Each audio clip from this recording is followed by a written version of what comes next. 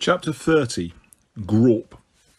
The story of Fred and George's flight to freedom was retold so often over the next few days that Harry could tell it would soon become the stuff of Hogwarts legend.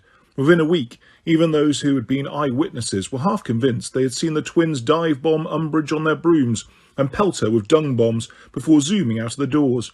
In the immediate aftermath of their departure, there was a great wave of talk about copying them.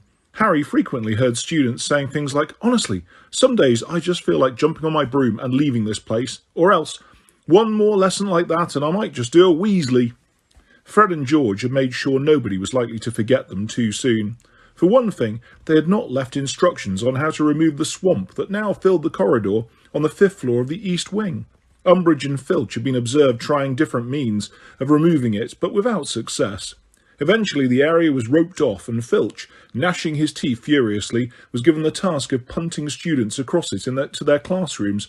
Harry was certain that teachers like McGonagall or Flitwick could have removed the swamp in an instant, but, just as in the case of Fred and George's wildfire whiz-bangs, they seemed to prefer to watch Umbridge struggle. Then there were the two large broom-shaped holes in Umbridge's office door, through which Fred and George's clean sweeps had smashed to rejoin their masters. Filch fitted a new door and removed Harry's firebolt to the dungeons where it was rumoured Umbridge had set an armed security troll to guard it. However, her troubles were far from over. Inspired by Fred and George's example, a great number of students were now vying for the newly vacant positions of troublemakers-in-chief. In spite of the new door, somebody managed to slip a hairy-snouted niffler into Umbridge's office, which promptly tore the place apart in its search for shiny objects, leapt on Umbridge when she entered, and tried to gnaw the rings off her stubby fingers.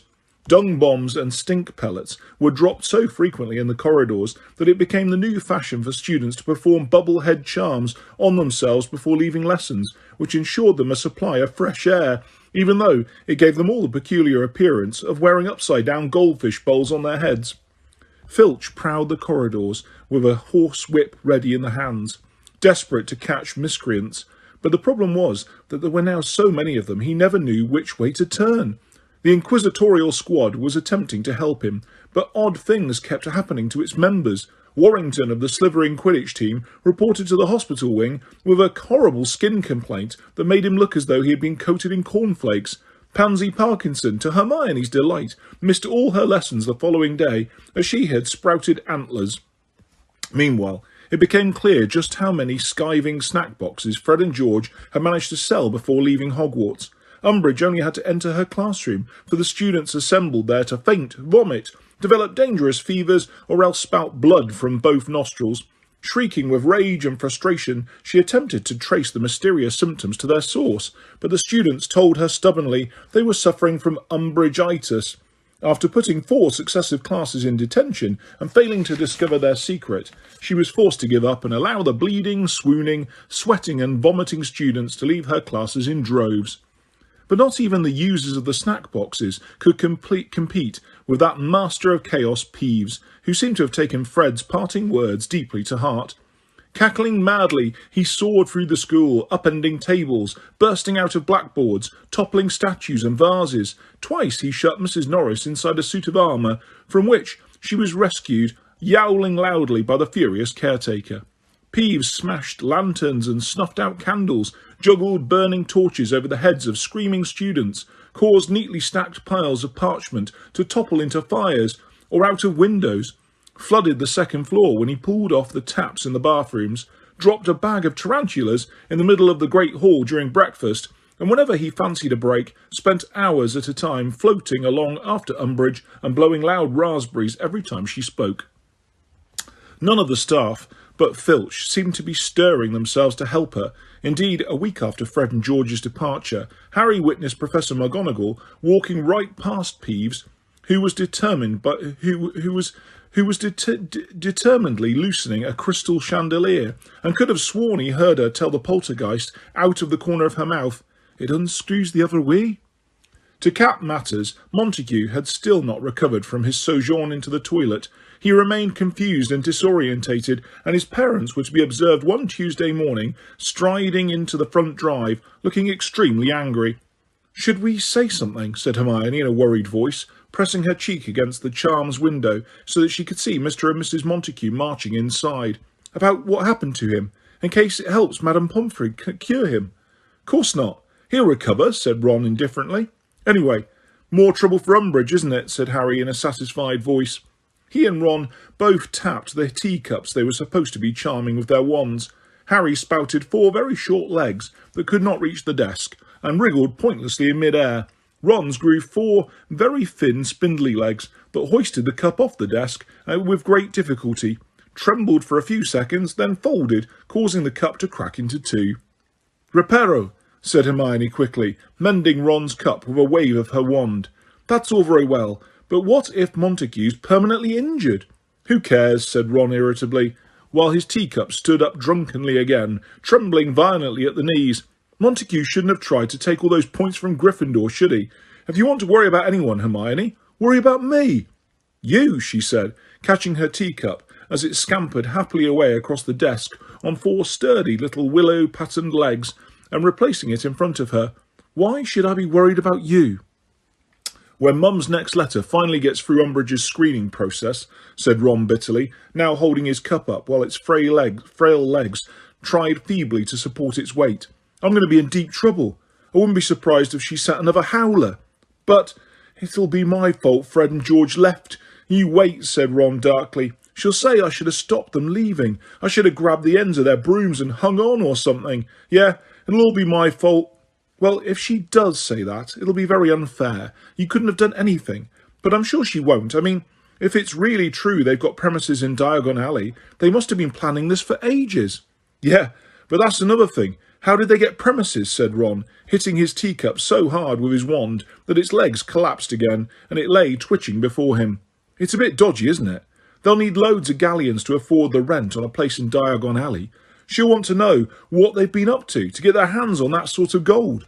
"Well, yes, that occurred to me too," said Hermione, allowing her teacup to jog in neat little circles around Harry's, whose stubby little legs were still unable to touch the desktop. "I've been wondering whether Mundungus has persuaded them to sell stolen goods or something awful." "He hasn't," said Harry curtly. "How do you know?" said Ron and Hermione together. "Because—" Harry hesitated, but the moment to confess finally seemed to have come. There was no good to be gained in keeping silent if it meant anyone suspected that Fred and George were criminals. "Because they got the gold from me. I gave them my Triwizard winnings last June." There was a shocked silence. Then Hermione's teacup jogged right over the edge of the desk and smashed on the floor. "Oh, Harry, you didn't," she said. "Yes, I did," said Harry mutinously, "and I don't regret it either. I didn't need the gold, and they'll be great at running a joke shop." "But this is excellent," said Ron, looking thrilled. "It's all your fault, Harry. Mum can't blame me at all. Can I tell her?" "Yeah, I suppose you'd better," said Harry dully, "especially if she thinks they're receiving stolen cauldrons or something." Hermione said nothing at all for the rest of the lesson, but Harry had a shrewd suspicion that her self-restraint was bound to crack before long. Sure enough, once they had left the castle for break and were standing around in the weak May sunshine, she fixed Harry with a beady eye and opened her mouth with a determined air. Harry interrupted her before she had even started. "It's no good nagging me, it's done," he said firmly. "Fred and George have got the gold. Spent a bit of it, too, by the sounds of it. And I can't get it back from them, and I don't want to. So save your breath, Hermione." "I wasn't going to say anything about Fred and George," she said in an injured voice. Ron snorted disbelievingly, and Hermione threw him a very dirty look. "No, I wasn't," she said angrily. "As a matter of fact, I was going to ask Harry when he's going to go back to Snape and ask for more occlumency lessons." Harry's heart sank. Once they had exhausted the subject of Fred and George's dramatic departure, which admittedly had taken many hours, Ron and Hermione had wanted to hear news of Sirius. As Harry had not confided in them the reason he had wanted to talk to Sirius in the first place, it had been hard to think of what to tell them. He had ended up saying truthfully that Sirius wanted Harry to resume occlumency lessons. He had been regretting this ever since. Hermione would not let the subject drop, and kept reverting to it when Harry least expected it. "You can't tell me you've stopped having funny dreams," Hermione said now, "because Ron told me you were muttering in your sleep again last night." Harry threw Ron a furious look. Ron had the grace to look ashamed of himself. "You were only muttering a bit," he mumbled apologetically. Something about just a bit further. I dreamed I was watching you lot play Quidditch, Harry lied brutally. I was trying to get you to stretch out a bit further to grab the quaffle. Ron's ears went red. Harry felt a kind of vindictive pleasure. He had not, of course, dreamed anything of the sort. Last night, he had once again made the journey along the Department of Mysteries corridor. He had passed through the circular room, then the room full of clicking and dancing light, until he found himself again inside the cavernous room full of shelves, on which were ranged dusty glass spheres. He had hurried straight towards row number 97, turned left and run along it. It had probably been that he had spoken aloud, just a bit further, for he felt his conscious self struggling to wake, and before he had reached the end of the row, he had found himself lying in bed again, gazing up at the canopy of his four-poster. "You are trying to block your mind, aren't you?" said Hermione, looking beadily at Harry. "You are keeping going with your occlumency." "Of course I am," said Harry, trying to sound as though the question was insulting, but not quite meeting her eye. The truth was, he was so intensely curious about what was hidden in that room full of dusty orbs that he was quite keen for the dreams to continue. The problem was that with just under a month to go until the exams and every free movement devoted to revision, his mind seemed to saturate with information. When he went to bed, he found it very difficult to get to sleep at all. And when he did, his overwrought brain presented him most nights with stupid dreams about the exams. He also suspected that part of his mind, the part that often spoke in Hermione's voice, now felt guilty on the occasions it strayed down that corridor, ending in the black door, and sought to wake him before he could reach the journey's end. "You know," said Ron, whose ears were still flaming red, "if Montague doesn't recover before Slytherin play Hufflepuff, we might be in with a chance of winning the cup." "Yeah, I suppose so," said Harry, glad of a change of subject. "I mean, we've won one, lost one. If Slytherin lose to Hufflepuff next Saturday..." "Yeah, that's right," said Harry, losing track of what he was agreeing to. Cho Chang had just walked across the courtyard, determinedly not looking at him. The final match of the Quidditch season, Gryffindor versus Ravenclaw, was to take place on the last weekend of May. Although Slytherin had been narrowly defeated by Hufflepuff in their last match, Gryffindor were not daring to hope for victory, due mainly, though of course nobody said it to him, to Ron's abysmal goalkeeping record. He, however, seemed to have found a new optimism. "I mean, I can't get any worse, can I?" he told Harry and Hermione grimly over breakfast in the morning of the match. "Nothing to lose now, is there?" "You know," said Hermione, as she and Harry walked down to the pitch a little later in the midst of a very excitable crowd, "I think Ron might do better without Fred and George around. They never exactly gave him a lot of confidence." Luna Lovegood overtook them, with what appeared to be a live eagle perched on top of her head. "Oh gosh, I forgot," said Hermione, watching the eagle flapping its wings as Luna walked serenely past a group of cackling and pointing Slytherins. "Cho will be playing, won't she?" Harry, who had not forgotten this, merely grunted. The fact they found seats in the second topmost row of the stands. It was a fine, clear day. Ron could not wish for better, and Harry found himself hoping against hope that Ron would not give the Slytherins cause for more rousing choruses of "Weasley is our king." Lee Jordan, who had been very dispirited since Fred and George had left, was commentating as usual. As the team zoomed out onto the pitch, he named the players with something less than his usual gusto. "Bradley, Davis, Chang," he said, and Harry felt his stomach perform less of a backflip, more a feeble lurch as Cho walked out onto the pitch, her shiny black hair rippling in the slight breeze. He was not sure what he wanted to happen anymore, except that he could not stand any more rows. Even the sight of her chatting animatedly to Roger Davis as they prepared to mount their brooms caused him only a slight twinge of jealousy. "And they're off," said Lee, "and Davis takes the quaffle immediately. Ravenclaw captain Davis with the quaffle. He dodges Johnson. He dodges Bell. He dodges Spinnett as well. He's going straight for goal. He's going to shoot and... Lee swore very loudly. "He scored!" Harry and Hermione groaned with the rest of the Gryffindors. Predictably, horribly, the Slytherins on the other side of the stands began to sing, "Weasley cannot save a thing. He cannot block a single ring." "Harry," said a hoarse voice in Harry's ear. "Hermione." Harry looked around and saw Hagrid's enormous bearded face sticking between the seats, Apparently he had squeezed his way all along the row behind, for the first and second years he had just passed had a ruffled, flattened look about them. For some reason Hagrid was bent double, as though anxious not to be seen, though he was still at least 4 feet taller than anybody else. "Listen," he whispered. "Can you come with me now? Well, everyone's watching the match." Can't it wait, Hagrid?" asked Harry. "Till the match is over?" "No," said Hagrid. "No, Harry, it's got to be now. Well, everyone's looking the other way. Please." Hagrid's nose was gently dripping blood. His eyes were both blackened. Harry had not seen him this close up since his return to the school. He looked utterly woe-begone. "Course," said Harry at once. "Course we'll come." He and Hermione edged back along their row of seats, causing much grumbling among the students, who had to stand up for them. The people in Hagrid's row were not complaining, merely attempting to make themselves as small as possible. "I appreciate this, you two, I really do," said Hagrid as they reached the stairs. He kept looking around nervously as they descended towards the lawn below. "I just hope she doesn't notice us going." "You mean Umbridge," said Harry. "She won't. She's got a whole inquisitorial squad sitting with her. Didn't you see? She must be expecting trouble at the match." "Yeah, well, a bit of trouble wouldn't hurt," said Hagrid, pausing to peer around the edge of the stands to make sure the stretch of lawn between there and his cabin was deserted. "Give us more time." "What is it, Hagrid?" said Hermione, looking up at him with a concerned expression on her face as they hurried across the grass towards the edge of the forest. Yeah, you'll see in a mo," said Hagrid, looking over his shoulder as a great roar rose from the stands behind them. "Hey, did someone just score?" "It'll be Ravenclaw," said Harry heavily.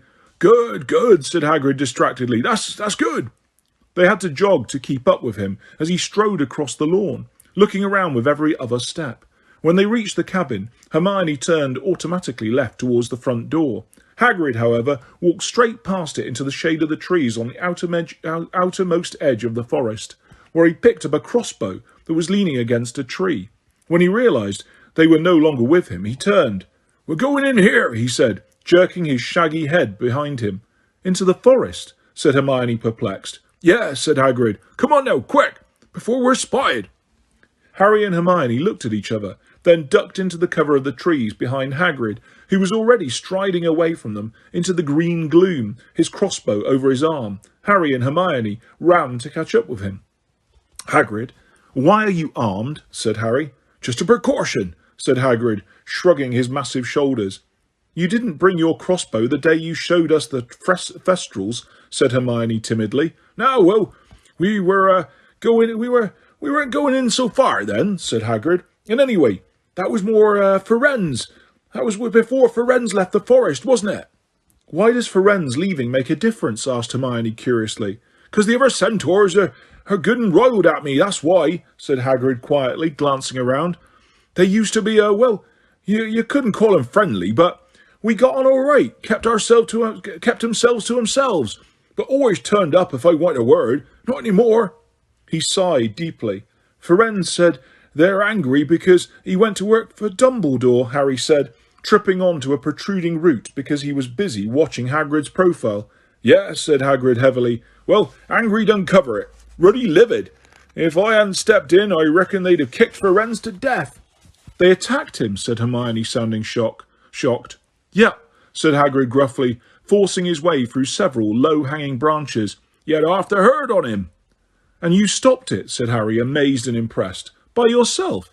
"Course I did. Couldn't stand by and watch him kill him, could I?" said Hagrid. "Lucky I was passing, really. And I'd have thought Firenze might have remembered that before he started sending me stupid warnings," he added hotly and unexpectedly. Harry and Hermione looked at each other, startled, but Hagrid, scowling, did not elaborate. "Anyway," he said, breathing a little more heavily than usual, "since then the other centaur's been living with me. And the trouble is, they've got a lot of influence in the forest. Cleverest creatures in here." "Is that why we're here, Hagrid?" asked Hermione. "The centaurs?" "Ah, no," said Hagrid, shaking his head dismissively. "No, it's not them. Well, of course, they could complicate the problem, yeah, but you'll see what I mean in a bit." On this incomprehensible note, he fell silent and forged a little ahead, taking one stride for every 3 of theirs, so that they had great trouble keeping up with him. The path was becoming increasingly overgrown, and the trees grew so closely together as they walked further and further into the forest that it was as dark as dusk. They were soon a long way past the clearing where Hagrid had shown them the Thestrals, but Harry felt no sense of unease until Hagrid stepped unexpectedly off the path and began wending his way in and out of the trees towards the dark heart of the forest. "Hagrid," said Harry, fighting his way through thickly knotted brambles, over which Hagrid had stepped with ease, and remembering very, very vividly what had happened to him on the other occasion he had stepped off the forest path. "Where are we going?" "Bit further," said Hagrid over his shoulder. "Come on, Harry. We need to keep together now." It was a great struggle to keep up with Hagrid, what with branches and thickets of thorn, through which Hagrid marched as easily as if they were cobwebs, but which snagged Harry and Hermione's robes, frequently entangling them so severely that they had to stop for minutes at a time to free themselves. Harry's arms and legs were soon covered in small cuts and scratches. They were so deep in the forest now that sometimes all Harry could see of Hagrid in the gloom was a massive dark shape ahead of him. Any sound seemed threatening in the muffled silence. The breaking of a twig echoed loudly, and the tiniest rustle of movement, even though it might have been made by an innocent sparrow, caused Harry to peer through the gloom for a culprit. It occurred to him that he had never managed to get this far into the forest without meeting some kind of creature. Their absence struck him as rather ominous. "Hagrid, would it be all right if we lit our wands?" said Hermione quietly. All right," Hagrid whispered back. "In fact—" He stopped suddenly and turned around. Hermione walked right into him and was knocked over backwards. Harry caught her just before she hit the forest floor.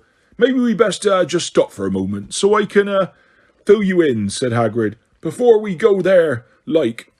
"Good," said Hermione, as Harry set her back on her feet. They both murmured, "Lumos," and their wand tips ignited. Hagrid's face swam through the gloom by the light of the two wavering beams, and Harry saw again that he looked nervous and sad. "Right," said Hagrid. "Well, see, the thing is—" He took a great breath. "Well, there's a good chance I'm gonna be getting the sack any day now," he said. Harry and Hermione looked at each other and then back at him. "But you've lasted this long," Hermione said tentatively. "What makes you think—" "Umbridge reckons it was me that put that niffler in her office." "And was it?" said Harry, before he could stop himself. "No, it really well wasn't," said Hagrid indignantly. Any time to anything to do with magical creatures, and she thinks it's got something to do with me. You know she's been looking for a chance to get rid of me ever since I got back. I don't want to go, of course, but if it wasn't for, well, the special circumstances I'm about to explain to you, I'd leave right now, before she's got the chance to do it in front of the whole school like she did with Trelawney." Harry and Hermione both made noises of protest, but Hagrid overrode them with a wave of one of his enormous hands. "It's not the end of the world. I'll be able to help Dumbledore once I'm out of here. I can be useful to the Order, and you lot'll have grumbly plank. Yeah, you'll get through your exams fine." His voice trembled and broke.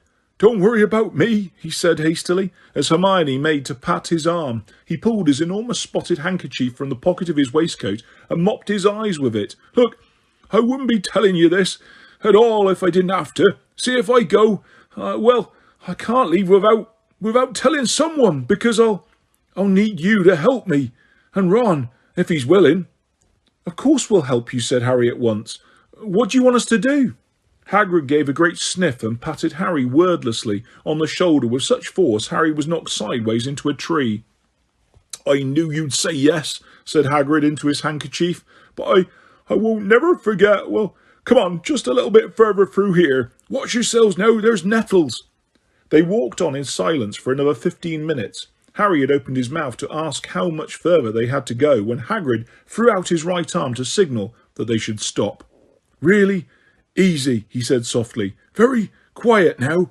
They crept forwards, and Harry saw that they were facing a large, smooth mound of earth nearly as tall as Hagrid, that he thought, with a jolt of dread, was sure to be the lair of some enormous animal. Trees had been ripped up at the roots all around the mound, so that it stood on a bare patch of ground surrounded by heaps of trunks and boughs that formed a kind of fence or barricade, behind which Harry, Hermione and Hagrid now stood. "Sleeping," breathed Hagrid. Sure enough, Harry could hear a distant, rhythmic rumbling that sounded like a pair of enormous lungs at work. He glanced sideways at Hermione, who was gazing at the mound with her mouth slightly open. She looked utterly terrified.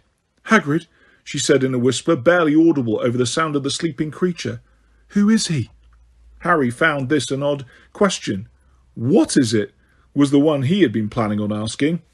Hagrid, you told us, said Hermione, her wand now shaking in her hand. You told us none of them wanted to come. Harry looked from her to Hagrid, and then, as realization hit him, he looked back at the mound with a small gasp of horror. The great mound of earth on which he, Hermione and Hagrid could easily have stood was moving slowly up and down in time with the deep, grunting breathing. It was not a mound at all. It was the curved back of what was clearly... Well, no, he didn't want to come, said Hagrid, sounding desperate. But I had to bring him, Hermione, I told her. But why? Asked Hermione, who sounded as though she wanted to cry. Why? What? Oh, Hagrid. I knew if I just got him back, said Hagrid, sounding close to tears himself, and taught him a few manners, I'd be able to take him outside and show everyone he's harmless. Harmless, said Hermione shrilly, and Hagrid made frantic, hushing noises with his hands as the enormous creature before them grunted loudly and shifted in its sleep. He's been hurting you all this time, hasn't he? That's why you've had all those injuries. He don't know his own strength, said Hagrid earnestly, and he's getting better. He's not fighting so much anymore. So this is why it took you 2 months to get home, said Hermione distractedly. Oh, Hagrid, why did you bring him back if he didn't want to come? Wouldn't he have been happier with his own people?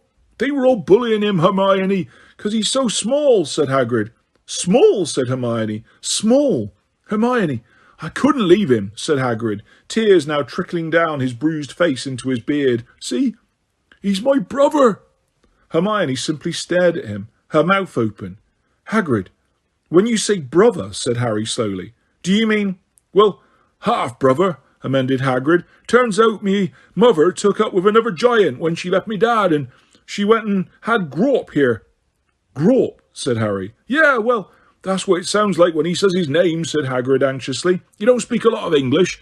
I've been trying to teach him. Anyway, she don't seem to have liked him much, or more than she liked me. See, with giantesses, what counts is producing good big kids, and he's always been a bit on the runty side for a giant. Only 16 foot. Oh yes, tiny, said Hermione with a kind of hysterical sarcasm. Absolutely minuscule. He was being kicked around by all of them. I just couldn't leave him. Did Madame Maxime want to bring him back? Asked Harry. She could see it was right important to me, said Hagrid, twisting his enormous hands, but she got a bit tired of him after a while, I must admit, so we split up on the journey home. She promised not to tell anyone, though. How on earth did you get him back without anyone noticing, said Harry. Well, that's why it took so long, see, said Hagrid. Could have only travelled by night, and through that wild country and stuff. Of course, he covers the ground pretty well when he wants to, but he kept wanting to go back. Oh, Hagrid, why on earth didn't you let him, said Hermione, flopping down onto a ripped-up tree and burying her face in her hands. What do you think you're going to do with a violent giant who doesn't even want to be here? Well, no, violent, that's a bit harsh, said Hagrid, still twisting his hands agitatedly. I'll admit he might have taken a couple of swings at me when he's been in a bad mood, but he's getting better, loads better, settling down well. What are those ropes for? Harry asked. He had just noticed ropes, thick as saplings, stretching from around the trunks of the largest nearby trees towards the place where Grawp lay curled on the ground with his back to them. You have to, keep him tied down, said Hermione faintly. Well, yeah, said Hagrid, looking anxious. See, it's like I say, he really doesn't know his own strength. Harry understood now why there had been such a suspicious lack of any other living creature in this part of the forest. So, what is it that you want Harry and Ron and me to do? Hermione asked apprehensively. Look after him, said Hagrid croakily, after I'm gone. Harry and Hermione exchanged miserable looks. Harry, uncomfortably aware that he had already promised Hagrid that he would do whatever he asked. What does that involve exactly? Hermione inquired. Not food or anything, said Hagrid eagerly. He can get his own food, no problem. Birds and deer and stuff. No, it's company he needs. If he just knew someone was carrying on trying to help him a bit, teaching him stuff, you know. Harry said nothing, but turned to look back at the gigantic form lying asleep on the ground in front of them. Unlike Hagrid, who simply looked like an oversized human, Grawp looked strangely misshapen. What Harry had taken to be a very vast mossy boulder to the left in the great earthen mound he now recognised as Grawp's head. It was much larger in proportion to the body than a human head, and was almost perfectly round and covered with tightly curling, close-growing hair the colour of bracken. The rim of a single large fleshy ear was visible on top of his head, which seemed to sit, rather like Uncle Vernon's, directly upon the shoulders, with little or no neck in between. The back, under what looked like a dirty brownish smock, comprised of animal skins sewn roughly together, was very broad, and as Grawp slept, it seemed to strain a little as the rough seams of the skins. The legs were curled up under the body. Harry could see the soles of enormous, filthy, bare feet, large as sledges, resting one on top of the other on the earthy forest floor. "You want us to teach him?" Harry said in a hollow voice. He now understood what Firenze's warning had meant. His attempt is not working. He would do better to abandon it. Of course, the other creatures who lived in the forest would have heard Hagrid's fruitless attempts to teach Grawp English. "Yeah, even if you just talk to him a bit," said Hagrid hopefully. Cause I reckon if he can talk to people, he'll understand more that we all like him, really. All want him to stay." Harry looked at Hermione, who peered back at him from between the fingers over her face. "Kind of makes you wish we had Norbert back, doesn't it?" he said, and she gave him a very shaky laugh. "Yeah, you'll do it then," said Hagrid, who did not seem to have caught what Harry had just said. "We'll," said Harry, looking around and looking already bound by his promise. We'll try, Hagrid." "I knew I could count on you, Harry," Hagrid said, beaming in a very watery way and dabbing at his face with his handkerchief again. "And I don't want you to put yourself out too much, like. I know you've got exams. If you could just nip up here in your invisibility cloak maybe once a week and have a chat with him. I'll wake him up then, introduce you." Well, no," said Hermione, jumping up. "Hagrid, no, don't wake him. Really, we don't need—" But Hagrid had already stepped over the great tree trunk in front of them and was proceeding towards Grawp. When he was about 10 feet away, he lifted a long, broken bough from the ground, smiled reassuringly over his shoulder at Harry and Hermione, and then poked Grawp hard in the middle of the back with the end of the bough. The giant gave a roar that echoed around the silent forest. Birds in the treetops overhead rose twittering from their perches and soared away. In front of Harry and Hermione, meanwhile, the gigantic Grawp was rising from the ground, which shuddered as he placed an enormous hand upon it to push himself up to his knees. He turned his head to see who and what had disturbed him. "All right, Groppy," said Hagrid, in a would-be cheery voice, backing away with the long bough raised, ready to poke Grawp again. "Had a nice sleep, eh?" Harry and Hermione retreated as far as they could, while still keeping the giant within their sights. Grawp knelt between two trees he had not yet uprooted. They looked up into his startlingly huge face that resembled a grey full moon swimming in the gloom of the clearing. It was as though the features had been hewn onto a great stone ball. The nose was stubby and shapeless, the mouth lopsided and full of misshapen yellow teeth the size of half bricks. The eyes, small by giant standards, were a muddy greenish brown, and just now were half gummed together with sleep. Grawp raised dirty knuckles, each as big as a cricket ball, to his eyes, rubbed vigorously, then, without warning, pushed himself to his feet and with surprising speed and agility. "Oh my!" Harry heard Hermione squeal, terrified beside him. The trees, to which the other ends of the ropes around Grawp's wrists and ankles were attached, creaked ominously.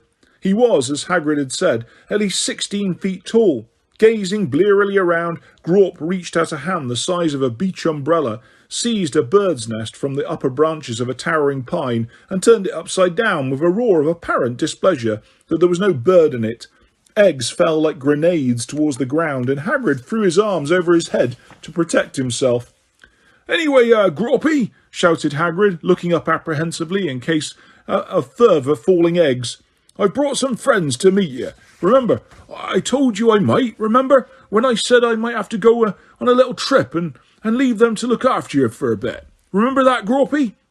But Grawp merely gave another low roar. It was hard to say whether he was listening to Hagrid or whether he even recognised the sounds Hagrid was making as speech. He had now seized the top of the pine tree and was pulling it towards him. evidently for the simple pleasure of seeing how far it would spring back when he let go. "Now, Grawpy, don't do that," shouted Hagrid. "That's how you ended up pulling up the others."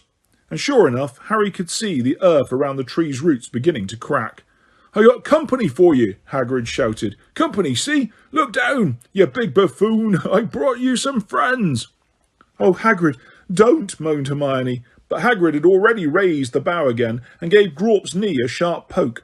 The giant let go of the top of the tree, which swayed alarmingly and deluged Hagrid with a rain of pine needles, and looked down. "This," said Hagrid, hastening over to where Harry and Hermione stood, "is Harry, Grawp. Harry Potter. He might be coming to visit you if I have to go away, understand?" The giant had only just realised that Harry and Hermione were there. They watched in great trepidation as he lowered his huge boulder of a head so that he could peer blearily at them. "And this is Hermione, see? Hagrid hesitated. Turning to Hermione, he said, "Would you mind if he called you Hermione? Only it's a difficult name for him to remember." "No, not at all," squeaked Hermione. "This is Hermy, Grawp, and she's going to be coming and all. Isn't that nice? Eh, 2 friends for you, Grawpy? No?" Grawp's hand had shot out of nowhere towards Hermione. Harry seized her and pulled her backwards behind the tree so that Grawp's fist scraped the trunk but closed on thin air. "Bad boy, Grawpy!" they heard Hagrid yelling, as Hermione clung to Harry behind the tree, shaking and whimpering. "Very bad boy! You don't grab! Ouch!" Harry poked his head out from around the trunk and saw Hagrid lying on his back, his hand over his nose. Grawp, apparently losing interest, had straightened up and was again engaged in pulling back the pine as far as it would go. "Right," said Hagrid thickly, getting up with one hand pinching his bleeding nose and the other grasping his crossbow. "Well, there you are. You've met him, and now he'll know you when you come back. Yeah, well." He looked up at Grawp, who was now pulling back the pine with an expression of detached pleasure on his boulderish face. The roots were creaking as he ripped them away from the ground. "Well, I reckon that's enough for one day," said Hagrid. "Well, we'll go back now, shall we?" Harry and Hermione nodded. Hagrid shouldered his crossbow again, still pinching his nose, led the way back into the trees. Nobody spoke for a while, not even when they heard the distant crash that meant Grawp had pulled over the pine tree at last. Hermione's face was pale and set. Harry could not think of a single thing to say. What on earth was going to happen when somebody found out that Hagrid had hidden Grawp in the Forbidden Forest? And he had promised that he, Ron and Hermione would continue Hagrid's totally pointless attempts to civilise the giant. How could Hagrid, even with his immense capacity to delude himself that fanged monsters were lovable, harmless, fool himself that Grawp would never be fit to mix with humans? Would ever be fit to mix with humans? "Hold it," said Hagrid abruptly, just as Harry and Hermione were struggling through a patch of thick knotgrass behind him. He pulled an arrow out of the quiver over his shoulder and fitted it into the crossbow. Harry and Hermione raised their wands. Now that they had stopped walking, they too could hear movement close by. "Oh, blimey," said Hagrid quietly. "I thought we told you, Hagrid," said a deep male voice, "that you are no longer welcome here." A man's naked torso seemed for an instant to be floating towards them through the dappled green half-light. Then they saw that his waist joined smoothly into a horse's chestnut body. This centaur had a proud, high cheekbone face and long black hair. Like Hagrid, he was armed. A quiver full of arrows and a longbow was slung over his shoulders. "How are you, Megorian?" said Hagrid warily. The trees behind the centaur rustled, and 4 or 5 more centaurs emerged behind him. Harry recognised the black-bodied and bearded Bane, whom he had met nearly 4 years ago, on the same night that he had met Firenze. Bane gave no sign that he had ever seen Harry before. "So," he said, with a nasty inflection in his voice, before turning immediately to Megorian. "We agreed, I think, what we would do if this human ever showed his face in the forest again." "This human now, am I?" said Hagrid testily. Just for stopping all of you committing murder." "You ought not to have meddled, Hagrid," said Megorian. "Our ways are not yours, nor are our laws. Firenze has betrayed and dishonoured us." "I don't know how you worked that out," said Hagrid impatiently. "He's done nothing except help Albus Dumbledore." "Firenze has entered into servitude for humans," said a grey centaur with a hard, deeply lined face. Servitude, said Hagrid scathingly. He's doing Dumbledore a favour, is all. He is peddling our knowledge and secrets among humans, said Megorian quietly. There can be no return from such disgrace. If you say so, said Hagrid, shrugging, but personally I think you're making a big mistake. As are you, human, said Bane, coming back into our forest when we warned you. No, you listen to me, said Hagrid angrily. I'll have less of our forest. If it's all the same to you, it's not up to you who comes in and goes in here. No more is it up to you, Hagrid, said Megorian smoothly. I shall let you pass today because you are accompanied by your young... They're not his, interrupted Baines contemptuously. Students, Megorian, from up at the school. They have probably already profited from the traitor Firenze's teachings. Nevertheless, said Megorian calmly, the slaughter of foals is a terrible crime. We do not touch the innocent. Today, Hagrid, you pass. Henceforth, stay away from this place. You forfeited the friendship of the centaurs when you helped the traitor Firenze escape us. I won't be kept out of the forest by a bunch of old mules like you, said Hagrid loudly. Hagrid, said Hermione in a high-pitched and terrified voice, as both Bane and the grey centaur pawed at the ground. Let's go! Please, let's go! Hagrid moved forwards, but his crossbow was still raised and his eyes were still fixed threateningly upon Megorian. We know what you are keeping in the forest, Hagrid, Megorian called after them, as the centaurs slipped out of sight, and our tolerance is waning. Hagrid turned and gave every appearance of wanting to walk straight back to Megorian. You'll tolerate him as long as he's here, and it's as much his forest as yours, he yelled, as Harry and Hermione both pushed with all their might against Hagrid's moleskin waistcoat in an effort to keep him moving forwards. Still scowling, he looked down. His expression changed to mild surprise at the sight of them both pushing him. He seemed not to have felt it. Calm down, you two, he said, turning to walk on while they panted along behind him. Ruddy old mules, though, eh? Hagrid, said Hermione breathlessly, skirting the patches of nettles they had passed on the way there. If the centaurs don't want humans in the forest, it doesn't really look as though Harry and I will be able... Ah, you heard what they said, said Hagrid dismissively. They wouldn't hurt foals, I mean kids. Anyway, we can let ourselves be pushed around by that lot? We can't. Nice try, Harry murmured to Hermione, who looked crestfallen. At last they rejoined the path, and after another 10 minutes the trees began to thin. They were able to see patches of clear blue sky again, and in the distance the definite sounds of cheering and shouting. Was that another goal? Asked Hagrid, pausing in the shelter of the tree as the Quidditch stadium came into view. Or do you reckon the match is over? I don't know, said Hermione miserably. Harry saw that she looked much the worse for wear. Her hair was full of twigs and leaves, her robes were ripped in several places, and there were numerous scratches on her face and arms. He knew he must look little better. I reckon it's over, you know, said Hagrid, still squinting towards the stadium. Look, there's people coming out already. If you two hurry, you'll be able to blend in with the crowd, and no one'll know you weren't there. Good idea, said Harry. Well, see you later then, Hagrid. I don't believe him, said Hermione in a very unsteady voice, the moment they were out of earshot of Hagrid. I don't believe him. I really don't believe him. Calm down, said Harry. Calm down, she said feverishly. A giant in the forest, and we're supposed to give him English lessons, always assuming, of course, we can get past the herd of murderous centaurs on the way in and out. I don't believe him. We haven't got to do anything yet, Harry said to reassure her in a quiet voice, as they joined a stream of jabbering Hufflepuffs heading back towards the castle. He's not asking us to do anything unless he gets chucked out, and that might not even happen. Oh, come off it, Harry, said Hermione angrily, stopping dead in her tracks so that the people behind had to swerve to avoid her. Of course he's going to be chucked out, and to be perfectly honest, after what we've just seen, who can blame Umbridge? There was a pause in which Harry glared at her, and her eyes filled slowly with tears. You didn't mean that, said Harry quietly. No, well, all right, I didn't, she said, wiping her eyes angrily. But why does he have to make life so difficult for himself? For us? I don't know.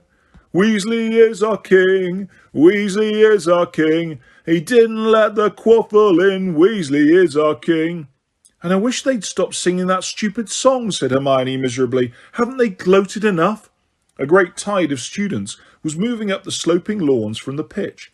Oh, Let's get in before we have to meet the Slytherins, said Hermione. Weasley can't save anything. He never leaves a single ring. That's why Gryffindors all sing. Weasley is our king.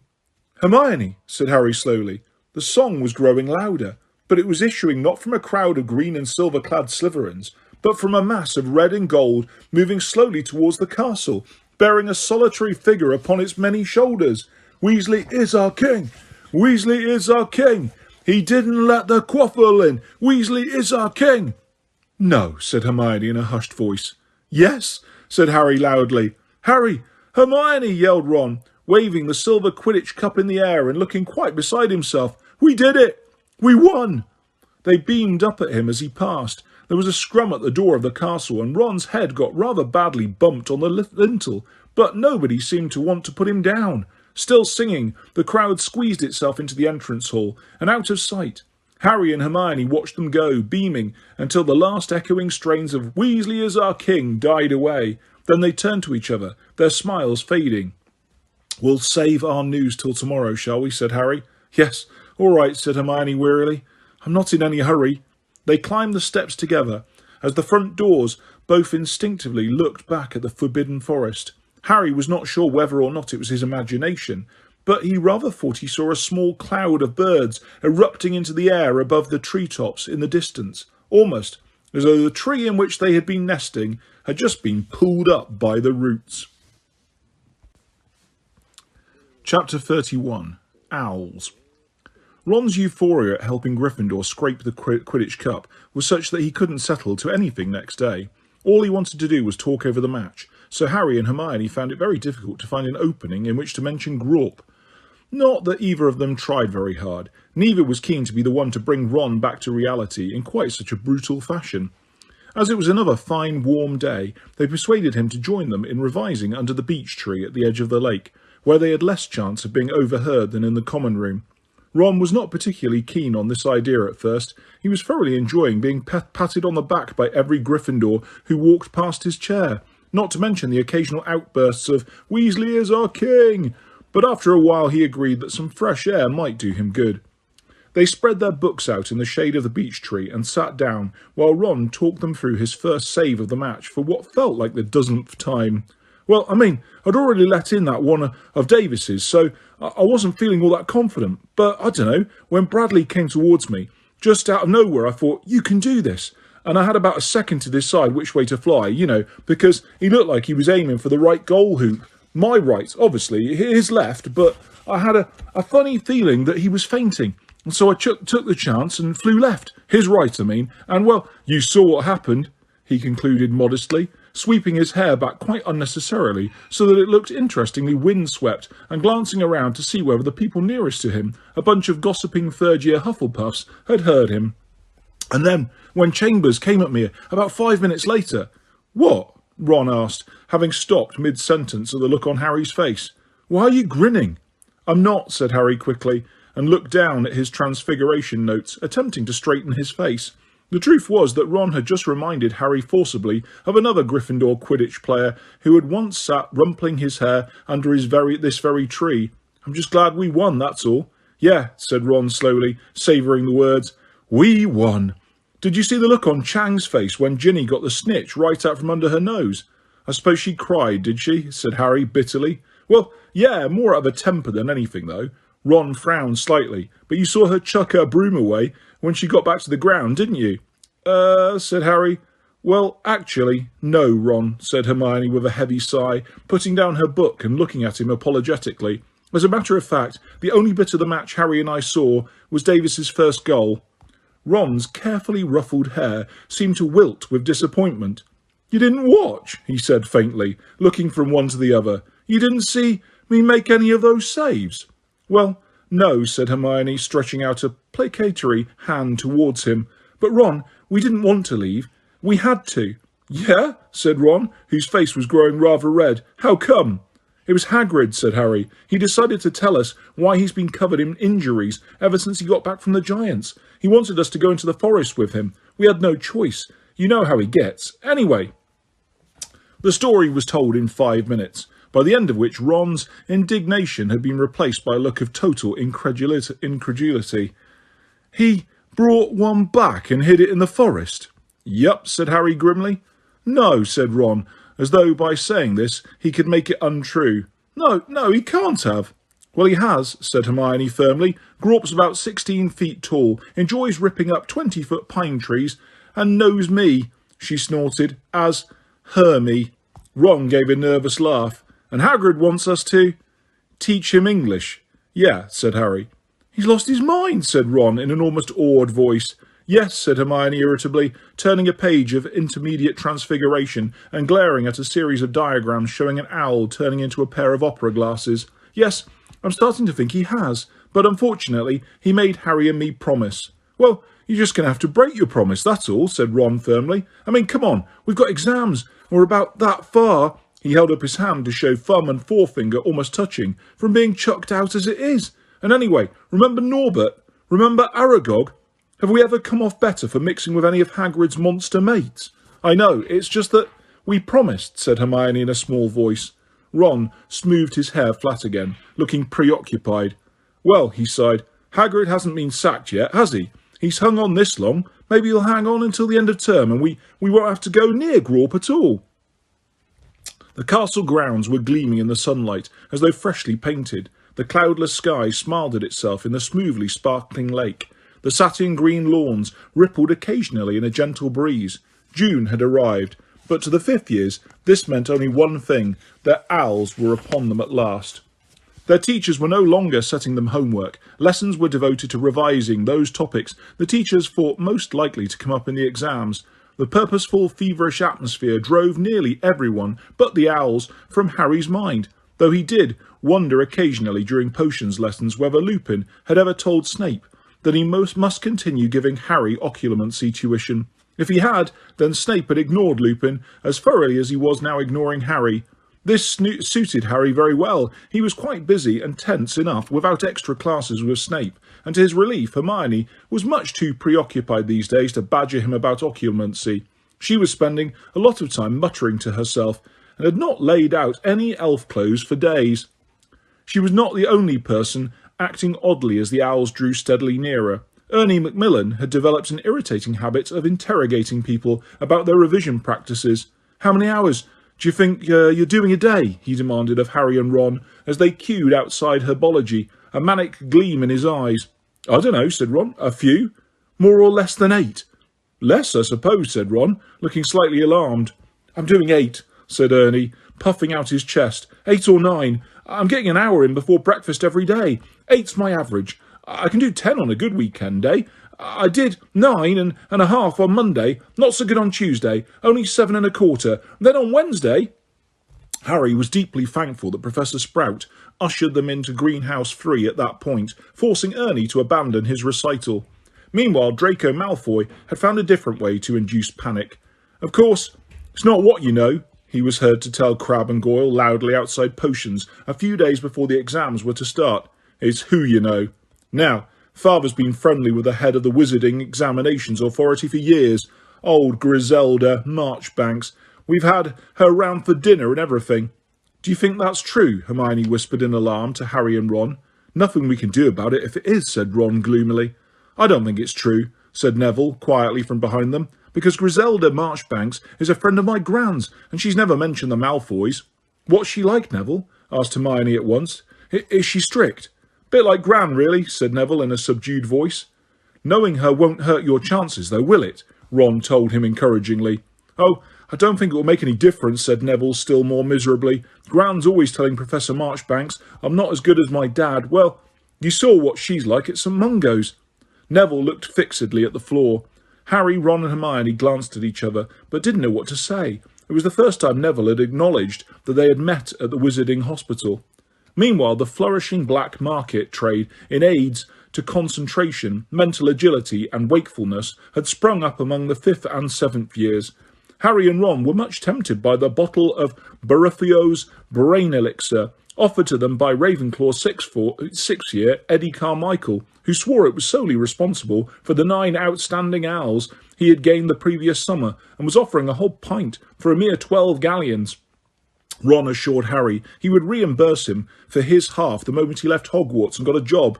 But before they could close the deal, Hermione had confiscated the bottle from Carmichael and poured the contents down a toilet.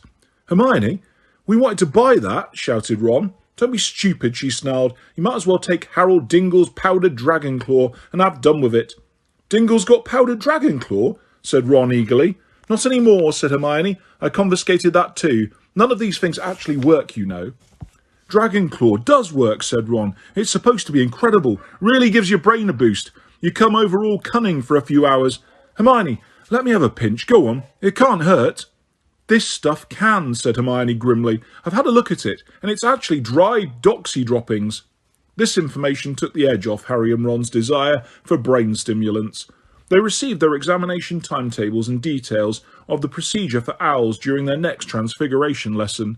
"As you can see," Professor McGonagall told the class as they copied down the dates and times of their exams from the blackboard, "your hours are spread over 2 successive weeks. You will sit the theory papers in the mornings and the practice in the afternoons.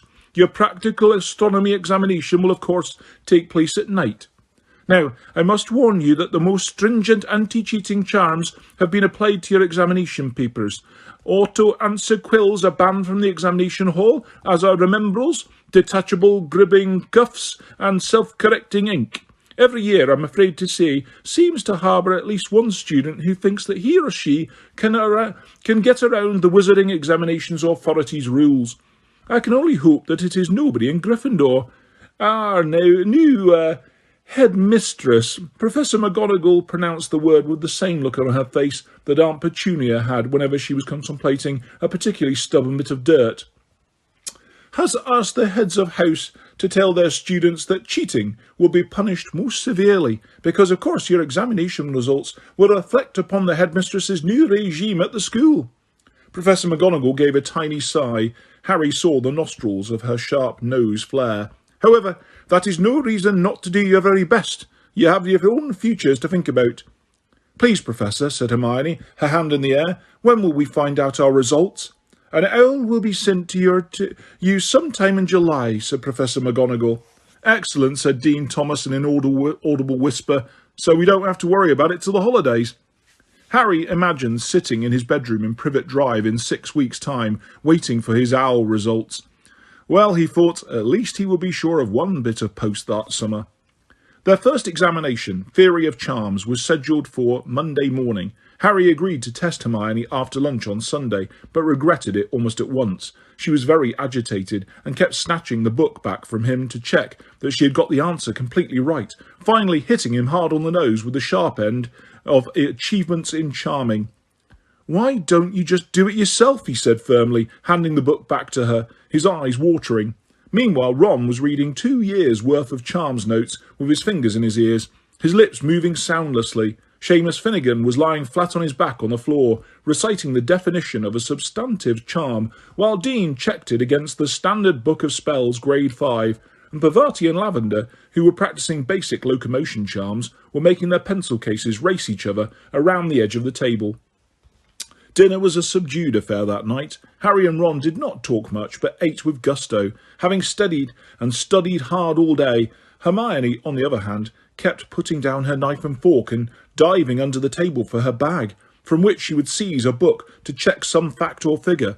Ron was just telling her that she ought to eat a decent meal, or she would not sleep that night, when her fork slid from her limp fingers and landed with a loud tinkle onto her plate.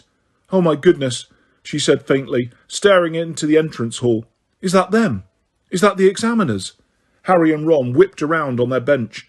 Through the doors to the great hall they could see Umbridge standing with a small group of ancient-looking witches and wizards. Umbridge, Harry was pleased to see, looked rather nervous. "Shall we go and have a closer look?" said Ron. Harry and Hermione nodded, and they hastened towards the double doors into the entrance hall, slowing down as they stepped over the threshold to walk sedately past the examiners. Harry thought Professor Marchbanks must be the tiny, stooped witch, with a face so lined it looked as though it had been draped in cobwebs. Umbridge was speaking to her deferentially. Professor Marchbanks seemed to be a little deaf. She was answering Professor Umbridge very loudly, considering they were only a foot apart. "Journey was fine. The journey was fine. We've made it plenty of times before, she said impatiently. Now, I haven't heard from Dumbledore lately, she added, peering around the hall as though hopeful he might suddenly emerge from a broom cupboard. No idea where he is, I suppose? None at all, said Umbridge, shooting a malevolent look at Harry, Ron and Hermione, who were now dawdling around the foot of the stairs as Ron pretended to do up his shoelace. But I dare say the Ministry of Magic will track him down soon enough. I doubt it, shouted tiny Professor Marchbanks. Not if Dumbledore doesn't want to be found. I should know. Examined him personally in Transfiguration and Charms when he did his newts. Did things with a wand I'd never seen before. Yes, well, said Professor Umbridge as Harry, Ron and Hermione dragged their feet up the marble staircase as slowly as they dared. Let me show you to the staff room. I dare say you'd like a cup of tea after your journey. It was an uncomfortable sort of evening. Everyone was trying to do some last-minute revising, but nobody seemed to be getting very far. Harry went to bed early, but they lay awake for what felt like hours. He remembered his careers consultation and McGonagall's furious declaration that she would help him become an Auror if it was the last thing she did. He wished he had expressed a more achievable ambition now that exam time was here. He knew he was not the only one lying awake, but none of the others in the dormitory spoke, and finally, one by one, they fell asleep. None of the fifth years talked very much at breakfast next day, either. Parvati was practising incantations under her breath, while the salt cellar in front of her twitched. Hermione was rereading achievements in charming so fast that her eyes appeared blurred, and Neville kept dropping his knife and fork and knocking over the marmalade. Once breakfast was over, the fifth and seventh years milled around in the entrance hall while the other students went off to lessons. Then, at 9:30, they were called forwards class by class to re-enter the Great Hall, which had been rearranged exactly as Harry had seen it in the Pensieve when his father, Sirius and Snape had been taking their owls. In the 4 house tables had been removed and replaced instead with many tables for one, all facing the staff table end of the hall, where Professor McGonagall stood facing them. When they were all seated and quiet, she said, "You may begin," and turned over an enormous hourglass on the desk beside her, on which there were also spare quills, ink bottles, and rolls of parchment. Harry turned over his paper, his heart thumping hard. 3 rows to his right, and 4 seats ahead, Hermione was already scribbling, and lowered his eyes to the first question. A.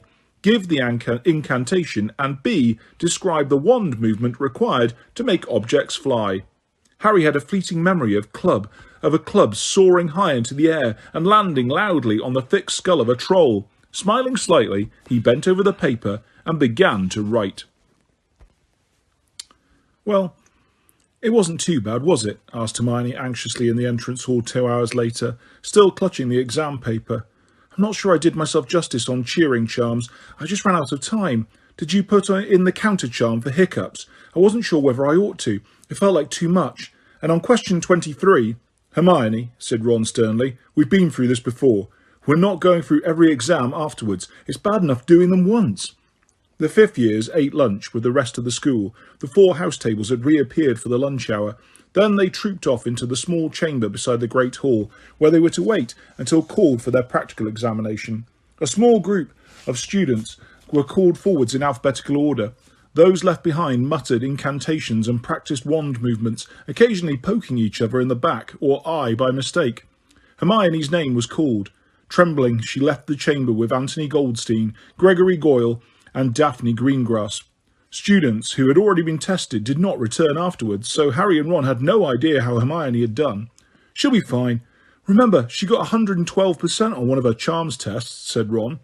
10 minutes later, Professor Flitwick called, Parkinson, Pansy, Patil, Padma, Patil, Parvati, Potter, Harry. Good luck, said Ron quietly. Harry walked into the Great Hall, clutching his wand so tightly his hand shook. Professor Tofty is free, Potter, squeaked Professor Flitwick, who was standing just inside the door. He pointed Harry towards what looked like the very oldest and baldest examiner, who was sitting behind a small table in a far corner, a short distance from Professor Marchbanks, who was halfway through testing Draco Malfoy. Potter, is it? Said Professor Tofty, consulting his notes and peering over his pince nez at Harry as he approached. The famous Potter? Out of the corner of his eye, Harry distinctly saw Malfoy throw a scathing look over at him. The wine glass Malfoy had been levitating fell to the floor and smashed. Harry could not suppress a grin. Professor Tofty smiled back at him encouragingly. "That's it," he said in his quavery old voice. "No need to be nervous now. If I could ask you to take this egg cup and make it do some cartwheels for me." On the whole, Harry thought it went rather well. His levitation charm was certainly much better than Malfoy's had been, though he wished he had not mixed up the incantations for colour change and growth charms, so that the rat he was supposed to be turning orange swelled shockingly and was the size of a badger before Harry could rectify his mistake. He was glad Hermione had not been in the hall at the time and neglected to mention it to her afterwards. He could tell Ron, though. Ron had caused a dinner plate to mutate into a large mushroom and had no idea how it had happened. There was no time to relax that night. They went straight to the common room after dinner and submerged themselves in revision for Transfiguration next day. Harry went to bed with his head buzzing with complex spell models and theories. He forgot the definition of a switching spell during his written paper next morning, but thought this practical could have been a lot worse. At least he managed to vanish the whole of his iguana, whereas poor Hannah Abbott lost her head completely at the next table and somehow managed to multiply her ferret into a flock of flamingos, causing the examination to be halted for 10 minutes while the birds were captured and carried out of the hall. They had their herbology exam on Wednesday. Other than a small bite from a fanged geranium, Harry felt he had done reasonably well. And then on Thursday, defence against the dark arts. Here, for the first time, Harry felt sure he had passed. He had no problem with any of the written questions and took particular pleasure during the practical examination in performing all the counter-jinxes and defensive spells right in front of Umbridge, who was watching coolly from near the doors into the entrance hall. "Oh, bravo!" cried Professor Tofty, who was examining Harry again, when Harry demonstrated a perfect boggart banishing spell. "Very good indeed. Well, I think that's all, Potter, unless—" He leaned forwards a little. "I heard from my dear friend Tiberius Ogden that you can produce a Patronus. For a bonus point?" Harry raised his wand, looked directly at Umbridge and imagined her being sacked. "Expecto Patronum!" His silver stag erupted from the end of his wand and cantered the length of the hall. All of the examiners looked around to watch its progress, and when it dissolved into silver mist, Professor Tofty clapped his veined and knotted hands enthusiastically. "Excellent," he said. "Very well, Potter. You may go." As Harry passed Umbridge beside the door, their eyes met. There was a nasty smile playing around her wide, slack mouth. But he did not care, unless he was very much mistaken, and he was not planning on telling anybody. In case he was, he had just achieved an outstanding owl. On Friday, Harry and Ron had a day off while Hermione sat her Ancient Runes exam, and as they had a whole weekend in front of them, they permitted themselves a break from revision. They stretched and yawned beside the open window, through which warm summer air was wafting as they played wizard chess. Harry could see Hagrid in the distance, teaching a class on the edge of the forest. He was trying to guess what creatures they were examining. He thought it must be unicorns, because the boys seemed to be standing back a little, when the portrait hole opened and Hermione clambered in, looking thoroughly bad-tempered. "How were the runes?" said Ron, yawning and stretching. "I mistranslated Ewas," said Hermione furiously. "It means partnership, not defence. I mixed it up with Ewas."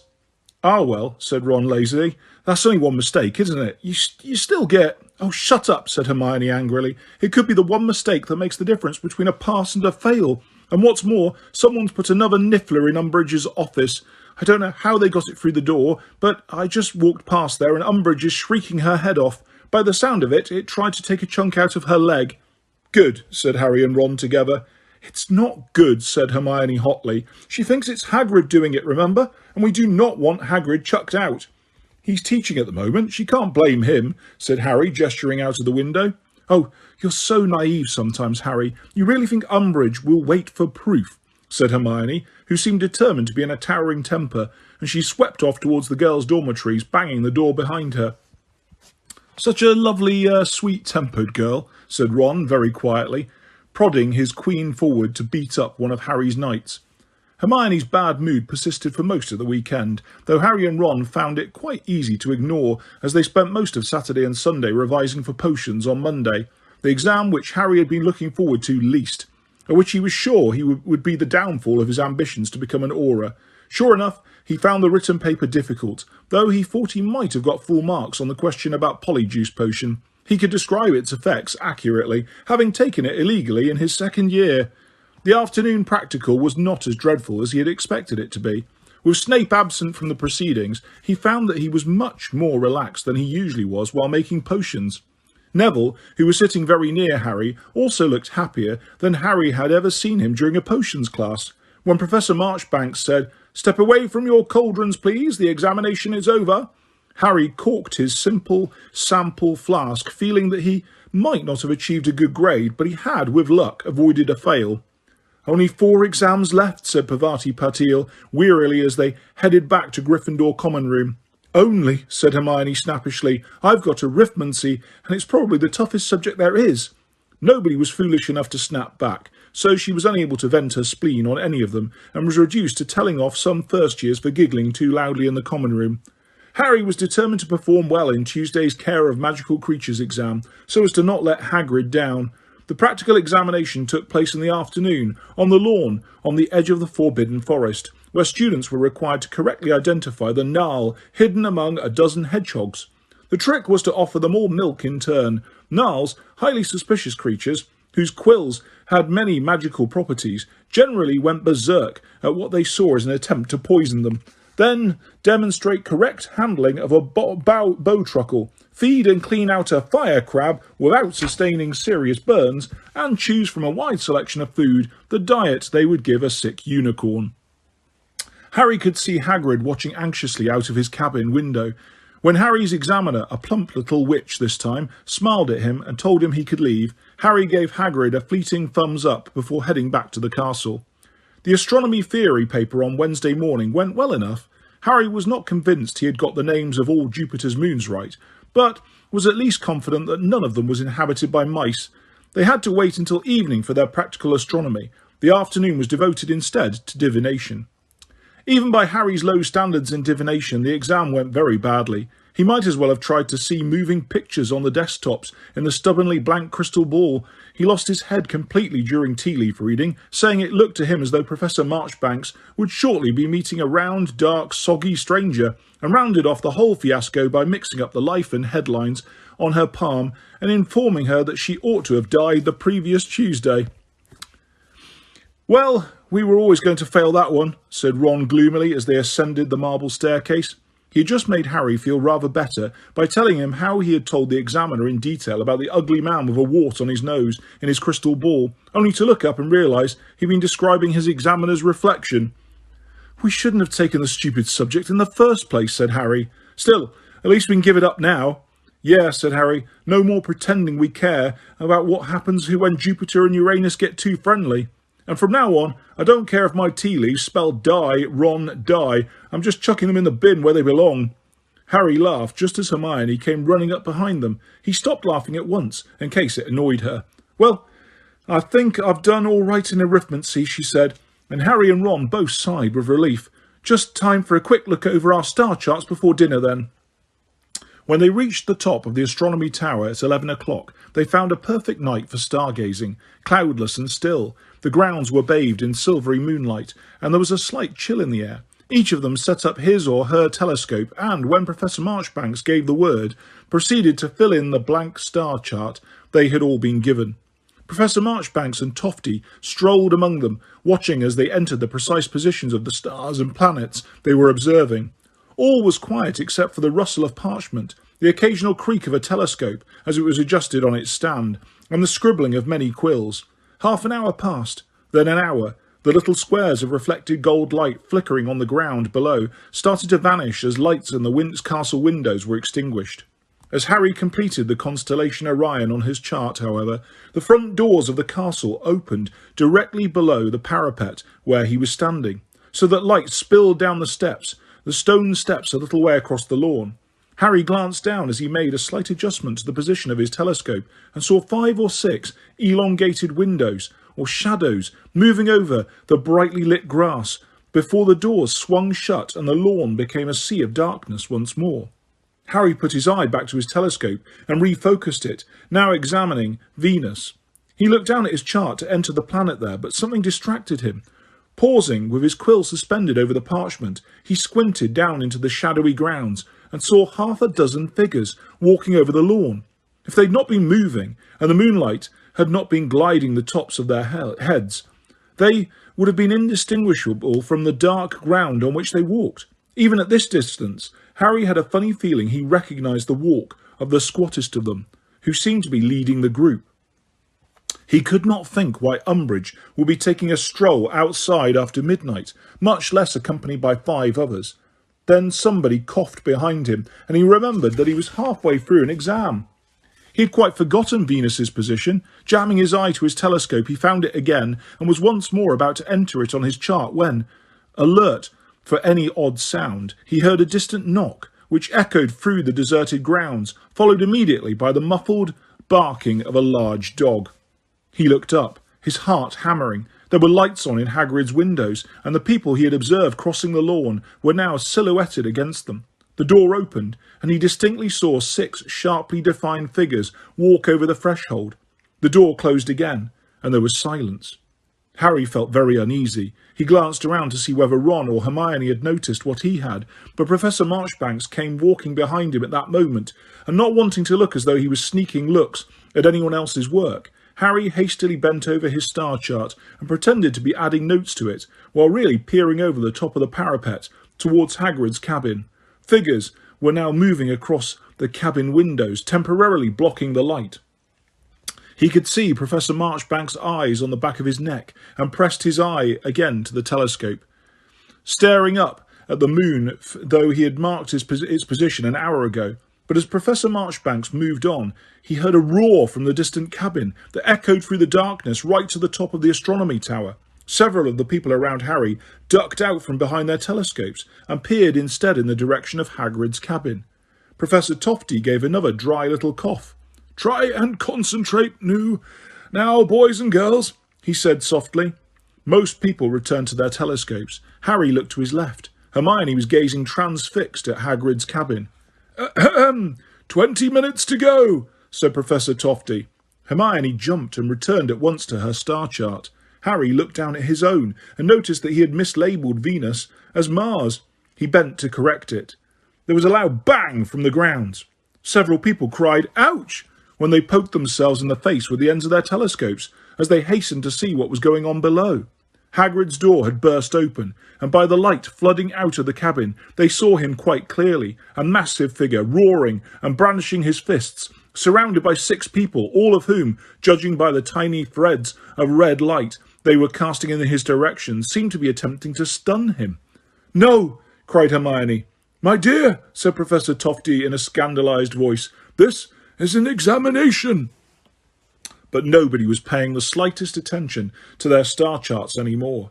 Jets of red light were still flying about beside Hagrid's cabin, yet somehow they seemed to be bouncing off him. He was still upright and still, as far as Harry could see, fighting. Cries and yells echoed across the grounds. A man yelled, "Be reasonable, Hagrid!" Hagrid roared, "Reasonable be damned! You won't take me like this, Dawlish!" Harry could see the tiny outline of Fang attempting to defend Hagrid, leaping repeatedly at the wizards surrounding him until a stunning spell caught him and he fell to the ground. Hagrid gave a howl of fury, lifted the culprit bodily from the ground and threw him. The man flew what looked like 10 feet and did not get up again. Hermione gasped, both hands over her mouth. Harry looked around at Ron and saw that he too was looking scared. None of them had ever seen Hagrid in a real temper before. "Look!" squealed Parvati, who was leaning over the parapet and pointing to the foot of the castle, where the front doors had opened again. More light was spilling out onto the dark lawn, and a single long black shadow was now rippling across the lawn. "Now, really," said Professor Tofty anxiously, "only 16 minutes left, you know." But nobody paid him the slightest attention. They were watching the person, now sprinting towards the battle beside Hagrid's cabin. "How dare you!" the figure shouted as she ran. "How dare you!" "It's McGonagall," whispered Hermione. "Leave him alone, I say," said Professor McGonagall's voice through the darkness. "On what grounds are you attacking him? He has done nothing to warrant such—" Hermione, Parvati and Lavender all screamed. The figures around the cabin had shot no fewer than 4 stunners at Professor McGonagall. Halfway between cabin and castle, the red beams collided with her. For a moment, she looked luminous and glowed an eerie red. Then she lifted right off her feet, landed hard on her back, and moved no more. "Galloping gargoyles!" shouted Professor Tofty, who also seemed to have forgotten the exam completely. "Not so much as a warning! Outrageous behaviour!" "Cowards!" bellowed Hagrid. His voice carried clearly to the top of the tower, and several lights flickered back on inside the castle. "Ruddy cowards! Have some of that and that!" "Oh my!" gasped Hermione. Hagrid took 2 massive swipes at his closest attackers. Judging by their immediate collapse, they had been knocked cold.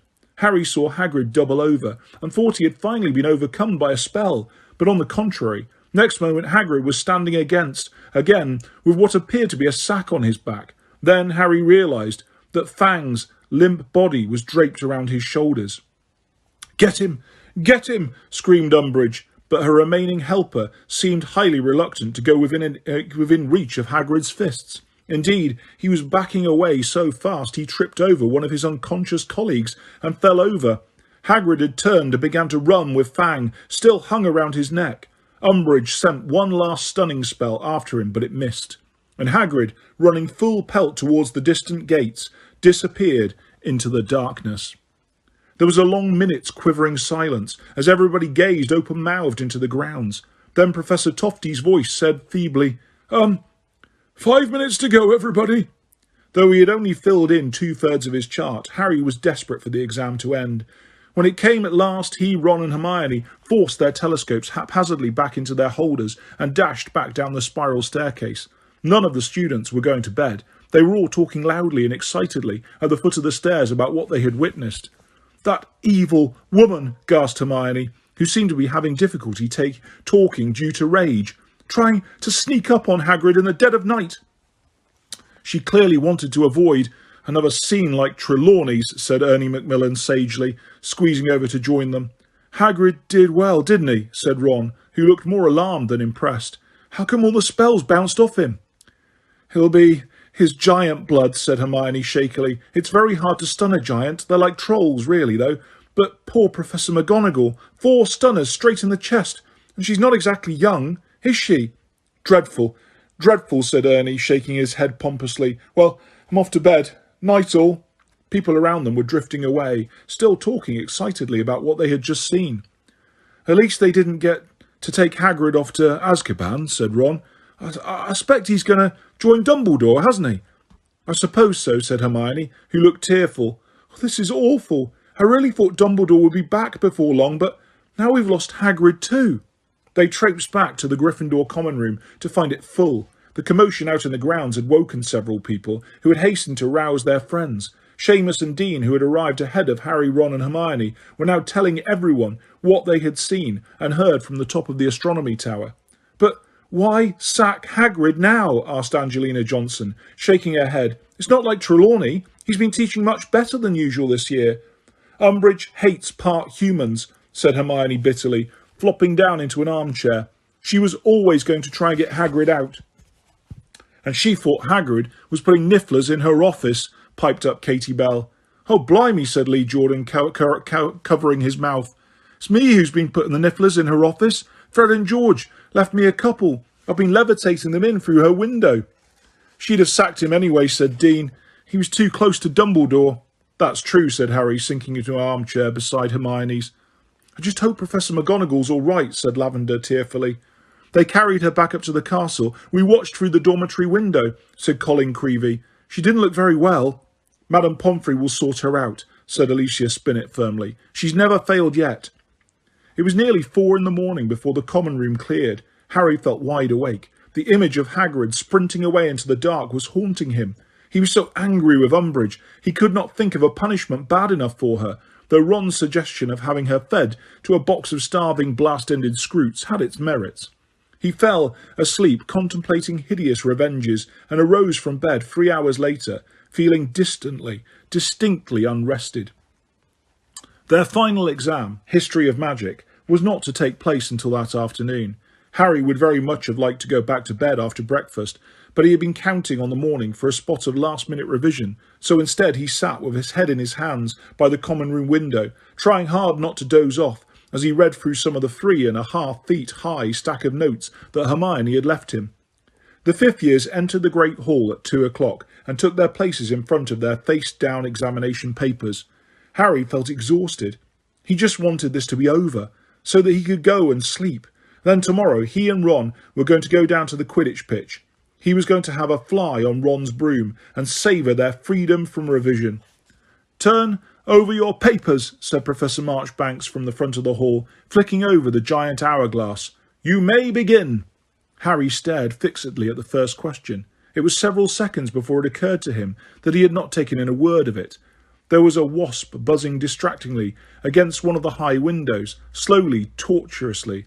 He at last began to write an answer.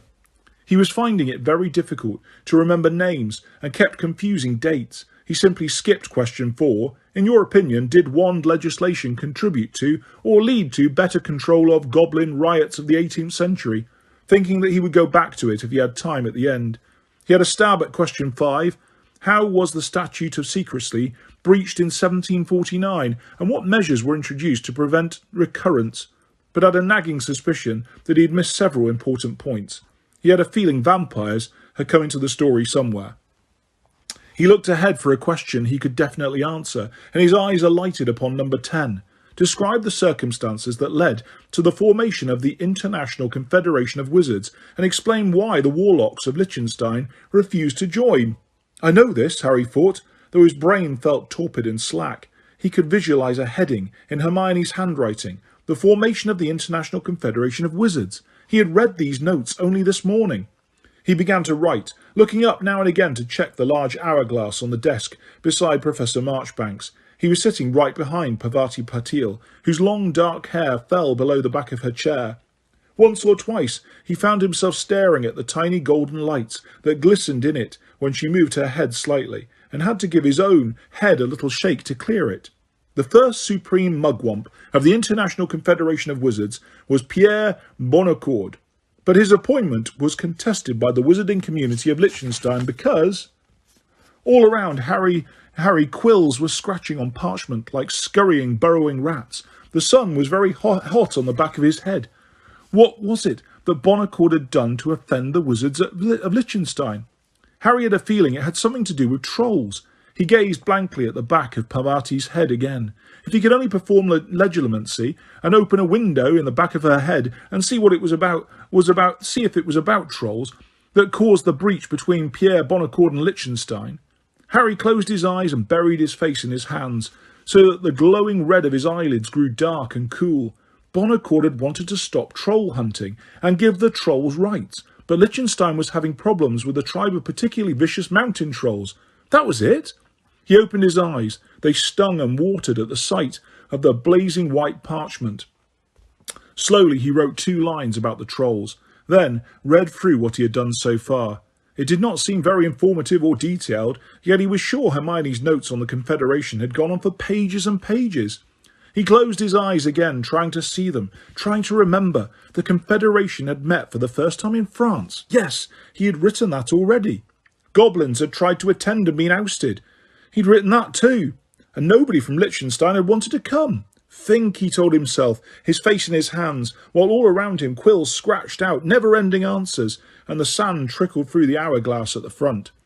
He was walking along the cool, dark corridor to the Department of Mysteries again, walking with a firm and purposeful tread, breaking occasionally into a run, determined to reach his destination at last. The black door swung open for him as usual, and here he was in the circular room with its many doors. Straight across the stone floor and through the second door, patches of dancing light on the walls and floor, and that odd, mechanical clicking. But no time to explore. He must hurry.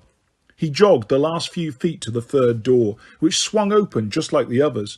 Once again he was in the cathedral-sized room full of shelves and glass spheres. His heart was beating very fast now. He was going to get there this time. When he reached number 97, he turned left and hurried along the aisle between 2 rows. But there was a shape on the floor at the very end, a black shape, moving on the floor like a wounded animal. Harry's stomach contracted with fear, with excitement. A voice issued from his own mouth, a high, cold voice empty of any human kindness. "Take it for me. Lift it down now. I cannot touch it, but you can." The black shape on the floor shifted a little. Harry saw a long-fingered, white hand clutching a wand rise at the end of his own arm. Heard the high, cold voice say, "Crucio!" The man on the floor let out a scream of pain, attempting to stand but fell back, writhing. Harry was laughing. He raised his wand. The curse lifted and the figure groaned and became motionless. "Lord Voldemort is waiting." Very slowly, his arms trembling, the man on the ground raised his shoulders a few inches and lifted his head. His face was blood-stained and gaunt, twisting and twisted in pain yet rigid with defiance. "You'll have to kill me," whispered Sirius. "Undoubtedly I shall in the end," said the cold voice, "but you will fetch it for me first, Black. You think you have felt pain thus far? Think again. We have hours ahead of us, and nobody to hear you scream." But somebody screamed, as Voldemort lowered his wand again. Somebody yelled and fell sideways off a hot desk onto the cold stone floor.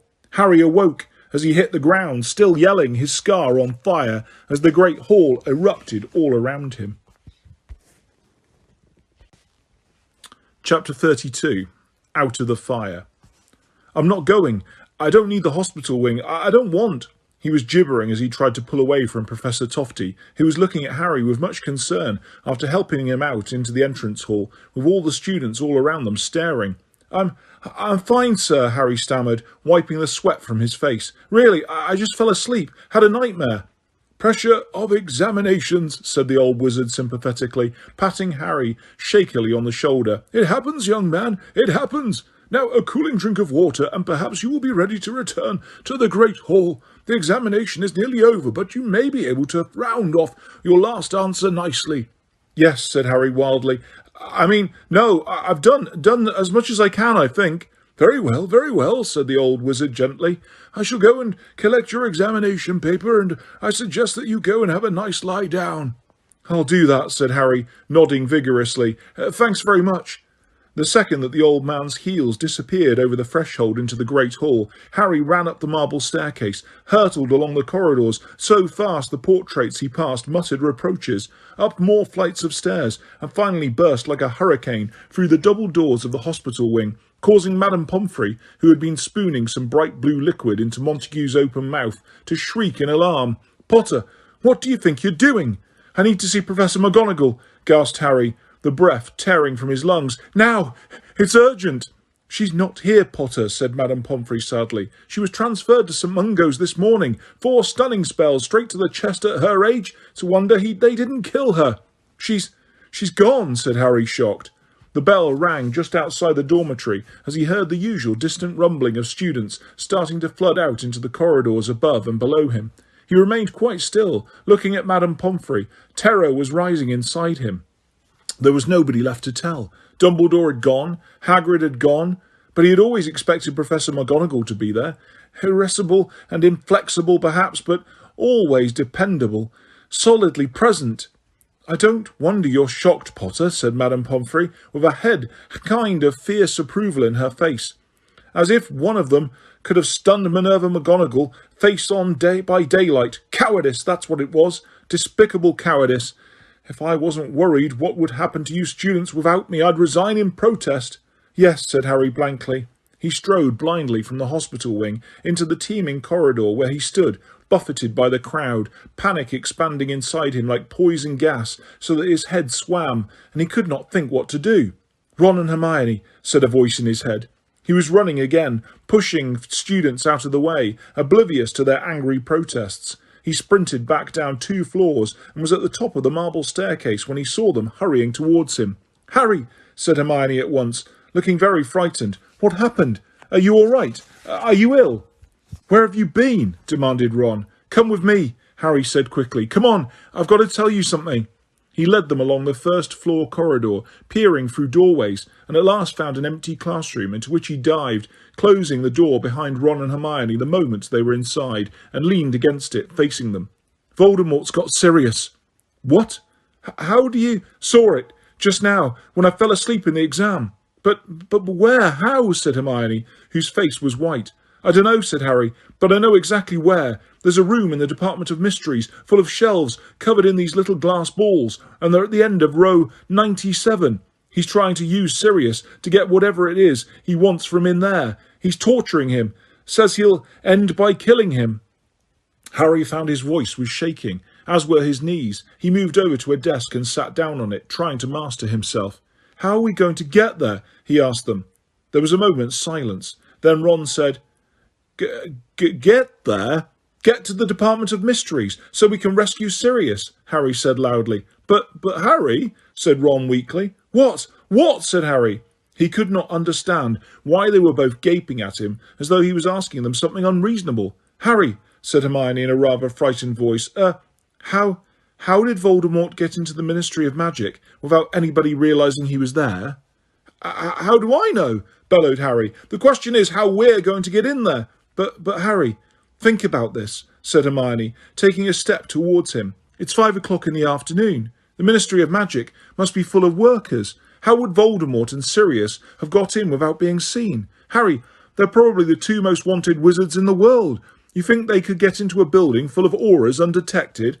"I don't know. Voldemort used an invisibility cloak or something," Harry shouted. "Anyway, the Department of Mysteries has always been completely empty whenever I've been—" "You've never been there, Harry," said Hermione quietly. "You've dreamed about the place. That's all." "They're not normal dreams," Harry shouted in her face, standing up and taking a step closer to her in turn. He wanted to shake her. "How do you explain Ron's dad then? What was that all about? How come I knew what had happened to him?" "He's got a point," said Ron quietly, looking at Hermione. "But this is just so unlikely," said Hermione desperately. "Harry, how on earth could Voldemort have got hold of Sirius when he's been at Grimmauld Place all the time?" "Sirius might have cracked and just wanted some fresh air," said Ron, sounding worried. He's been desperate to get out of that house for ages." "But why?" Hermione persisted. "Why on earth would Voldemort want to use Sirius to get the weapon, or whatever the thing is?" "I don't know. There could be loads of reasons," Harry yelled at her. "Maybe Sirius is just someone Voldemort doesn't care about seeing hurt." "You know what? I've just thought of something," said Ron in a hushed voice. "Sirius's brother was a Death Eater, wasn't he? Maybe he told Sirius the secret of how to get the weapon." "Yeah, and that's why Dumbledore's been so keen to keep Sirius locked up all this time," said Harry. "Look, I'm sorry," cried Hermione, "but neither of you is making sense. And we've got no proof for any of this. No proof Voldemort and Sirius are even there." "Hermione, Harry's seen them," said Ron, rounding on her. "OK," she said, looking frightened, yet determined. "I've just got to say this." "What?" "You. This isn't a criticism, Harry, but you do sort of, don't you think you've got a bit of a saving people thing?" she said. He glared at her. "And what's that supposed to mean? A saving people thing?" "Well, you—" She looked more apprehensive than ever. Last year, for instance, in the lake, during the tournament, you shouldn't have. You didn't have to save that little Delacour girl. You got a bit carried away." A wave of hot, prickly anger swept through Harry's body. How could she remind him of that blunder now? "It was really great of you and everything," said Hermione quickly, looking positively petrified at the look on Harry's face. "Everyone thought it was a wonderful thing to do." "That's funny," said Harry in a trembling voice, "because I definitely remember Ron saying I'd wasted time acting the hero. Is that what you think this is? You reckon I want to act the hero again?" No, said Hermione, looking aghast. "That's not what I mean at all." "Well, spit out what you've got to say, because we're wasting time here," Harry shouted. "I'm trying to say, Voldemort knows you, Harry. He took Ginny down into the Chamber of Secrets to lure you there. It's the kind of thing he does. He knows you're the sort of person who'd go to Sirius's aid. What if he's just trying to get you into the Department of Hermione, it doesn't matter if he's done it to get me there or not. They've taken McGonagall to St. Mungo's. There isn't anyone from the Order left at Hogwarts who we can tell. And if we don't go, Sirius is dead." "But Harry, what if your dream was just that? A dream?" Harry let a roar of frustration out. Hermione actually stepped back from him, looking alarmed. "You don't get it," Harry shouted at her. "I'm not having nightmares. I'm not just dreaming." What do you think all that occlumency was for? Why do you think Dumbledore wanted me prevented from seeing these things? Because they're real. Hermione, Sirius is trapped. I've seen him. Voldemort's got him, and no one else knows. And that means we're the only ones who can save him. And if you don't want to do it, fine, but I'm going. Understand? And if I remember rightly, you didn't have any problem with my saving people thing when it was you I was saving from the Dementors. Or, he rounded on Ron, when it was your sister I was saving from the basilisk. I never said I had a problem, said Ron heatedly. But Harry, you've just said it, said Hermione fiercely. Dumbledore wanted you to learn to shut these things out of your mind. If you'd done occlumency properly, you'd never have seen this. If you think I'm just going to act like I haven't seen... Sirius told you there was nothing more important than you learning to close your mind. Well, I expect he'd say something different if he knew what I just... The classroom door opened. Harry, Ron and Hermione whipped around. Ginny walked in, looking curious, followed by Luna, who, as usual, looked as though she had drifted in accidentally. Hi, said Ginny uncertainly. We recognised Harry's voice. What are you yelling about? Never you mind, said Harry roughly. Ginny raised her eyebrows. There's no need to take that tone with me, she said coolly. I was only wondering whether I could help. Well, you can't, said Harry shortly. You're being rather rude, you know, said Luna serenely. Harry swore and turned away. The very last thing he wanted now was a conversation with Luna Lovegood. Wait, said Hermione suddenly. Wait, Harry, they can help. Harry and Ron looked at her. Listen, she said urgently. Harry, we need to establish whether Sirius really has left headquarters. I've told you. I saw. Harry, I'm begging you, please, said Hermione desperately. Please, let's just check that Sirius isn't at home before we go charging off to London. If we find out he's not there, then I swear I won't try to stop you. I'll come. I'll do whatever it takes to try and save him. Sirius is being tortured now, shouted Harry. We haven't got time to waste. But if this is a trick of Voldemort's, Harry, we've got to check. We've got to. How? Harry demanded. How are we going to check? We'll have to use Umbridge's fire and see if we can contact him, said Hermione, who looked positively terrified at the thought. We'll draw Umbridge away again, but we'll need lookouts, and that's where we can use Ginny and Luna. Though clearly struggling to understand what was going on, Ginny said immediately, Yeah, we'll do it, and Luna said, When you say Sirius, are you talking about Stubby Boardman? Nobody answered her. OK, Harry said aggressively at Hermione. OK, if you can think of a way of doing this quickly, I'm with you. Otherwise, I'm going to the Department of Mysteries right now. The Department of Mysteries, said Luna, looking mildly surprised. But how are you going to get there? Again, Harry ignored her. Right, said Hermione, twisting her hands together and pacing up and down between the desks. Right, well, one of us has to go and find Umbridge and send her off in the wrong direction. Keep her away from her office.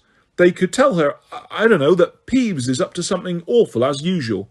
I'll do it, said Ron at once. I'll tell her Peeves is smashing up the Transfiguration Department or something. It's miles away from her office. Come to think of it, I could probably persuade Peeves to do it if I met him on the way. It was a mark of the seriousness of the situation that Hermione made no objection to the smashing up of the Transfiguration Department. OK, she said, her brow furrowed as she continued to pace. Now, we need to keep students right away from her office while we force entry, or some Slytherin's bound to go and tip her off. Luna and I can stand at either end of the corridor, said Ginny promptly, and warn people not to go down there because someone's let off a load of garrotting gas. Hermione looked surprised at the readiness with which Ginny had come up with this lie. Ginny shrugged and said, Fred and George were planning to do it before they left.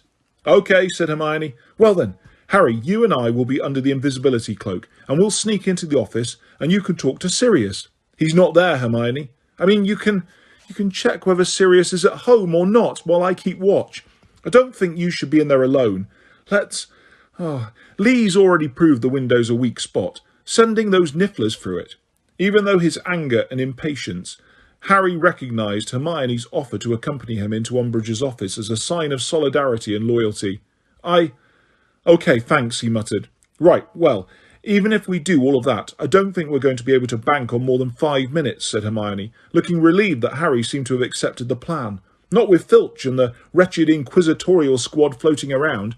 5 minutes will be enough, said Harry. Come on, let's go. Now, said Hermione, looking shocked. Of course now, said Harry angrily. What do you think? What did you think, we're going to wait until after dinner or something? Hermione, Sirius is being tortured right now. Oh, I all right, she said desperately. You go and get the invisibility cloak, and we'll meet you at the end of Umbridge's corridor, okay? Harry didn't answer, but flung himself out of the room and began to fight his way through the milling crowds outside. 2 floors up, he met Seamus and Dean, who hailed him jovially and told him they were planning a dusk till dawn end-of-exam celebration in the common room. Harry barely heard them. He scrambled through the portrait hole while they were still arguing about how many black market butterbeers they would need, and was climbing back out of it, the invisibility cloak and Sirius's knife secure in his bag, before they noticed he had left them. Harry, do you want to chip in with a couple of galleons? Harold Dingle reckons he could sell us some fire whiskey. But Harry was already tearing away back down the corridor, and a couple of minutes later was jumping the last few stairs to join Ron, Hermione, Ginny and Luna, who were huddled together at the end of Umbridge's corridor. Got it, he panted. Ready to go. Ready to go then? All right, whispered Hermione as a gang of loud 6-years passed them. So Ron, you go and head Umbridge off. Ginny, Luna, if you can start moving people out of the corridor, Harry and I will get the cloak on and wait until the coast is clear. Ron strode away, his bright red hair visible right to the end of the passage.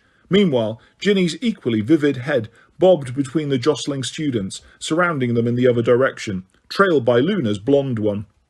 Get over here, muttered Hermione, tugging at Harry's wrist and pulling him back into a recess where the ugly stone head of a medieval wizard stood muttering to itself in a column.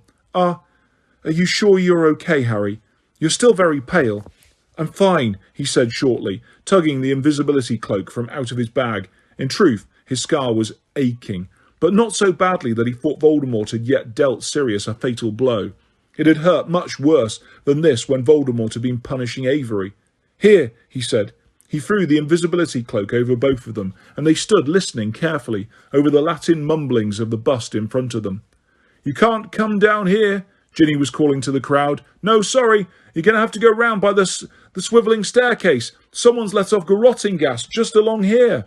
They could hear people complaining. One short, surly voice said, I can't see no gas. That's because of its colourless, said Ginny in a convincing, exasperated voice. But if you want to walk through it, carry on. Then we'll have your body as proof for the next idiot who doesn't believe us. Slowly, the crowd thinned. The news about the garroting gas seemed to have spread. People were not coming this way anymore. When at last the surrounding area was quite clear, Hermione said quietly, I think that's as good as we're going to get, Harry. Come on, let's do it. They moved forwards, covered by the cloak. Luna was standing with her back to them at the far end of the corridor, and as they passed Ginny, Hermione whispered, Good one, don't forget the signal. What's the signal? Muttered Harry, as they approached Umbridge's door. A loud chorus of Weasley is our king, if they see Umbridge coming, replied Hermione, as Harry inserted the blade of Sirius's knife in the crack between door and wall. The lock clicked open, and they entered the office. The garish kittens were basking in the late afternoon sunshine that was warming their plates, but otherwise the office was as still and unoccupied as last time. Hermione breathed a sigh of relief. I thought she might have added extra security after the second niffler.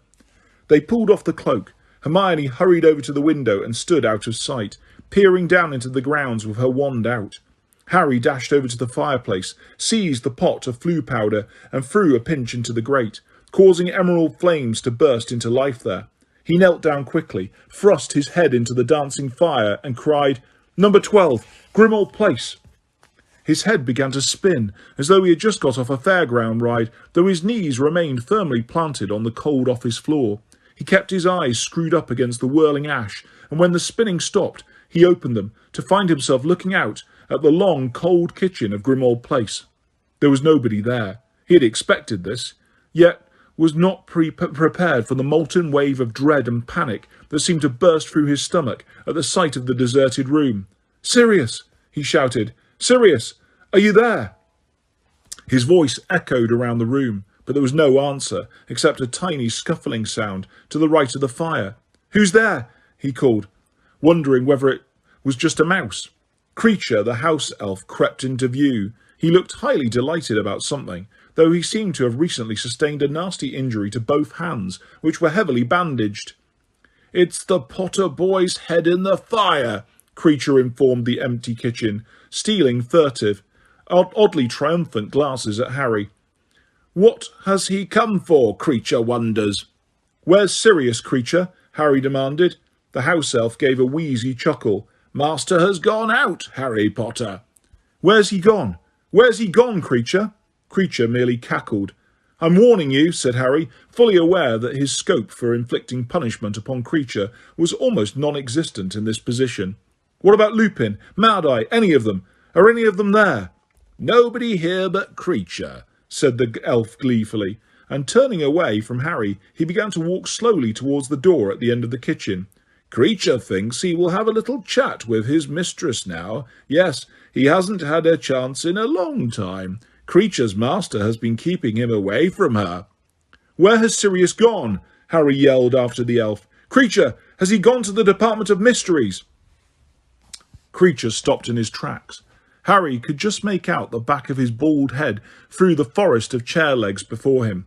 "Master does not tell poor Creature where he is going," said the elf quietly. "But you know," shouted Harry, "don't you? You know where he is." There was a moment's silence. Then the elf let out his loudest cackle yet.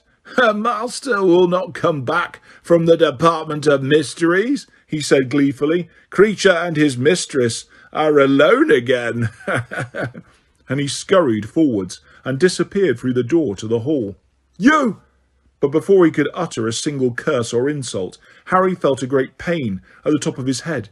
He inhaled a lot of ash and, choking, found himself being dragged backwards through the flames until, with a horrible abruptness, he was staring up into the wide, pallid face of Professor Umbridge, who had dragged him backwards out of the fire by the hair and was now bending his neck back as far as it would go, as though she were going to slit his throat. "You think," she whispered, bending Harry's neck back even further, so that he was looking up at the ceiling, "that after 2 nifflers I was going to let one more foul, scavenging little creature enter my office without my knowledge? I had stealth censoring spells placed all around my doorway after the last one got in, you foolish boy. Take his wand." She barked at someone he could not see, and he felt a hand grope inside the chest pocket of his robes and remove the wand. Hers too. Harry heard a scuffle over by the door and knew that Hermione had also just had her wand wrested from her. "I want to know why you were in my office," said Umbridge, shaking the fist, clutching his hair so that he staggered. I was trying to get my firebolt," Harry croaked. "Liar!" She shook his head again. "Your firebolt is under strict guard in the dungeons, as you well know, Potter. You had your head in my fire. With whom have you been communicating?" "No one," said Harry, trying to pull away from her. He felt several hairs part company with his scalp. "Liar!" shouted Umbridge. She threw him from her, and he slammed into the desk. Now he could see Hermione, pinioned against the wall by Millicent Bulstrode. Malfoy was leaning at the window-sill, smirking as he threw Harry's wand into the air one-handed and caught it again.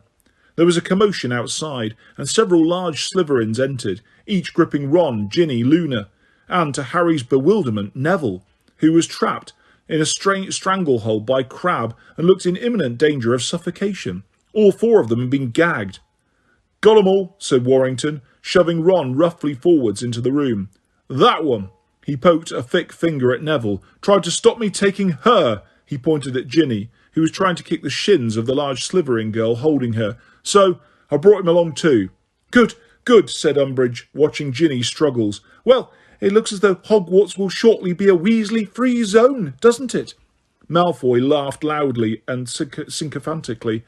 Umbridge gave her wide, complacent smile and settled herself into a chintz-covered armchair, blinking up at her captives like a toad in a flower-bed.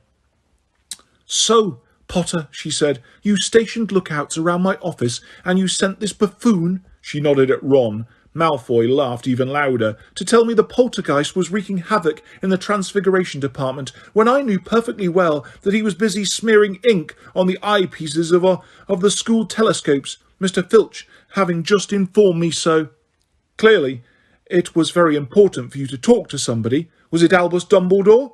Or the half-breed Hagrid? I doubt it was Minerva McGonagall. I hear she is still too ill to talk to anyone. Malfoy was a few of the other members of the inquisitorial squad laughed some more at that. Harry found he was so full of rage and hatred he was shaking. It's none of your business who I talk to, he snarled. Umbridge's slack face seemed to tighten. Very well, she said in her most dangerous and falsely sweet voice. Very well, Mr. Potter. I offered you the chance to tell me freely. You refused. I have no alternative but to force you. Draco, fetch Professor Snape. Malfoy stowed Harry's wand inside his robes and left the room smirking, but Harry hardly noticed. He had just realised something. He could not believe he had been so stupid as to forget it. He had thought that all the members of the Order, all those who could help him save Sirius, were gone. But he had been wrong. There was still a member of the Order of the Phoenix at Hogwarts. Snape. There was silence in the office except for the fidgetings and scufflings resulting from the Slytherins' efforts to keep Ron and the others under control. Ron's lip was bleeding onto Umbridge's carpet as he struggled against Warrington's half-Nelson. Ginny was still trying to stamp on the feet of the 6-year girl, who had both her upper arms in a tight grip. Neville was turning steadily more purple in the face, while tugging at Crabbe's arms, and Hermione was attempting in vain to throw Millicent Bulstrode off her. Luna, however, stood limply by the side of her captor, gazing vaguely out of the window, as though rather bored by the proceedings. Harry looked back at Umbridge, who was watching him closely. He kept his face deliberately smooth and blank as footsteps were heard in the corridor outside, and Draco Malfoy came back into the room, holding open the door for Snape. "You wanted to see me, headmistress?"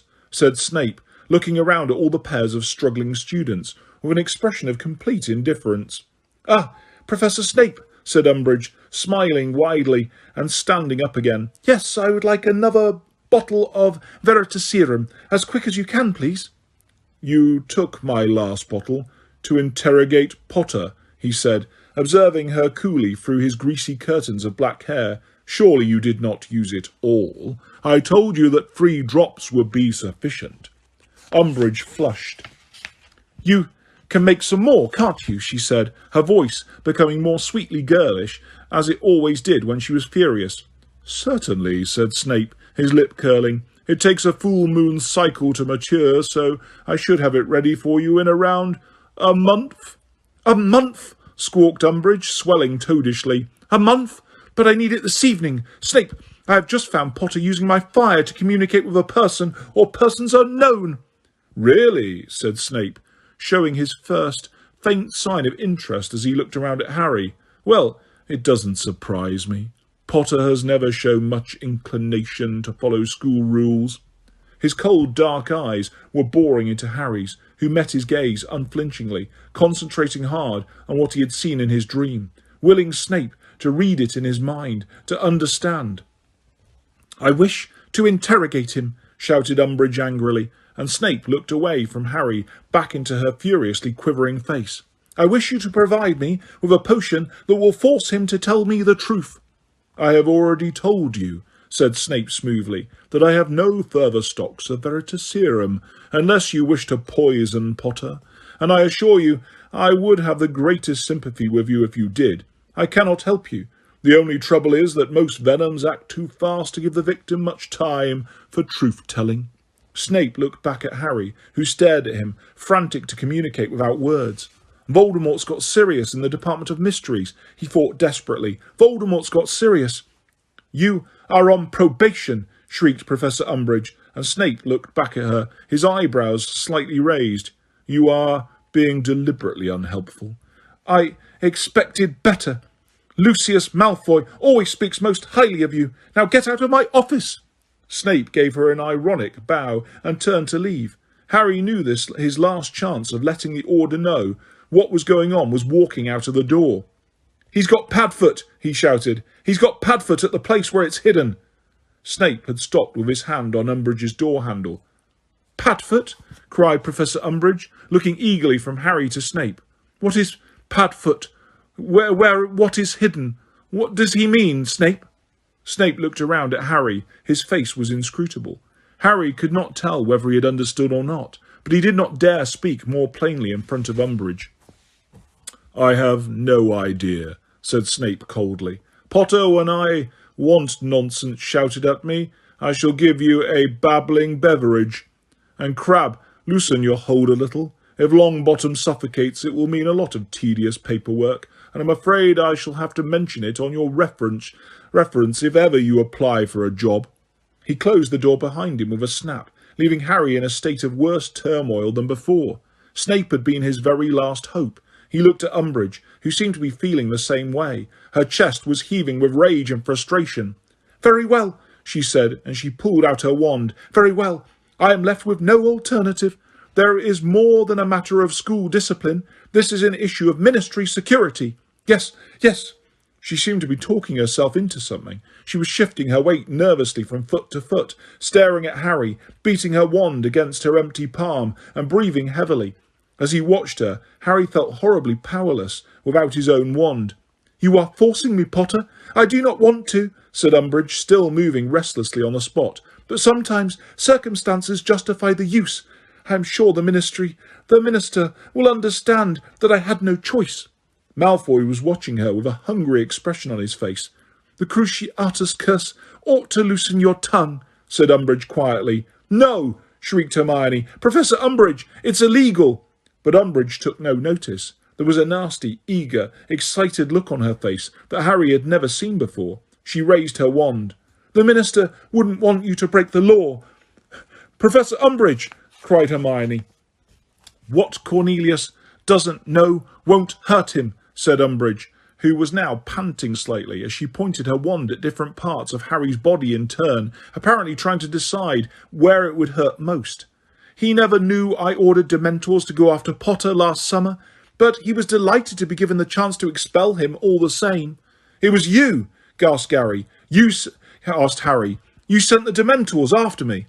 "Somebody had to act," breathed Umbridge, as her wand came to rest pointing directly at Harry's forehead. "They were all bleating about silencing you somehow, discrediting you, but I was the one who actually did something about it. Only you wriggled out of that one, didn't you, Potter?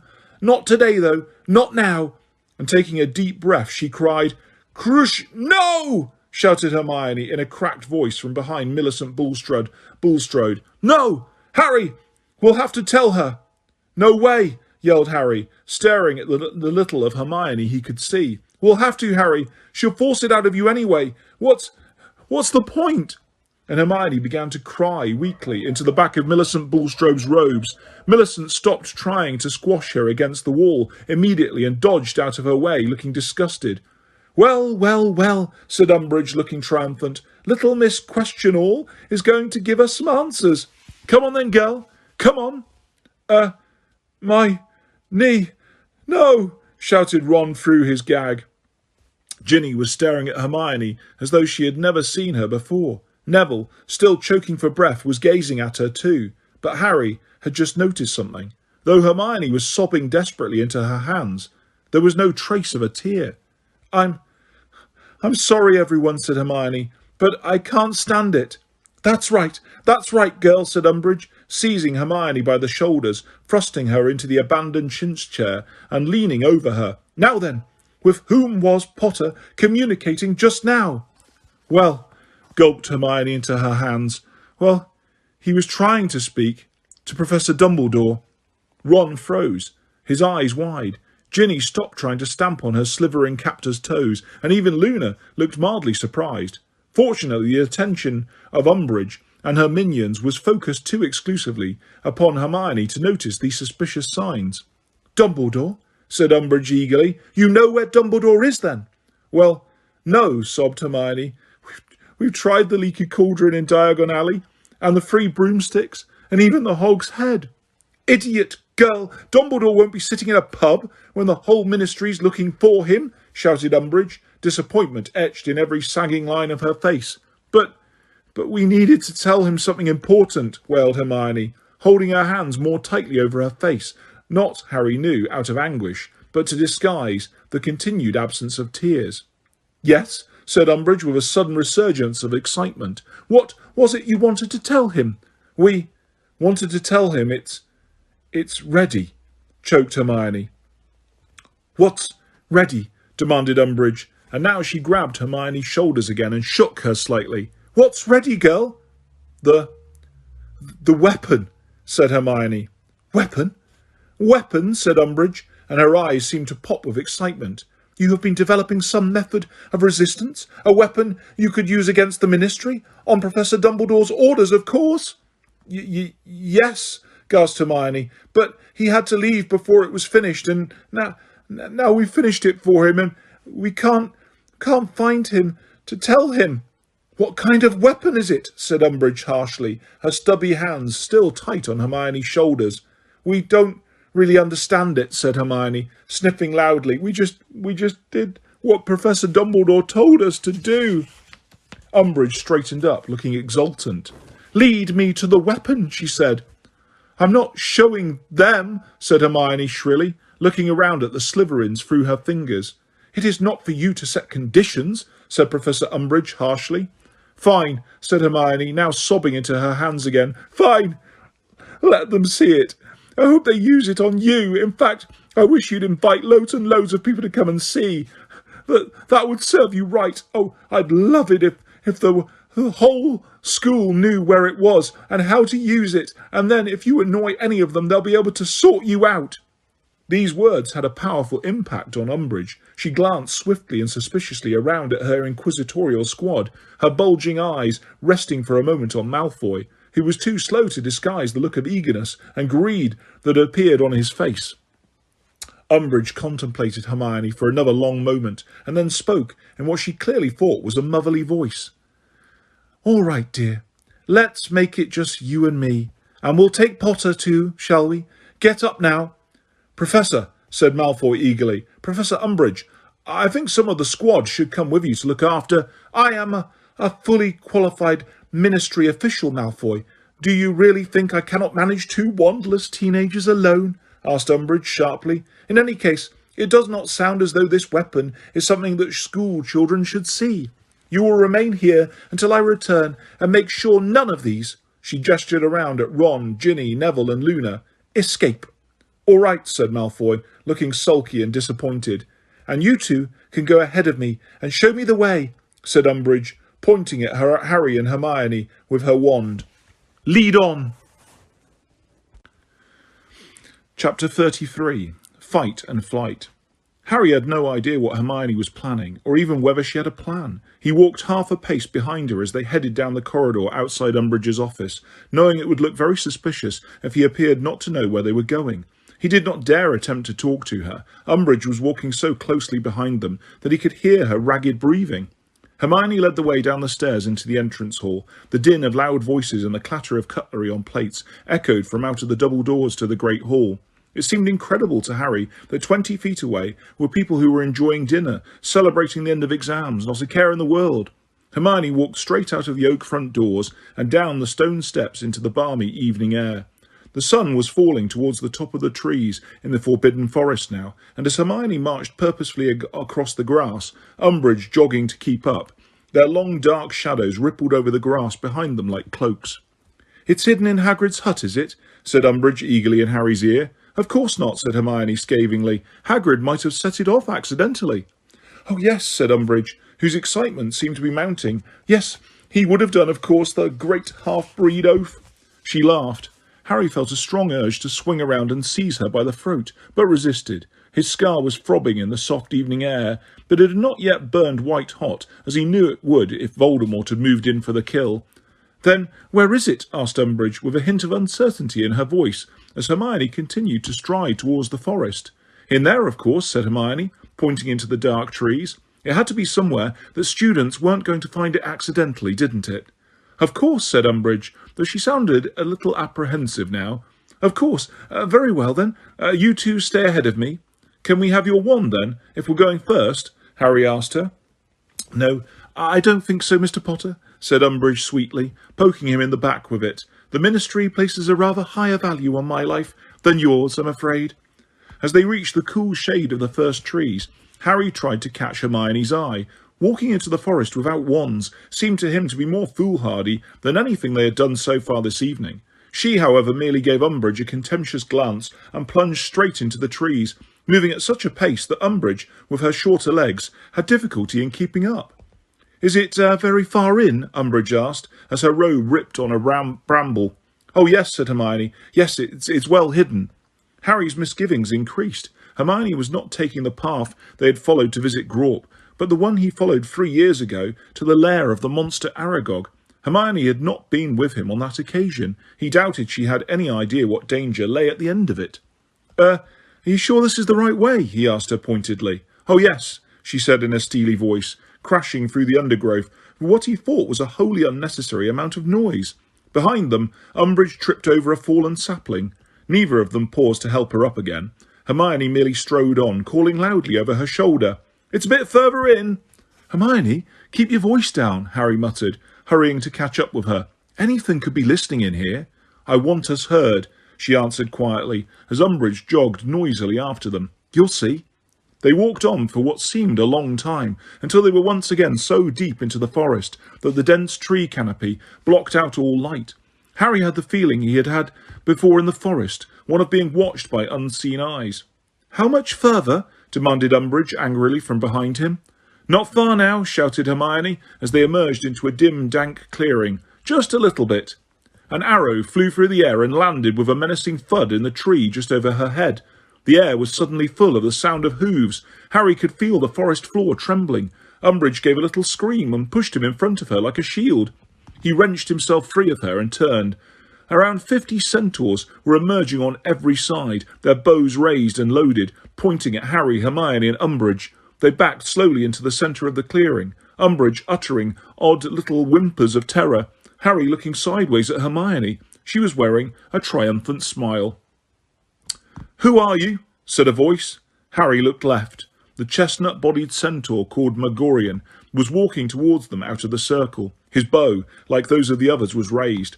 On Harry's right, Umbridge was still whimpering, her wand trembling violently as she pointed it at the advancing centaur. "I asked you who you are, human," said Megorian roughly. "I am Dolores Umbridge," said Umbridge in a high-pitched, terrified voice, "Senior Under-Secretary to the Minister for Magic and Headmistress and High Inquisitor of Hogwarts." "You are from the Ministry of Magic," said Megorian, as many of the centaurs in the surrounding circle shifted restlessly. "That's right," said Umbridge, in an even higher voice, "so be very careful. By the laws laid down by the Department for the Regulation and Control of Magical Creatures, any attack by half-breeds such as yourselves on a human—" "What did you call us?" shouted a wild-looking black centaur, whom Harry recognised as Bane. There was a great deal of angry muttering and tightening of bowstrings around them. "Don't call them that," Hermione said furiously, but Umbridge did not appear to have heard her. Still pointing her shaking wand at Megorian, she continued, "Law 15b states clearly that any attack by a magical creature who is deemed to have near-human intelligence and therefore considered responsible for its actions—" "Near-human intelligence," repeated Megorian, as Bane and several others roared with rage and pawed the ground. "We consider that a great insult. Human. Our intelligence, thankfully, far outstrips your own." "What are you doing in our forest?" bellowed the hard-faced grey centaur Harry and Hermione had seen on their last trip into the forest. "Why are you here?" "Your forest?" said Umbridge, shaking now not only with fright but also, it seemed, with indignation.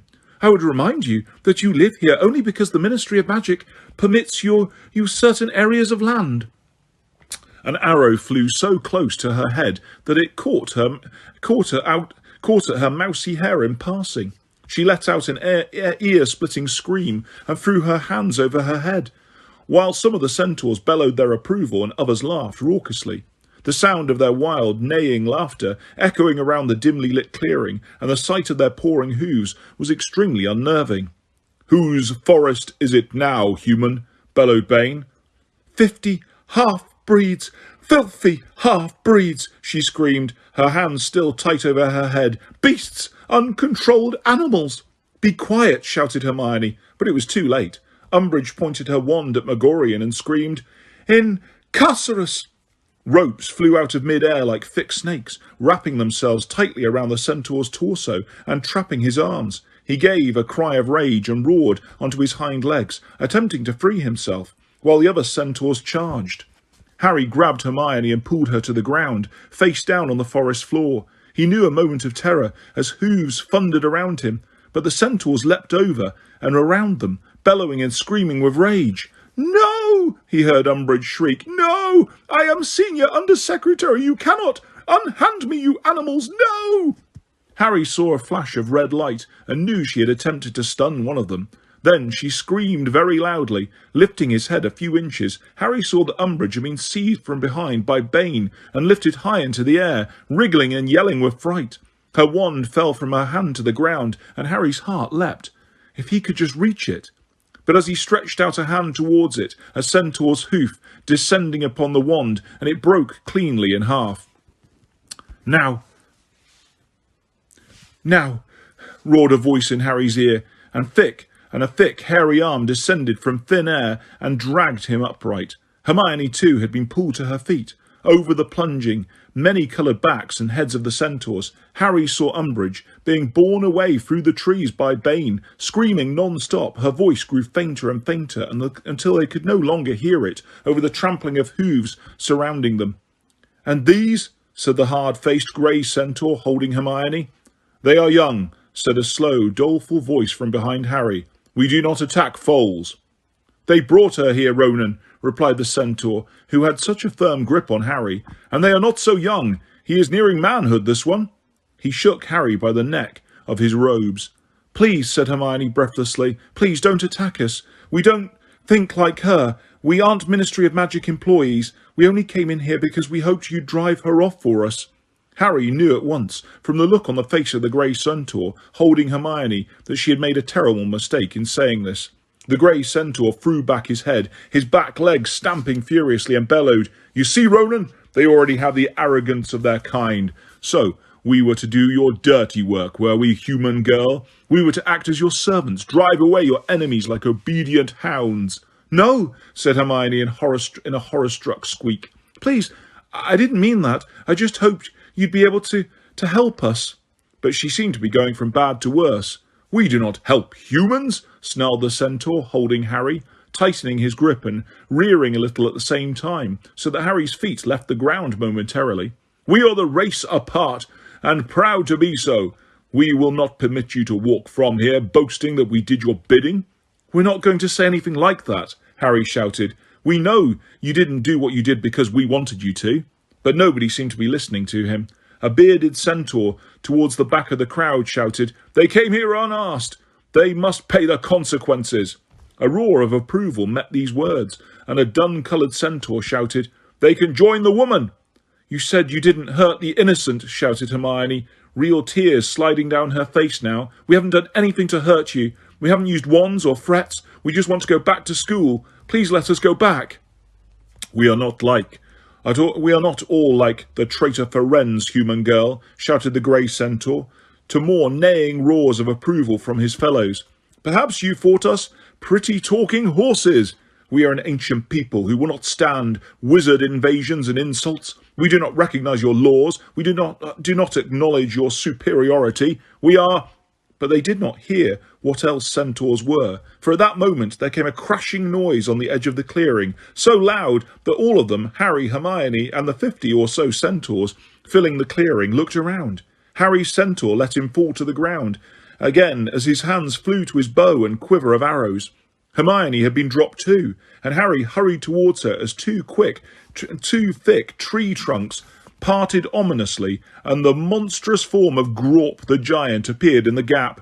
The centaurs nearest him backed into those behind. The clearing was now a forest of bows and arrows, waiting to be fired, all pointing upwards at the enormous greyish face, now looming over them from just beneath the thick canopy of branches. Grawp's lopsided mouth was gaping stupidly. They could see his brick-like yellow teeth glimmering in the half-light, his dull, sludge-coloured eyes narrowed as he squinted down at the creatures at his feet. Broken ropes trailed from both ankles. He opened his mouth even wider. "Haggar!" Harry did not know what Haggar meant, or what language it was from, nor did he much care. He was watching Grawp's feet, which were almost as long as Harry's whole body. Hermione gripped his arm tightly. The centaurs were quite silent, staring up at the giant, whose huge round head moved from side to side as he continued to peer amongst them, as though looking for something he had dropped. "Hagger!" he said again, more insistently. "Get away from here, giant," called Megorian. "You are not welcome among us." These words seemed to make no impression whatsoever on Grawp. He stooped a little. The centaur's arms tensed on their bows, then bellowed, "Hagger!" A few of the centaurs looked worried now. Hermione, however, gave a gasp. "Harry," she whispered, "I think he's trying to say Hagrid." At this precise moment, Grawp caught sight of them, the only two humans in a sea of centaurs. He lowered his head another foot or so, staring intently at them. Harry could feel Hermione shaking as Grawp opened his mouth wide again and said, in a deep, rumbling voice, "Hermy!" "Goodness," said Hermione, gripping Harry's arm so tightly it was growing numb and looking as though she was about to faint. He remembered. "Hermy!" roared Grawp. "Where Hagger?" "I don't know," squealed Hermione, terrified. "I'm sorry, Grawp. I don't know." "Grawp want Hagger." One of the giant's massive hands reached down. Hermione let out a real scream, ran a few steps backwards and fell over. Wandless, Harry braced himself to punch, kick, bite or whatever else it took, as the hand swooped towards him and knocked a snow-white centaur off his legs. It was what the centaurs had been waiting for. Grawp's outstretched fingers were a foot from Harry when 50 arrows soared through the air at the giant, peppering his enormous face, causing him to howl with pain and rage and straighten up, rubbing his face with his enormous hands, breaking off the arrow shafts, but forcing the arrowheads in still deeper. He yelled and stamped his enormous feet, and the centaurs scattered out of the way. Pebble-sized droplets of Grawp's blood showered Harry as he pulled Hermione to her feet, and the pair of them ran as fast as they could for the shelter of the trees. Once there, they looked back. Grawp was snatching blindly at the centaurs as blood ran down his face. They were retreating in disorder, galloping away through the trees on the other side of the clearing. Harry and Hermione watched Grawp give another roar of fury and plunge after them, smashing more trees aside as he went. "Oh no," said Hermione, quaking so badly that her knees gave way. "Oh, that was horrible, and he might kill them all." "I'm not that fussed, to be honest," said Harry bitterly. The sounds of the galloping centaurs and the blundering giant grew fainter and fainter. As Harry listened to them, his scar gave another great throb, and a wave of terror swept over him. They had wasted so much time. They were even further from rescuing Sirius than they had been when he had had that vision. Not only had Harry managed to lose his wand, but they were stuck in the middle of the Forbidden Forest, with no means of transport whatsoever. "Smart plan," he spat at Hermione, having to release some of his fury. "Really smart plan. Where do we go from here?" "We need to get back up to the castle," said Hermione faintly. "By the time we've done that, Sirius will probably be dead," said Harry, kicking a nearby tree in temper. A high-pitched chattering started up overhead, and he looked up to see an angry bowtruckle flexing its long twig-like fingers at him. "Well, we can't do anything without wands," said Hermione hopelessly, dragging herself up again. "Anyway, Harry, how exactly were you planning to get all the way to London?" "Yeah, we were just wondering that," said a familiar voice from behind her. Harry and Hermione moved together instinctively and peered through the trees. Ron came into sight with Ginny, Neville and Luna hurrying along behind him. All of them looked a little the worse for wear. There were several long scratches running the length of Ginny's cheek. A large purple lump was swelling above Neville's right eye. Ron's lip was bleeding worse than ever. But all were looking rather pleased with themselves. "So," said Ron, pushing aside a low-hanging branch and holding out Harry's wand. "Had any ideas?" "How did you get away?" asked Harry in amazement, taking his wand from Ron. "Couple of stunners, disarming charm. Neville brought off a really nice little impediment jinx," said Ron airily, now handing back Hermione's wand too. "But Ginny was best. She got Malfoy. Pat bogey hex. It was superb. His whole face was covered in the great flapping things. Anyway, we saw you out of the window heading into the forest and followed. What have you done with Umbridge?" "She got, carried away," said Harry, "by a herd of centaurs." "And they left you behind?" asked Ginny, looking astonished. "No, they got chased off by Grawp," said Harry. "Who's Grawp?" Luna asked interestedly. Hagrid's little brother," said Ron promptly. "Anyway, never mind that now. Harry, what did you find out of the fire? Has you know who got Sirius, or—" "Yes," said Harry, as his scar gave another painful prickle. "And I'm sure Sirius is still alive, but I can't see how we're going to get there to help him." They all fell silent, looking rather scared. The problem facing them seemed insurmountable. "Well, we'll have to fly, won't we?" said Luna, in the closest thing to a matter-of-fact voice Harry had ever heard her use. "OK," said Harry irritably, rounding on her. "First of all, we aren't doing anything if you're including yourself in that. And second of all, Ron's the only one with a broomstick that isn't being guarded by a security troll, so—" "I've got a broom," said Ginny. "Yeah, but you're not coming," said Ron angrily. "Excuse me, but I care what happens to Sirius as much as you do," said Ginny, her jaw so set that her resemblance to Fred and George was suddenly striking. "You're two," Harry began, but Ginny said fiercely, "I'm 3 years older than you were when you fought you-know-who over the Philosopher's Stone, and it's because of me that Malfoy's stuck back in Umbridge's office with giant flying bogies attacking him." "Yeah, but we were all in the DA together," said Neville quietly. "It was all supposed to be about fighting the you-know-who, wasn't it? And this is the first chance we've had to do something real. Or was that all just a game or something?" "No, of course it wasn't," said Harry impatiently. "Then we should come too," said Neville simply. "We want to help." "That's right," said Luna, smiling happily. Harry's eyes met Ron's. He knew Ron was thinking exactly what he was. If he could have chosen any members of the DA, in addition to himself, Ron and Hermione, to join him in the attempt to rescue Sirius, he would not have picked Ginny, Neville or Luna. "Well, it doesn't matter anyway," said Harry frustratedly, "because we still don't know how to get there." "I thought we'd settled that," said Luna maddeningly. "We're flying." "Look," said Ron, barely containing his anger, "you might be able to fly without a broomstick, but the rest of us can't sprout wings whenever we—" "There are ways of flying other than broomsticks," said Luna serenely. "I suppose we're going to ride on the back of the khaki snorgle or whatever it is," Ron demanded. "The crumple-horned snorkback. Oh, the snorkack can't fly," said Luna in a dignified voice. "But they can. And Hagrid says they're very good at finding places their riders are looking for." Harry whirled around. Standing between two trees, their white eyes gleaming eerily, were two Thestrals, watching the whispered conversation as though they understood every word. "Yes," he whispered, moving towards them. They tossed their reptilian heads, throwing back long black manes, and Harry stretched out his hand eagerly and patted the nearest one's shining neck. How could he ever have thought them ugly? "Is it those mad horse things?" said Ron uncertainly, staring at a point slightly to the left of the Thestral Harry was patting. "Those ones you can't see unless you've watched someone snuff it." "Yeah," said Harry. "How many?" "Just 2. "Well, we need 3, said Hermione, who was still looking a little bit shaken, but determined just the same. 4, Hermione, said Ginny, scowling. "I think there are 6 of us, actually," said Luna calmly, counting. "Don't be stupid. We can't all go," said Harry angrily. "Look, you 3. He pointed at Neville, Ginny and Luna. "You're not involved in this. You're not." They burst into more protests. His scar gave another more painful twinge. Every moment they delayed was precious. He did not have time to argue. "OK, fine. It's your choice," he said curtly. "But unless we can find more Thestrals, you're not going to be able—" "Oh, more of them will come," said Ginny confidently, who, like Ron, was squinting in quite the wrong direction, apparently under the impression that she was looking at the horses.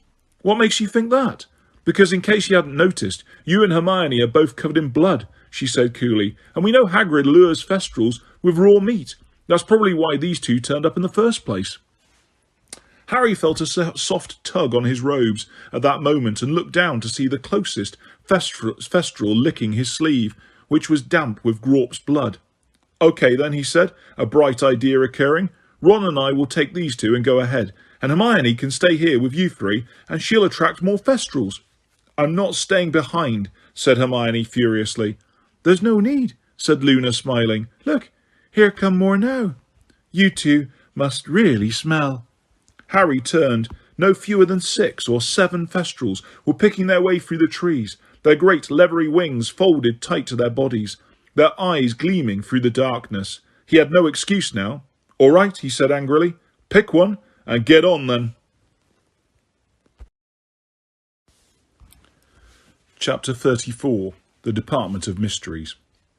Harry wound his hand tightly into the mane of the nearest Thestral, placed a foot on a stump nearby, and scrambled clumsily onto the horse's silken back. It did not object. but twisted its head around, fangs bared, and attempted to continue its eager licking of his robes. He found there was a way of lodging his knees behind the wing joints that made him feel more secure, then looked around at the others. Neville had heaved himself over the back of the next Thestral, and was now attempting to swing one short leg over the creature's back. Luna was already in place, sitting side saddle and adjusting her robes as though she did this every day. Ron, Hermione and Ginny, however, were still standing motionless on the spot, open-mouthed and staring. "What?" he said. "How are we supposed to get on?" said Ron faintly, "when we can't see the things?" "Oh, it's easy," said Luna, sliding obligingly from her Thestral and marching over to him, Hermione and Ginny. "Come here." She pulled them over to the other Thestrals standing around, and one by one managed to help them onto the back of their mount. All three looked extremely nervous as she wound their hands onto their horse's mane and told them to grip tightly before she got back on to her own steed. "This is mad," Ron murmured, moving his free hand gingerly up and down his horse's neck. "Mad! If I could just see it." "You better hope it stays invisible," said Harry darkly. "We all ready then?" They all nodded, and he saw 5 pairs of knees tighten beneath their robes. "Okay." He looked down at the back of his Thestral's glossy black head and swallowed. "Ministry of Magic, Visitors' Entrance, London, then," he said uncertainly. If you know, where to go." For a moment, Harry's Thestral did nothing at all. Then, with a sweeping movement that nearly unseated him, the wings on either side extended. The horse crouched slowly, then rocketed upwards so fast and so steeply that Harry had to clench his arms and legs tightly around the horse to avoid sliding backwards over its bony rump. He closed his eyes and pressed his face down into the horse's silky mane as they burst through the topmost branches of the trees and soared out into a blood-red sunset. Harry did not think he had ever moved so fast. The Thestral streaked over the castle, its wide wings hardly beating. The cooling air was slapping Harry's face, eyes screwed up against the rushing wind. He looked around and saw his 5 fellows soaring along behind him, each of them bent as low as possible into the neck of their Thestral to protect themselves from his slipstream. They were over the Hogwarts grounds. They had passed Hogsmeade. Harry could see mountains and gullies below them. As the daylight began to fail, Harry saw small collections of lights as they passed over more villages, then a winding road on which a single car was beetling its way home through the hills. "This is bizarre," Harry barely heard Ron yell from somewhere behind him, and he imagined how it must feel to be speeding along at this height with no visible means of support. Twilight fell. The sky was turning to a light, dusky purple littered with tiny silver stars, and soon only the lights of Muggle towns gave them any clue of how far from the ground they were, or how very fast they were travelling. Harry's arms were wrapped tightly around his horse's neck as he willed it to go even faster. How much time had elapsed since he had seen Sirius lying on the Department of Mystery's floor? How much longer would Sirius be able to resist Voldemort? All Harry knew for sure was that his godfather had neither done as Voldemort wanted, nor died, for he was convinced that either outcome would have caused him to feel Voldemort's jubilation or fury curse through his own body, making his scar sear as painfully as it had on the night Mr. Weasley was attacked. On they flew through the gathering darkness. Harry's face felt stiff and cold, his legs numb from gripping the Thestral's sides so tightly, but he did not dare shift his position, lest he slip. He was deaf from the thundering rush of air in his ears, and his mouth was dry and frozen from the cold night wind. He had lost all sense of how far they had come. All his faith was in the beast beneath him, still streaking purposely through the night, barely flapping its wings as it sped over onwards. If they were too late. "He's still alive. He's still fighting. I can feel it. If Voldemort decided Sirius was not going to crack, I'd know." Harry's stomach gave a jolt. The Thestral's head was suddenly pointing towards the ground, and he actually slid forwards a few inches along its neck. They were descending at last. He thought he heard a shriek behind him and twisted around dangerously, but could see no sign of a falling body. Presumably, they had all received a shock from the change of direction, just as he had. And now bright orange lights were growing larger and rounder on all sides. They could see the tops of buildings, streams of headlights like luminous insect eyes, squares of pale yellow that were windows. Quite suddenly, it seemed, they were hurtling towards the pavement. Harry gripped the Thestral with every last ounce of his strength, braced for a sudden impact, but the horse touched the dark ground as lightly as a shadow, and Harry slid from its back. looking around at the street where the overflowing skip still stood a short way from the vandalised telephone box, both drained of colour in the flat orange glare of the streetlights. Ron landed a short way off and toppled immediately from his Thestral onto the pavement. "Never again," he said, struggling to his feet. He made as though to stride away from his Thestral, but, unable to see it, collided with its hindquarters and almost fell over again. "Never, ever again. That was the worst." Hermione and Ginny touched down on either side of him. Both slid off their mounts, a little more gracefully than Ron, though with similar expressions of relief at being back on firm ground. Neville jumped down, shaking, and Luna dismounted smoothly. "Where do we go from here, then?" she asked Harry in a politely interested voice, as though this was a rather interesting day trip. "Over here," he said. He gave his Thestral a quick, grateful pat, then led the way quickly to the battered telephone box and opened the door. "Come on," he urged the others, as they hesitated. Ron and Ginny marched on obediently. Hermione, Neville and Luna squashed themselves in after them. Harry took one glance back at the Thestrals, now foraging for scraps of rotten food inside the skip, then forced himself into the box after Luna. "Whoever's nearest the receiver, dial 62442, he said. Ron did it. His arm bent bizarrely to reach the dial. As it whirred back into place, the cool female voice sounded inside the box. "Welcome to the Ministry of Magic. Please state your name and business." "Harry Potter, Ron Weasley, Hermione Granger," Harry said very quickly. "Ginny Weasley, Neville Longbottom, Luna Lovegood. We're here to save someone, unless your ministry can do it first." "Thank you," said the cool female voice. "Visitors, please take the badges and attach them to the front of your robes." Half a dozen badges slid out of the metal chute where returned coins normally appeared. Hermione scooped them up and handed them mutely to Harry over Ginny's head. He glanced at the topmost one. "Harry Potter, Rescue Mission. Visitors to the Ministry, you are required to submit to a search and present your wands for registration at the security desk, which is located at the far end of the atrium." "Fine," Harry said loudly, as his scar gave another throb. "Now can we move?" The floor of the telephone box shuddered, and the pavement rose up past its glass windows. The scavenging Thestrals were sliding out of sight. Blackness closed over their heads, and with a dull grinding noise they sank down into the depths of the Ministry of Magic. A chink of soft golden light hit their feet, and widening, rose up their bodies. Harry bent his knees and held his wand as ready as he could in such cramped conditions, as he peered through the glass to see whether anybody was waiting for them in the atrium. But it seemed to be completely empty. The light was dimmer than it had been by day. There were no fires burning under the mantelpieces, set into the walls, but as the lift slid smoothly to a halt, he saw that golden symbols continued to twist sinuously in the dark blue ceiling.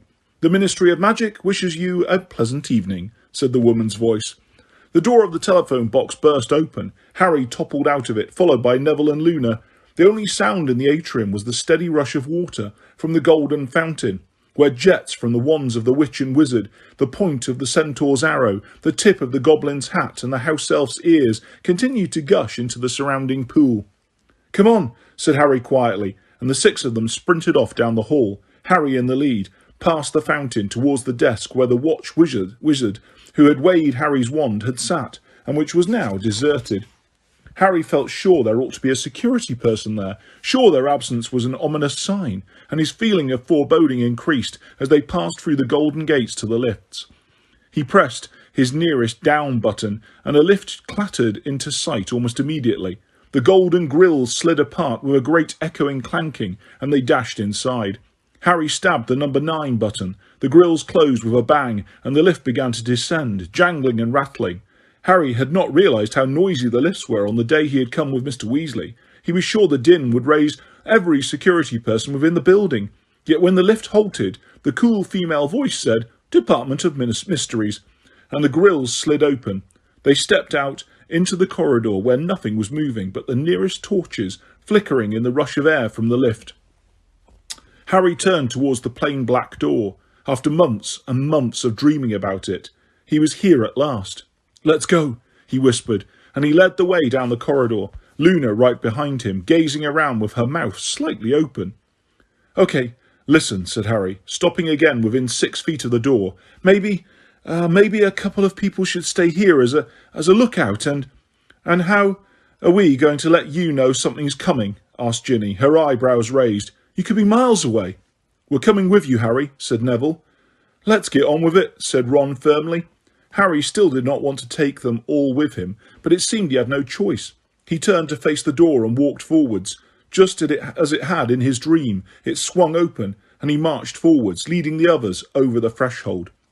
They were standing in a large circular room. Everything in here was black, including the floor and ceiling. Identical, unmarked, handleless black doors were set at intervals all around the black walls, interspersed with branches of candles whose flames burned blue, their cool, shimmering light reflecting in the shining marble floor made it look as though there was a dark water underfoot. Someone shut the door, Harry muttered. He regretted giving this order the moment Neville had obeyed it. Without the long chink of light from the torch-lit corridor behind them, the place became so dark that for a moment the only things they could see were the bunches of shivering blue flames on the walls and their ghostly reflections in the floor. In his dream, Harry had always walked purposefully across this room to the door immediately opposite the entrance and walked on. But there were around a dozen doors here. Just as he was gazing ahead at the doors opposite him, trying to decide which was the right one, there was a great rumbling noise, and the candles began to move sideways. The circular wall was rotating. Hermione grabbed Harry's arm as though frightened the floor might move too, but it did not. For a few seconds the blue flames around them were blurred to resemble neon lines as the wall sped around, and then quite as suddenly as it had started, the rumbling stopped and everything became stationary once again. Harry's eyes had blue streaks burned into them. It was all he could see. "What was that about?" whispered Ron fearfully. "I think it was to stop us knowing which door we came in through," said Ginny in a hushed voice. Harry realised at once she was right. He could no sooner identify the exit door than locate an ant on the jet black floor, and the door through which they needed to proceed could be any one of the dozen surrounding them.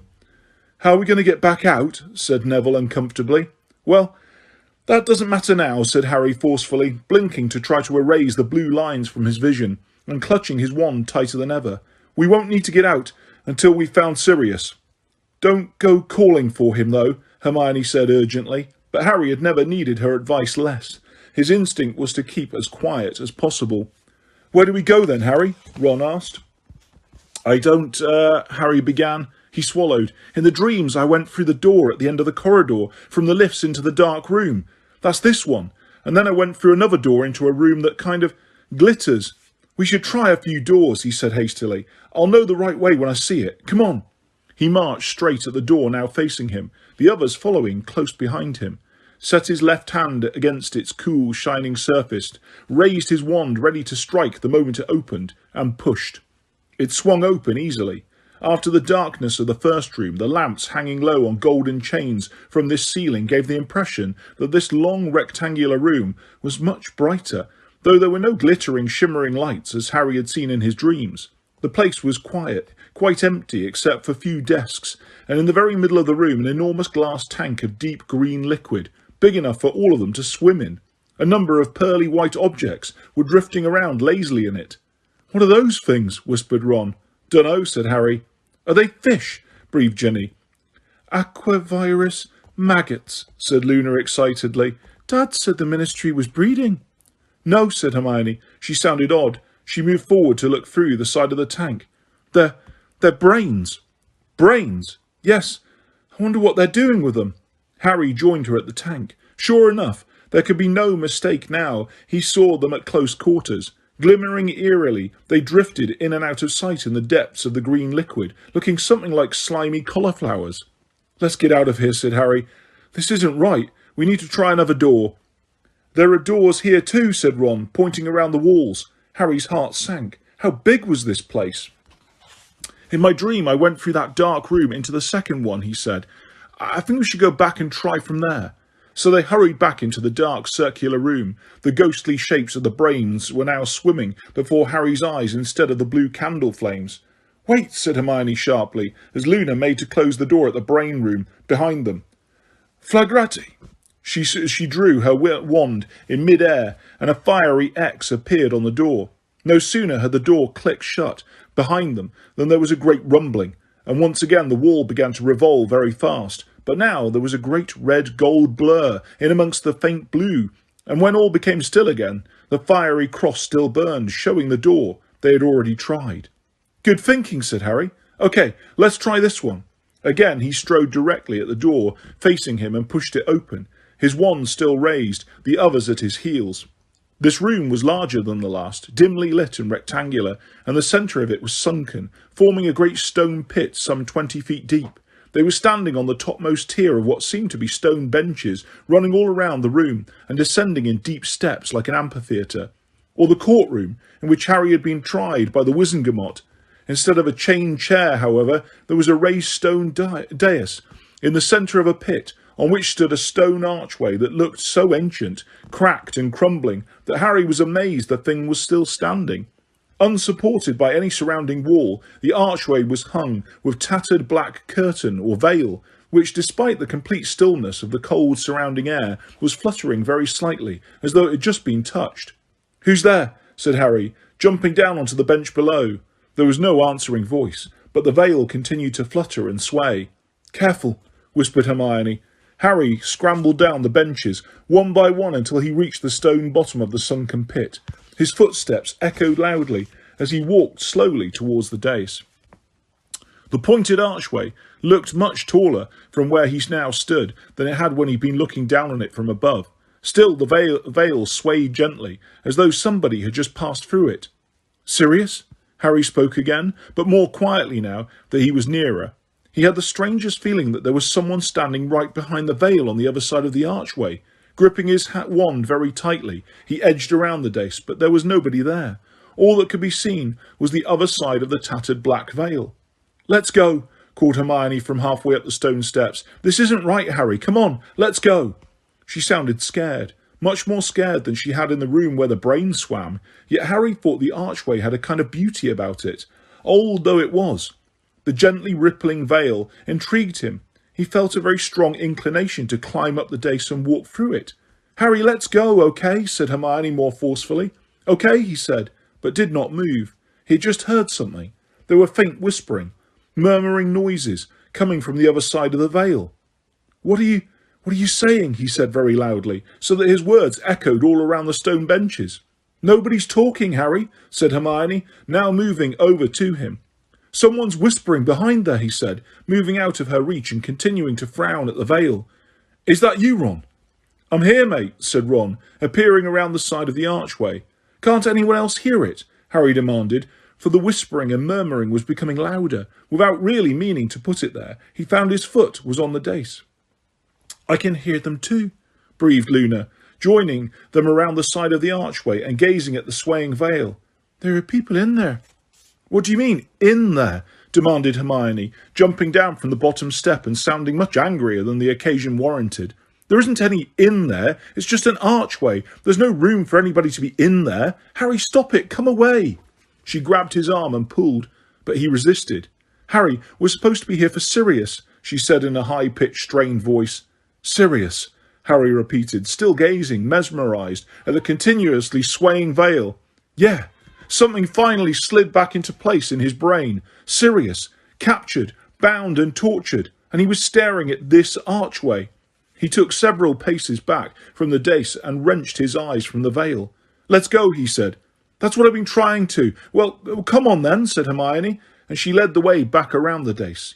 On the other side, Ginny and Neville were staring, apparently entranced at the veil too. Without speaking, Hermione took hold of Ginny's arm. Ron grabbed Neville's, and they marched them firmly back to the lowest stone bench and clambered all the way back up to the door. "What do you reckon that arch was?" Harry asked Hermione, as they regained the dark circular room. "I don't know, but whatever it was dangerous," she said firmly, again inscribing a fiery cross on the door. Once more the wall spun and became still again. Harry approached another door at random and pushed. It did not move. "What's wrong?" said Hermione. "It's locked," said Harry, throwing his weight at the door, but it didn't budge. "This is it then, isn't it?" said Ron excitedly, joining Harry in the attempt to force the door open. "Bound to be." "Get out of the way," said Hermione sharply. She pointed her wand at the place where a lock would have been on an ordinary door and said, "Alahomara."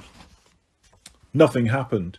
"Sirius's knife," said Harry. He pulled it out from inside his robes and slid it into the crack between the door and the wall. The others all watched eagerly as he ran it from top to bottom, withdrew it, and then flung his shoulder open at the door. It remained as firmly shut as ever. What was more, when Harry looked down at the knife, he saw the blade had melted. "Right, we're leaving that room," said Hermione decisively. "But what if that's the one?" said Ron, staring at it with a mixture of apprehension and longing. "It can't be. Harry could get through all the doors in his dreams," said Hermione, marking the door with another fiery cross as Harry replaced the now useless handle of Sirius's knife in his pocket. "You know what could be in there?" said Luna eagerly, as the wall started to spin yet again. "Something blibbering, no doubt," said Hermione under her breath, and Neville gave a nervous little laugh. The wall slid to a halt, and Harry, with a feeling of increasing desperation, pushed the next door open. This is it. He knew it at once by the beautiful, dancing, diamond-sparkling light. As Harry's eyes became accustomed to the brilliant glare, he saw clocks gleaming from every surface, large and small, grandfather and carriage, hanging in spaces between the bookcases or standing on desks, ranging the length of the room, so that a busy, relentless ticking filled the place like thousands of minuscule marching footsteps. The source of the dancing diamond-bright light was a towering crystal bell jar that stood at the far end of the room. This way. Harry's heart was pumping frantically now that they knew they were on the right track. He led the way down the narrow space between the lines of desks, heading, as he had done in his dream, for the source of the light.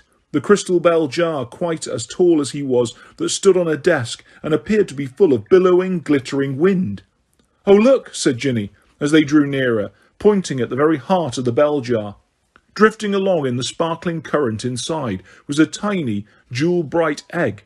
As it rose in the jar, it cracked open, and a hummingbird emerged, which was carried to the very top of the jar. But as it fell on the draught, its feathers became bedraggled and damp again, and by the time it had been borne back to the bottom of the jar, it had been enclosed once more in its egg. "Keep going," said Harry sharply, because Ginny showed signs of wanting to stop and watch the egg's progress back into a bird. "You dawdled enough by that old arch," she said crossly, but followed him past the bell jar to the only door behind it. "This is it," Harry said again, and his heart was now pumping so hard and fast he felt it must interfere with his speech. It's through here." He glanced around at them all. They had their wands out and looked suddenly serious and anxious. He looked back at the door and pushed. It swung open. They were there. They had found the place. High as a church and full of nothing but towering shelves covered in small dusty glass orbs. They glimmered dully in the light, issuing from more candle brackets set at intervals along the shelves.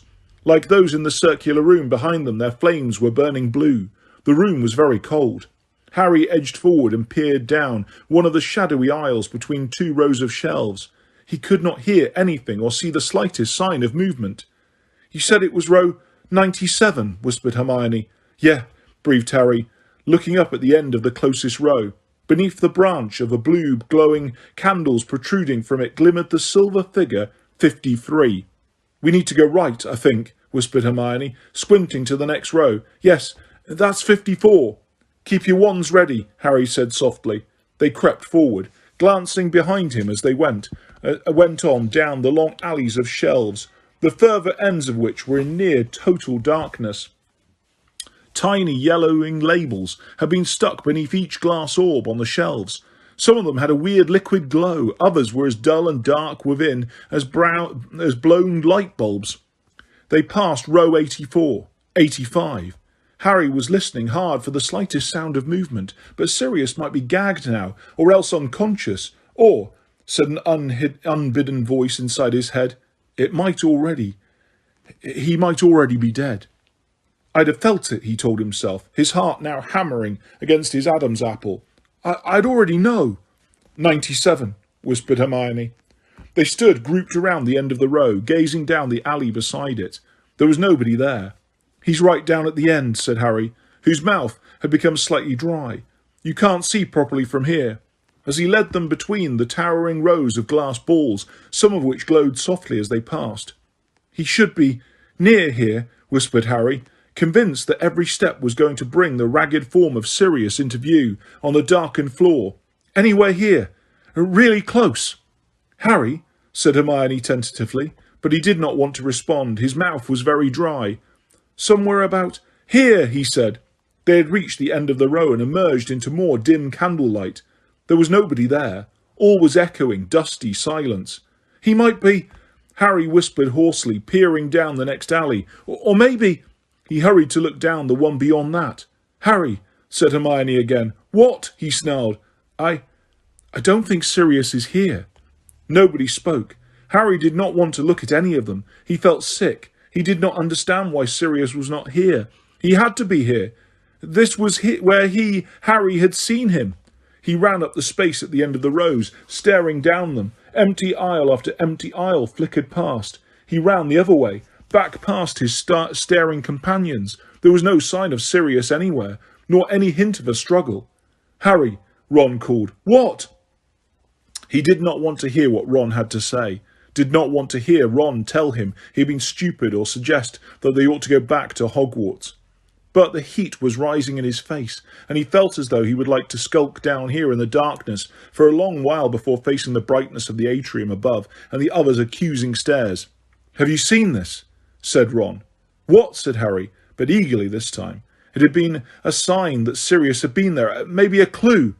He strode back to where they were all standing, a little way down, row 97, but found nothing except Ron staring at one of the dusty glass spheres on the shelf. What? Harry repeated glumly. It's got your name on, said Ron. Harry moved a little closer. Ron was pointing at one of the small glass spheres that glowed with a dull inner light, though it was very dusty and appeared not to have been touched for many years. My name, said Harry blankly. He stepped forwards. Not as tall as Ron, he had to crane his neck to read the yellowish label affixed to the shelf right beneath the dusty glass ball. In spidery writing was a written date of some 16 years previously, and below that, S.P.T. to A.P.W.B.D., Dark Lord, and Harry Potter. Harry stared at it. What is it? Ron asked, sounding unnerved. What's your name doing down here? He glanced along at the other labels on that stretch of shelf. I'm not here, he said, sounding perplexed. None of the rest of us are here. Harry, I don't think you should touch it, said Hermione sharply, as he stretched out his hand. Why not, he said. It's something to do with me, isn't it? Don't, Harry, said Neville suddenly. Harry looked at him. Neville's round face was shining slightly with sweat. He looked as though he could not take much more suspense. It's got my name on, said Harry, and feeling slightly reckless, he closed his fingers around the dusty ball's surface. He had expected it to feel cold, but it did not. On the contrary, it felt as though it had been lying in the sun for hours, as though the glow of light within was warming it, expecting, even hoping that something dramatic was going to happen, something exciting that might make their long and dangerous journey worthwhile after all. Harry lifted the glass ball from its shelf and stared at it. Nothing whatsoever happened. The others moved in closer around Harry, gazing at the orb as he brushed it free of its clogging dust. And then, from right behind them, a drawling voice spoke. Very good, Potter. Now turn around, nice and slowly, and give that to me. Chapter 35. Beyond the Veil. Black shapes were emerging out of thin air all around them, blocking their way left and right. Eyes glinted through slits in hoods. A dozen lit wand tips were pointing directly at their hearts. Ginny gave a gasp of horror. To me, Potter, repeated the drawling voice of Lucius Malfoy as he held out his hand, palm up. Harry's insides plummeted sickeningly. They were trapped and outnumbered 2-1. To me, said Malfoy yet again. Where's Sirius? Harry said. Several of the Death Eaters laughed. A harsh female voice from the midst of the shadowy figures to Harry's left said triumphantly, The Dark Lord always knows. Always, echoed Malfoy softly. Now give me the prophecy, Potter. I want to know where Sirius is. I want to know where Sirius is, mimicked the woman to his left. She and her fellow Death Eaters had closed in so that they were mere feet away from Harry and the others, the light from their wands dazzling Harry's eyes. You've got him, said Harry, ignoring the rising panic in his chest, the dread he had been fighting since they had entered the 97th row. He's here. I know he is. The little baby woke up frightened and thought what it dreamed was true, said the woman in a horrible mock baby voice. Harry felt Ron stir beside him. "Don't do anything," Harry muttered. "Not yet." The woman who had mimicked him let out a raucous scream of laughter. "You hear him? You hear him, giving instructions to the other children as though he thinks of fighting us." "Oh, you don't know Potter as I do, Bellatrix," said Malfoy softly. "He has a great weakness for heroics. The Dark Lord understands this about him. Now give me the prophecy, Potter." "I know Sirius is here," said Harry, though panic was causing his chest to constrict and he felt as though he could not breathe properly. "I know you've got him." More of the Death Eaters laughed, though the woman laughed loudest of all. "It's time you learn the difference between life and dreams, Potter," said Malfoy. "Now give me the prophecy, or we start using wands." "Go on then," said Harry, raising his own wand to chest height. As he did so, the 5 wands of Ron, Hermione, Neville, Ginny and Luna rose on either side of him. The knot in Harry's stomach tightened. If Sirius really was not here, he had led his friends to their deaths for no reason at all. But the Death Eaters did not strike. "Hand over the prophecy and no one need get hurt," said Malfoy coolly. It was Harry's turn to laugh. "Yeah, right," he said. "I give you this. Prophecy is it, and you'll just let us skip off home, will ye?" The words were hardly out of his mouth when the female Death Eater shrieked, "Accio prof!" Harry was just ready for her. He shouted, "Prodigo!" before she had finished her spell, and though the glass sphere slipped into the tips of his fingers, he managed to cling on to it.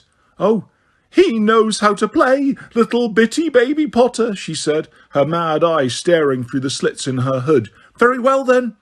"I told you no," Lucius Malfoy roared at the woman. "If you smash it—" Harry's mind was racing.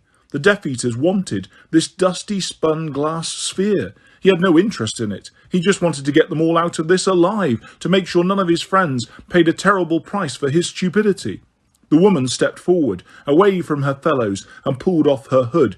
Azkaban had hollowed Bellatrix Lestrange's face, making it gaunt and skull-like, but it was alive with a feverish, fanatical glow. "You need more persuasion," she said, her chest rising and falling rapidly. "Very well, take the smallest one," she ordered the Death Eaters beside her. "Let him watch while we torture the little girl. I'll do it." Harry felt the others close in around Ginny. He stepped sideways so that he was right in front of her, the prophecy held up to his chest. "You'll have to smash this if you want to attack any of us," he told Bellatrix. "I don't think your boss will be too pleased if you come back without it, will he?" She did not move. She merely stared at him, the tip of her tongue moistening her thin mouth. "So," said Harry, "what kind of prophecy are we talking about, anyway?" He could not think what to do but to keep talking. Neville's arm was pressed against his, and he could feel him shaking. He could feel one of the others' quickened breath on the back of his head.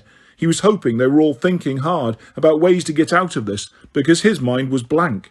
"What kind of prophecy?" repeated Bellatrix, the grin fading from her face. "You jest, Harry Potter."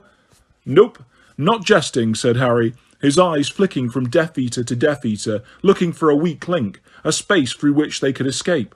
How come Voldemort wants it?" Several of the Death Eaters let out low hisses. "You dare speak his name?" whispered Bellatrix. "Yeah," said Harry, maintaining his tight grip on the glass ball, expecting another attempt to bewitch it from him. "Yeah, I've got no problem with saying "Shut your mouth!" Bellatrix shrieked. "You dare speak his name with your unworthy lips. You dare besmirch it with your half-blood's tongue. You dare—" "Did you know he's half-blood too?" said Harry recklessly. Hermione gave a little moan in his ear. "Voldemort? Yeah, his mother was a witch, but his dad was a muggle. Or has he been telling you lot he's pureblood?" "Stupefy! No!" A jet of red light had shot from the end of Bellatrix Lestrange's wand, but Malfoy had deflected it. His spell caused hers to hit the shelf a foot to the left of Harry, and several of the glass orbs there shattered. 2 figures, pearly white as ghosts, fluid as smoke, unfurled themselves from the fragments of broken glass upon the floor, and each began to speak. Their voices vied with each other, so that only fragments of what they were saying could be heard over Malfoy and Bellatrix's shouts. "All at the solstice will come anew," said the figure of an old, bearded man. "Do not attack! We need the prophecy!" "He dared! He dares!" shrieked Bellatrix incoherently. "He stands there, filthy half-blood!" Wait until we've got the prophecy, bawled Malfoy. And none will come after, said the figure of a young woman. The two figures that had burst from the shattered spheres had melted into thin air. Nothing remained of them, or their erstwhile homes, but fragments of glass upon the floor. They had, however, given Harry an idea. The problem was going to be conveying it to the others. You haven't told me what's so special about this prophecy I'm supposed to be handing over, he said, playing for time. He moved his foot slowly sideways, feeling around for someone else's. Do not play games with us, Potter, said Malfoy. I'm not playing games, said Harry, half his mind on the conversation, half on his wandering foot, and then he found someone's toes and pressed down upon them. A sharp intake of breath behind him told him they were Hermione's. What? She whispered. Dumbledore never told you the reason you bear the scar was hidden in the bowels of the Department of Mysteries? Malfoy sneered. What? Said Harry, and for a moment he quite forgot his plan. What about my scar? What? Whispered Hermione more urgently behind him. Can this be? Said Malfoy, sounding maliciously delighted. Some of the Death Eaters were laughing again, and under cover of their laughter, Harry hissed to Hermione, moving his lips as little as possible. Smash shelves. Dumbledore never told you, Malfoy repeated. Well, this explains why you didn't come earlier, Potter. The Dark Lord wondered why. When I say now. You didn't come running when he showed you the place where it was hidden in your dreams. He thought natural curiosity would make you want to hear the exact wording. Did he? Said Harry. Behind him he felt rather than heard Hermione passing his message to the others, and he sought to keep talking to distract the Death Eaters. So he wanted to come and get me, did he? Why? Why? Malfoy sounded incredulously delighted. Because the only people who are permitted to retrieve a prophecy from the Department of Mysteries, Potter, are those about whom it was made, as the Dark Lord discovered when he attempted to use others to steal it for him. And why did he want to steal a prophecy about me? About both of you, Potter. About both of you. Haven't you ever wondered why the Dark Lord tried to kill you as a baby? Harry stared into the slitted eye holes through which Malfoy's grey eyes were gleaming. Was this prophecy the reason Harry's parents had died? The reason he carried his lightning bolt scar? Was the answer to all of this clutched in his hand? Someone made a prophecy about Voldemort to me, he said quietly, gazing at Lucius Malfoy, his fingers tightening over the warm glass sphere in his hand. It was hardly larger than a snitch, and still gritty with dust. And he's made me come and get it for him. Why couldn't he come and get it himself? Get it himself! Shrieked Bellatrix, over a cackle of mad laughter. The Dark Lord walk into the Ministry of Magic when they are so sweetly ignoring his return. The Dark Lord reveal himself to the Aurors when at that moment they are wasting their time on my dear cousin. So, he's got you doing his dirty work for him, has he? Said Harry, like he tried to get Sturgis to steal it, and Bode. Very good, Potter. Very good, said Malfoy slowly. But the Dark Lord knows you are not unintelligent. Now! Yelled Harry. 5 different voices behind him bellowed, Reducto! 5 curses flew in 5 different directions, and the shelves opposite them exploded as they hit.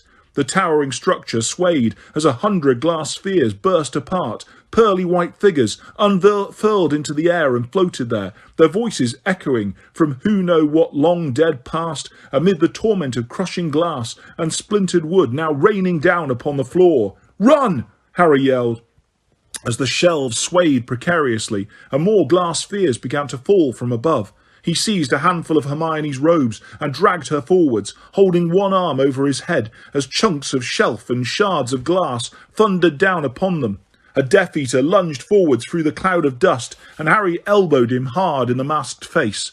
They were all yelling. There were cries of pain and thunderous crashes as the shelves collapsed upon themselves, weirdly echoing fragments of the seers unleashed from their spheres. Harry found the way ahead clear and saw Ron, Ginny and Luna sprint past him, their arms over their heads. Something heavy struck him on the side of the face, but he merely ducked his head and sprinted onwards. A hand caught him by the shoulder. He heard Hermione shout, Stupefy! The hand released him at once.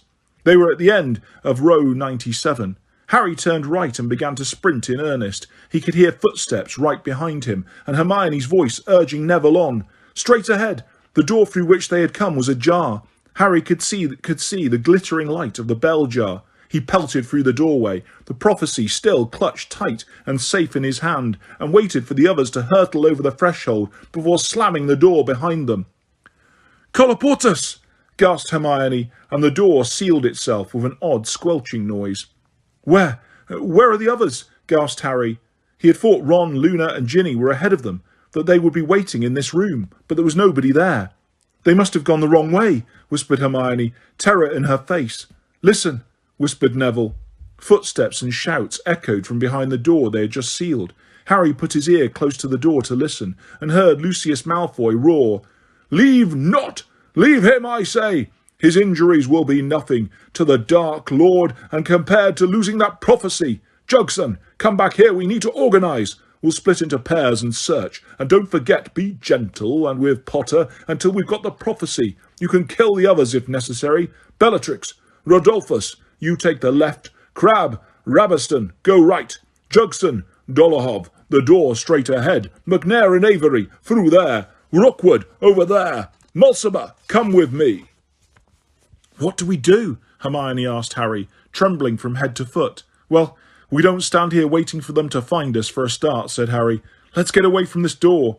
They ran as quietly as they could past the shimmering bell jar where the tiny egg was hatching and unhatching towards the exit into the circular hallway at the far end of the room. They were almost there when Harry heard something large and heavy collide with the door Hermione had charmed shut. "Stand aside," said a rough voice. "Alahomora!" As the door flew open, Harry, Hermione and Neville dived under desks. They could see the bottom of the two Death Eaters' robes drawing nearer, their feet moving rapidly. "They might have run straight through the hall," said the rough voice. "Check under the desks," said another. Harry saw the knees of the Death Eaters bend. Poking his wand out from under the desk, he shouted, "Stupefy!" A jet of red light hit the nearest Death Eater. He fell backwards into a grandfather clock and knocked it over. The second Death Eater, however, had leapt aside to avoid Harry's spell and was pointing his own wand at Hermione, who was crawling out from under the desk to get a better aim. "Avada!" Harry launched himself across the floor and grabbed the Death Eater around the knees, causing him to topple and his aim to go awry. Neville overturned a desk in his anxiety to help, and pointing his wand wildly at the struggling pair, he cried, "Expelliarmus!" Both Harry's and the Death Eater's wands flew out of their hands and soared back towards the entrance to the Hall of Prophecy. Both scrambled to their feet and charged after them, the Death Eater in front, Harry hot on his heels, and Neville bringing up the rear, plainly horror-struck by what he had done. "Get out of the way, Harry!" yelled Neville, clearly determined to repair the damage. Harry flung himself sideways as Neville took aim again and shouted, "Stupefy!" The jet of red light flew right over the Death Eater's shoulder and hit a glass-fronted cabinet on the wall full of variously shaped hourglasses. The cabinet fell to the floor and burst apart, glass flying everywhere, sprang back up onto the wall, fully mended, and then fell down again and shattered. The Death Eater had snatched up his wand, which lay on the floor beside the glittering bell jar. Harry ducked down behind another desk. As the man turned, his mask had slipped so that he couldn't see. He ripped it off with his free hand and shouted, "Stupefy!" screamed Hermione, who had just caught up with them.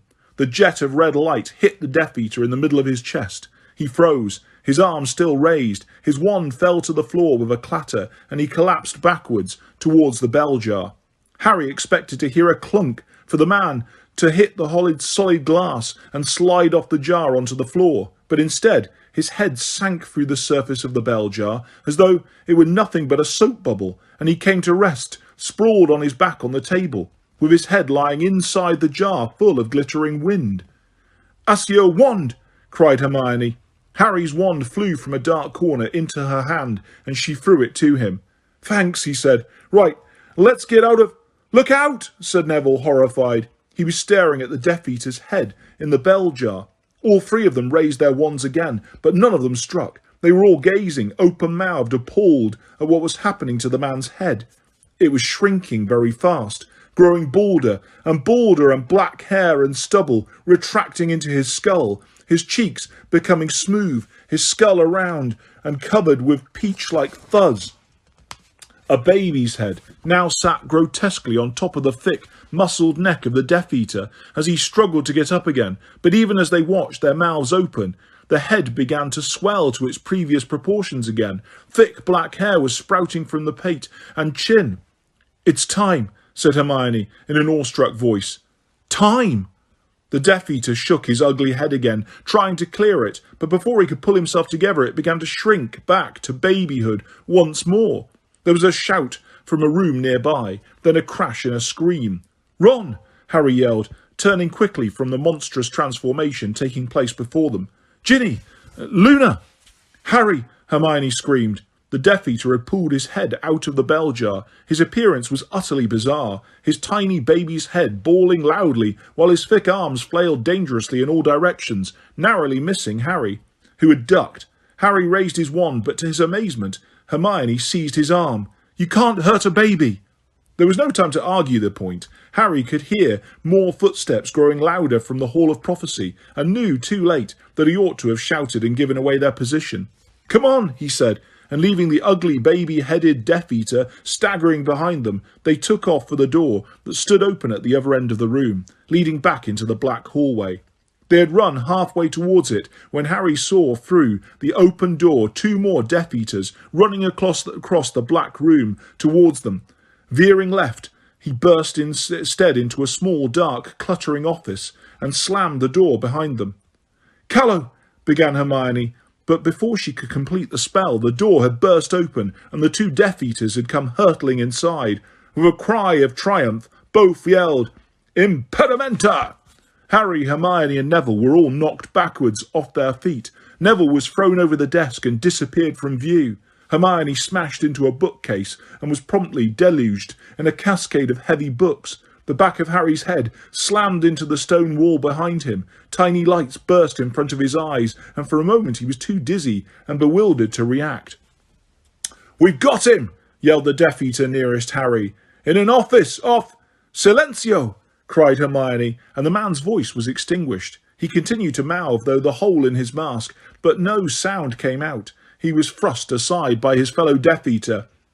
"Petrificus totalis!" shouted Harry, as the second Death Eater raised his wand. His arms and legs snapped together, and he fell forwards, face down onto the rug at Harry's feet, stiff as a board and unable to move.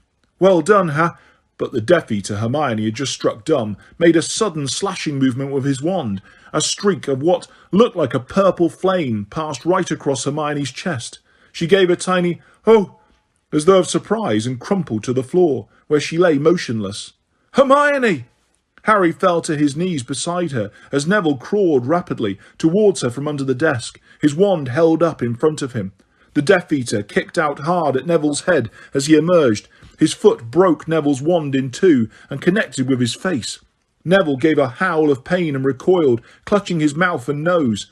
Harry twisted around, his own wand held high, and saw that the Death Eater had ripped off his mask and was pointing his wand directly at Harry, who recognised the long, pale, twisted face from the Daily Prophet, Antonin Dolohov, the wizard who had murdered the Pruitts.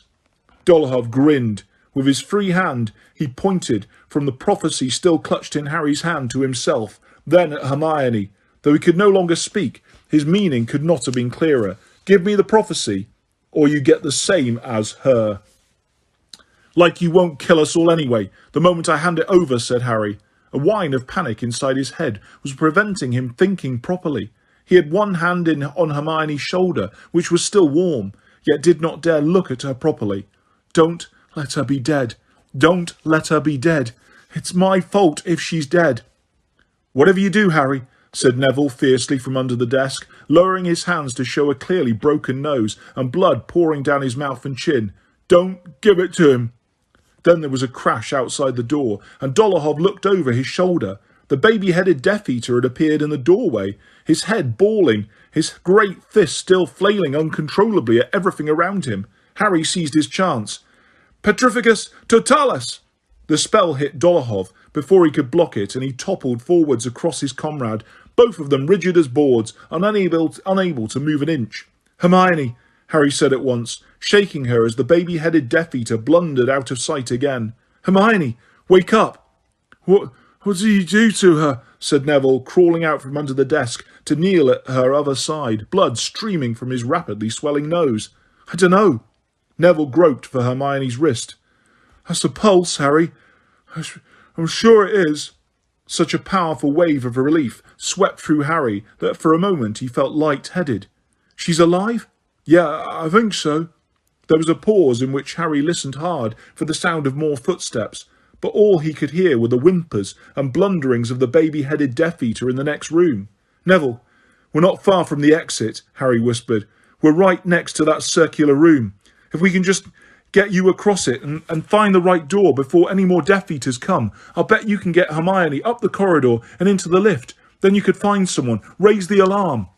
And what are you going to do? Said Neville, mopping his bleeding nose with his sleeve and frowning at Harry. I've got to find the others, said Harry. Well, I'll be going to find them with you, said Neville firmly. But Hermione. We'll take her with us, said Neville firmly. I'll carry her. You're better at fighting them than I am. He stood up and seized one of Hermione's arms, glaring at Harry, who hesitated, then grabbed the other and helped hoist Hermione's limp form over Neville's shoulders. Wait, said Harry, snatching up Hermione's wand from the floor and shoving it into Neville's hand. You'd better take this. Neville kicked aside the broken fragments of his own wand as they walked slowly towards the door. My gran's going to kill me, said Neville thickly, blood spattering from his nose as he spoke. That was my dad's old wand. Harry stuck his head out of the door and looked around cautiously. The baby-headed Death Eater was screaming and banging into things, toppling grandfather clocks and overturning desks, bawling and confused while the glass-fronted cabinet that Harry now suspected had contained time-turners continued to fall, shatter and repair itself on the wall behind them. He's never going to notice us, he whispered. Come on, keep close behind me. They crept out of the office and back towards the door into the black hallway, which now seemed completely deserted. They walked a few steps forwards, Neville tottering slightly due to Hermione's weight. The door of the time room swung shut behind them, and the walls began to rotate once more. The recent blow on the back of Harry's head seemed to have unsteadied him. He narrowed his eyes, swaying slightly, until the walls stopped moving again. With a sinking heart, Harry saw that Hermione's fiery crosses had faded from the doors. So, which way do you reckon? But before they could make a decision as to which way to try, a door to their right sprang open, and 3 people fell out of it. Ron! Croaked Harry, dashing towards them. Ginny, are you all... Harry, said Ron, giggling weakly, lurching forwards, seizing the front of Harry's robes and gazing at him with unfocused eyes. There you are. You look funny, Harry. You're all messed up. Ron's face was very white, and something dark was trickling from the corner of his mouth. Next moment his knees had given way, but he still clutched the front of Harry's robes, so that Harry was pulled into a kind of bow. Ginny, Harry said fearfully, what happened? But Ginny shook her head and slid down the wall into a sitting position, panting and holding her ankle. I think her ankle's broken. I heard something crack, whispered Luna, who was bending over her and who alone seemed to be unhurt. 4 of them chased us into a dark room full of planets. It was a very odd place. Some of the time we were just floating in the dark. Harry, we saw Uranus up close, said Ron, still giggling feebly. Get it, Harry? We saw Uranus. A bubble of blood grew at the corner of Ron's mouth and burst. Anyway, one of them grabbed Ginny's foot. I used the reductor curse and blew up Pluto in his face, but... Luna gestured hopelessly at Ginny, who was breathing in a very shallow way, her eyes still closed. And what about Ron? Said Harry fearfully, as Ron continued to giggle, still hanging off the front of Harry's robes. I don't know what they hit him with, said Luna sadly, but he's gone a bit funny. I can hardly get him along at all. Harry, said Ron, pulling Harry's ear down to his mouth and still giggling weakly. You know who this girl is, Harry? She's loony. Loony Lovegood. We've got to get out of here, said Harry firmly. Luna, can you help Ginny? Yes, said Luna, sticking her wand behind her ear for safekeeping, then putting an arm around Ginny's waist and pulling her up. It's only my ankle. I can do it myself, said Ginny impatiently, but next moment she had collapsed sideways and grabbed Luna for support. Harry pulled Ron's arm over his shoulder just as, so many months ago, he had pulled Dudley's. He looked around. They had a 1 in 12 chance of getting that exit right first time. He heaved Ron towards a door. They were within a few feet of it when another door across the hall burst open and the 3 Death Eaters sped in, led by Bellatrix Lestrange. "There they are!" she shrieked. Stunning spells shot across the room. Harry smashed his way through the door ahead, flung Ron unceremoniously from him, and ducked back to help Neville in with Hermione.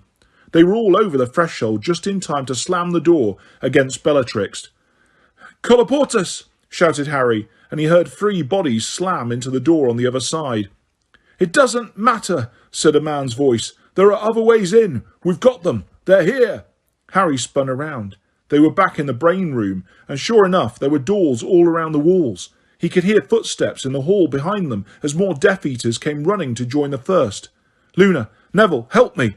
The 3 of them tore around the room, sealing the doors as they went. Harry crashed into a table and rolled over the top of it in his haste to reach the next door. "Colloportus!" There were footsteps running along behind the doors. Every now and then another heavy body would launch itself against one, so it creaked and shuddered. Luna and Neville were bewitching the doors along the opposite wall. Then, as Harry reached the very top of the room, he heard Luna cry, "Collo! Ah!" He turned in time to see her flying through the air. 5 Death Eaters were surging into the room through the door she had not reached in time. Luna hit a desk, slid over its surface and onto the floor on the other side, where she lay sprawled, as still as Hermione. "Get Potter!" shrieked Bellatrix, and she ran at him. He dodged her and sprinted back up the room. He was safe as long as they thought they might hit the prophecy. "Hey," said Ron, who had staggered to his feet and was now tottering drunkenly towards Harry, giggling. Hey, Harry, there are brains in here. Isn't that weird, Harry?" "Ron, get out of the way, get down." But Ron had already pointed his wand at the tank. "Honest, Harry, the brains, look. Accio brain." The scene seemed momentarily frozen. Harry, Ginny and Neville and each of the Death Eaters turned in spite of themselves to watch the top of the tank as a brain burst from the green liquid like a leaping fish. For a moment it seemed suspended in mid-air, then it soared towards Ron, spinning as it came, and what looked like ribbons of moving images flew from it, unravelling like rolls of film. "Ha ha! Harry, look at it," said Ron, watching it disgorge its gaudy innards. "Harry, come and touch it. Bet it's weird." "Ron, no!" Harry did not know what would happen if Ron touched the tentacles of thought now flowing behind the brain, but he was sure it would not be anything good. He darted forwards, but Ron had already caught the brain in his outstretched hands. The moment they made contact with his skin, the tentacles began wrapping themselves around Ron's arm like ropes. "Harry, look what's happened. No, I don't like it. No, stop. But the thin ribbons were spinning around Ron's chest now. He tugged and tore at them as the brain was pulled tight against him like an octopus's body. "Defendo!" yelled Harry, trying to sever the feelers wrapping themselves tightly around Ron before his eyes, but they could not break. Ron fell over, still thrashing against his bonds. "Harry, it'll suffocate him," screamed Ginny, immobilised by her broken ankle on the floor. Then a jet of red light flew from one of the Death Eater's wands and hit her squarely in the face. She keeled over sideways and lay there unconscious. "Stupefy!" shouted Neville, wheeling around and waving Hermione's wand at the oncoming Death Eaters. "Stupefy! Stupefy!" But nothing happened. One of the Death Eaters shot their own stunning spell at Neville. It missed him by inches. Harry and Neville were now the only 2 left, fighting the 5 Death Eaters. Two of whom sent off streams of silver light like arrows which missed but left craters in the wall behind them. Harry ran for it as Bellatrix Lestrange raced right at him. Holding the prophecy high above his head, he sprinted back up the room. All he could think of doing was to draw the Death Eaters away from the others. It seemed to have worked. They streaked after him, knocking chairs and tables flying, but not daring to bewitch him in case they hurt the prophecy, and he dashed through the only door still open, the one through which the Death Eaters themselves had come, inwardly praying that Neville would stay with Ron and find some way of releasing him. He ran a few feet into the new room and felt the floor vanish. He was falling down steep stone step after steep stone step, bouncing on every tier until at last, with a crash that knocked all the breath out of his body, he landed flat on his back, in the sunken pit where the stone archway stood on its base. The whole room was ringing with the Death Eater's laughter. He looked up and saw the 5 who had been in the brain room descending towards him, while as many more emerged through other doorways and began leaping from bench to bench towards him. Harry got to his feet, though his legs were trembling so badly they barely supported him. The prophecy was still unbroken in his left hand. His wand clutched tightly in his right. He backed away, looking around, trying to keep all the Death Eaters within his sight. The back of his legs hit something solid. He had reached the dais where the archway stood. He climbed backwards onto it. The Death Eaters all halted, gazing at him. Some were panting as hard as he was. One was bleeding badly. Dolohov, freed of the body bind curse, was leering, his wand pointing straight at Harry's face. "Potter, your race is run," drawled Lucius Malfoy, pulling off his mask. "Now hand me the prophecy like a good boy." Let the others go, and I'll give it to you," said Harry desperately. A few of the Death Eaters laughed. "You are not in a position to bargain, Potter," said Lucius Malfoy, his pale face flushed with pleasure. "You see, there are 10 of us, and only 1 of you. Or hasn't Dumbledore ever taught you how to count?" "He's not alone," shouted a voice from above them. "He's still got me." Harry's heart sank. Neville was scrambling down the stone benches towards them, Hermione's wand held fast in his trembling hand. "Neville, no! Go back to Ron!" "Stupefy!" Neville shouted again, pointing his wand at each Death Eater in turn. "Stupefy! One of the largest Death Eaters seized Neville from behind, pinioning his arms to his sides. He struggled and kicked. Several of the Death Eaters laughed. "It's Longbottom, isn't it?" sneered Lucius Malfoy. "Well, your grandmother is used to losing family members to our cause. Your death will not come as a great shock." "Longbottom!" repeated Bellatrix, with a truly evil smile lit her gaunt face. "Why, I have had the pleasure of meeting your parents, boy." "I know you have," roared Neville, and he fought so hard against his captor's encircling grip that the Death Eater shouted, "Someone stun him!" "No, no, no," said Bellatrix. She looked transported, alive with excitement, as she glanced at Harry, then back at Neville. "No, let's see how long Longbottom lasts before he cracks like his parents, unless Potter wants to give us the prophecy." "Don't give it to them," roared Neville, who seemed beside himself, kicking and writhing as Bellatrix drew nearer to him and his captor, her wand raised. "Don't give it to him, Harry." Bellatrix raised her wand. "Crucio!" Neville screamed, his legs drawn up to his chest, so that the Death Eater holding him was momentarily holding him off the ground. The Death Eater dropped him, and he fell to the floor, twitching and screaming in agony. "That was just a taster," said Bellatrix, raising her wand so that Neville's screams stopped and he lay sobbing at her feet. She turned and gazed up at Harry. "Now, Potter, either give us the prophecy or watch your little friend die the hard way." Harry did not have to think. There was no choice. The prophecy was hot with the heat of his clutching hand as he held it out. Malfoy jumped forwards to take it. Then, high above them, 2 more doors burst open and 5 more people sprinted into the room. Sirius, Lupin, Moody, Tonks, and Kingsley. Malfoy turned and raised his wand, but Tonks had already sent a stunning spell right at him. Harry did not wait to see whether it had made contact, but dived off the dais out of the way. The Death Eaters were completely distracted by the appearance of the members of the Order, who were now raining spells down upon them as they jumped from step to step towards the sunken floor. Through the darting bodies, the flashes of light, Harry could see Neville crawling along. He dodged another jet of red light and flung himself flat on the ground to reach Neville. "Are you okay?" he yelled, as another spell roared inches over their heads. "Yes," said Neville, trying to pull himself up. "And Ron?" "I think he's all right. He was still fighting the brain when I left." The stone floor between them exploded as a spell hit it, leaving a crater right where Neville's hand had been only seconds before. Both scrambled away from the spot. Then a thick arm came out of nowhere, seized Harry around the neck, and pulled him upright, so that his toes were barely touching the floor. "Give it to me," growled a voice in his ear. "Give me the prophecy." The man was pressing so tightly on Harry's windpipe that he could not breathe. Through watering eyes, he saw Sirius duelling with a Death Eater some 10 feet away. Kingsley was fighting two at once. Tonks, still halfway up the tiered seats, was firing spells down at Bellatrix. Nobody seemed to realise that Harry was dying. He turned his wand backwards towards the man's side, but he had no breath to utter an incantation, and the man's free hand was groping towards the hand in which Harry was grasping the prophecy. Ah! Neville had come lunging out of nowhere. Unable to articulate a spell, he had jabbed Hermione's wand hard into the eye-hole of the Death Eater's mask.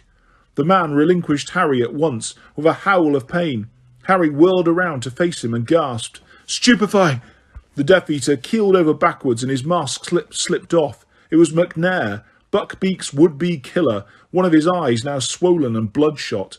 "Thanks," Harry said to Neville, pulling him aside as Sirius and his Death Eater lurched past, duelling so fiercely that their wands were blurs. Then Harry's foot made contact with something round and hard as he slipped. For a moment he thought he had dropped the prophecy, but then he saw Moody's magical eye spinning away across the floor. Its owner was lying on his side, bleeding from the head, and his attacker was now bearing down upon Harry and Neville. Dolohov, his long pale face twisted with glee. "Tarantalegra!" he shouted, and his wand pointed at Neville, whose legs went immediately into a kind of frenzied tap dance, unbalancing him and causing him to fall to the floor again. "Now, Potter!"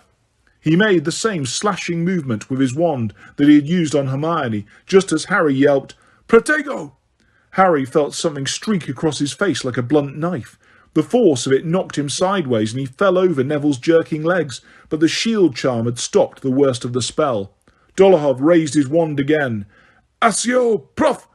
Sirius had hurtled out of nowhere, rammed Dolohov with his shoulder and sent him flying out of the way. The prophecy had again flown to the tips of Harry's fingers, but he had managed to cling on to it.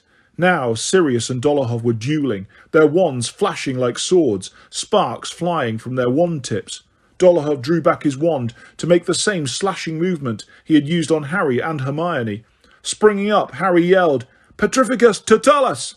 Once again Dolohov's arms and legs snapped together, and he keeled over backwards, landing with a crash on his back. "Nice one!" shouted Sirius, forcing Harry's head down as a pair of stunning spells flew towards them. "Now, I want you to get out of—" They both ducked again. A jet of green light had narrowly missed Sirius. Across the room, Harry saw Tonks fall from halfway up the stone steps, her limp form toppling from stone seat to stone seat, and Bellatrix, triumphant, running back towards the fray. "Harry, take the prophecy, grab Neville and run!" Sirius yelled, dashing to meet Bellatrix. Harry did not see what happened next. Kingsley swayed across his field of vision, battling with the pock-marked and no longer masked Rookwood. Another jet of green light flew over Harry's head as he launched himself towards Neville. "Can you stand?" he bellowed in Neville's ear, as Neville's legs jerked and twitched uncontrollably. "Put your arm around my neck." Neville did so. Harry heaved. Neville's legs were still flying in every direction. They would not support him. And then, out of nowhere, a man lunged at them. Both fell backwards, Neville's legs waving wildly like an overturned beetle's. Harry, with his left arm held up in the air to try to save the small glass ball from being smashed. "The prophecy! Give me the prophecy, Potter!" snarled Lucius Malfoy's voice in his ear, and Harry felt the tip of Malfoy's wand pressing hard between his ribs. "No! Get off me! Neville, catch it!" Harry flung the prophecy across the floor. Neville spun himself around on his back and scooped the ball to his chest. Malfoy pointed the wand instead at Neville, but Harry jabbed his own wand back over his shoulder and yelled, "Impedimenta!" Malfoy was blasted off his back. As Harry scrambled up again, he looked around and saw Malfoy smash into the dais on which Sirius and Bellatrix were now duelling. Malfoy aimed his wand at Harry and Neville again, but before he could draw breath to strike, Lupin had jumped between them. "Harry, round up the others and go!" Harry seized Neville by the shoulder of his robes and lifted him bodily onto the first tier of stone steps. Neville's legs twitched and jerked and would not support his weight. Harry heaved again with all the strength he possessed, and they climbed another step. A spell hit the stone bench at Harry's heel. It crumbled away, and he fell back to the step below. Neville sank onto the bench above, his legs still jerking and thrashing, and he thrust the prophecy into his pocket. "Come on," said Harry desperately, hauling at Neville's robes. "Just try and push your legs." He gave another stupendous heave, and Neville's robes tore all along the left seam. The small, spun-glass ball dropped from his pocket, and before either of them could catch it, one of Neville's floundering feet kicked it. It flew some 10 feet to their right and smashed on the step beneath them. As both of them stared at the place where it had broken, appalled at what had happened, a pearly white figure with hugely magnified eyes rose into the air, unnoticed by any but them. Harry could see its mouth moving, but in all the crashes and screams and yells surrounding them, not one word of the prophecy could be heard. The figure stopped speaking and dissolved into nothingness. "Harry, I'm sorry," cried Neville, his face anguished as his legs continued to flounder. "I'm so sorry, Harry. I didn't mean to." "It doesn't matter," Harry shouted. "Just try and stand. Let's get out of—" "Dumbledore," said Neville, his sweaty face suddenly transported, staring over Harry's shoulder. "What?" "Dumbledore!" Harry turned to look where Neville was staring. Directly above them, framed in the doorway from the brain room, stood Albus Dumbledore, his wand aloft, his face white and furious. Harry felt a kind of electric charge surge through every particle of his body. They were saved. Dumbledore had already sped past Neville and Harry, who had no more thoughts of leaving. When the Death Eaters nearest realised Dumbledore was there and yelled to the others, one of the Death Eaters ran for it, scrabbling like a monkey up the stone steps opposite. Dumbledore's spell pulled him back as easily and effortlessly as though he had hooked him with an invisible line. Only one pair was still battling, apparently unaware of the new arrival. Harry saw Sirius duck Bellatrix's jet of red light. He was laughing at her. "Come on! You can do better than that!" he yelled, his voice echoing around the cavernous room. The second jet of light hit him squarely on the chest. The laughter had not quite died from his face, but his eyes widened in shock. Harry released Neville, though he was unaware of doing so. He jumped to the ground, pulling out his wand, as Dumbledore too turned towards the dais. It seemed to take Sirius an age to fall. His body curved in a graceful arc as he sank backwards through the ragged veil hanging from the arch. Harry saw the look of mingled fear and surprise on his godfather's wasted, once handsome face as he fell through the ancient doorway and disappeared behind the veil, which fluttered for a moment as though in a high wind, and then fell back into place. Harry heard Bellatrix Lestrange's triumphant scream, but knew it meant nothing. Sirius had only just fallen through the archway. He would reappear from the other side any second. But Sirius did not reappear. "Sirius!" Harry yelled. "Sirius!" Harry's breath was coming in searing gasps. Sirius must be just behind the curtain.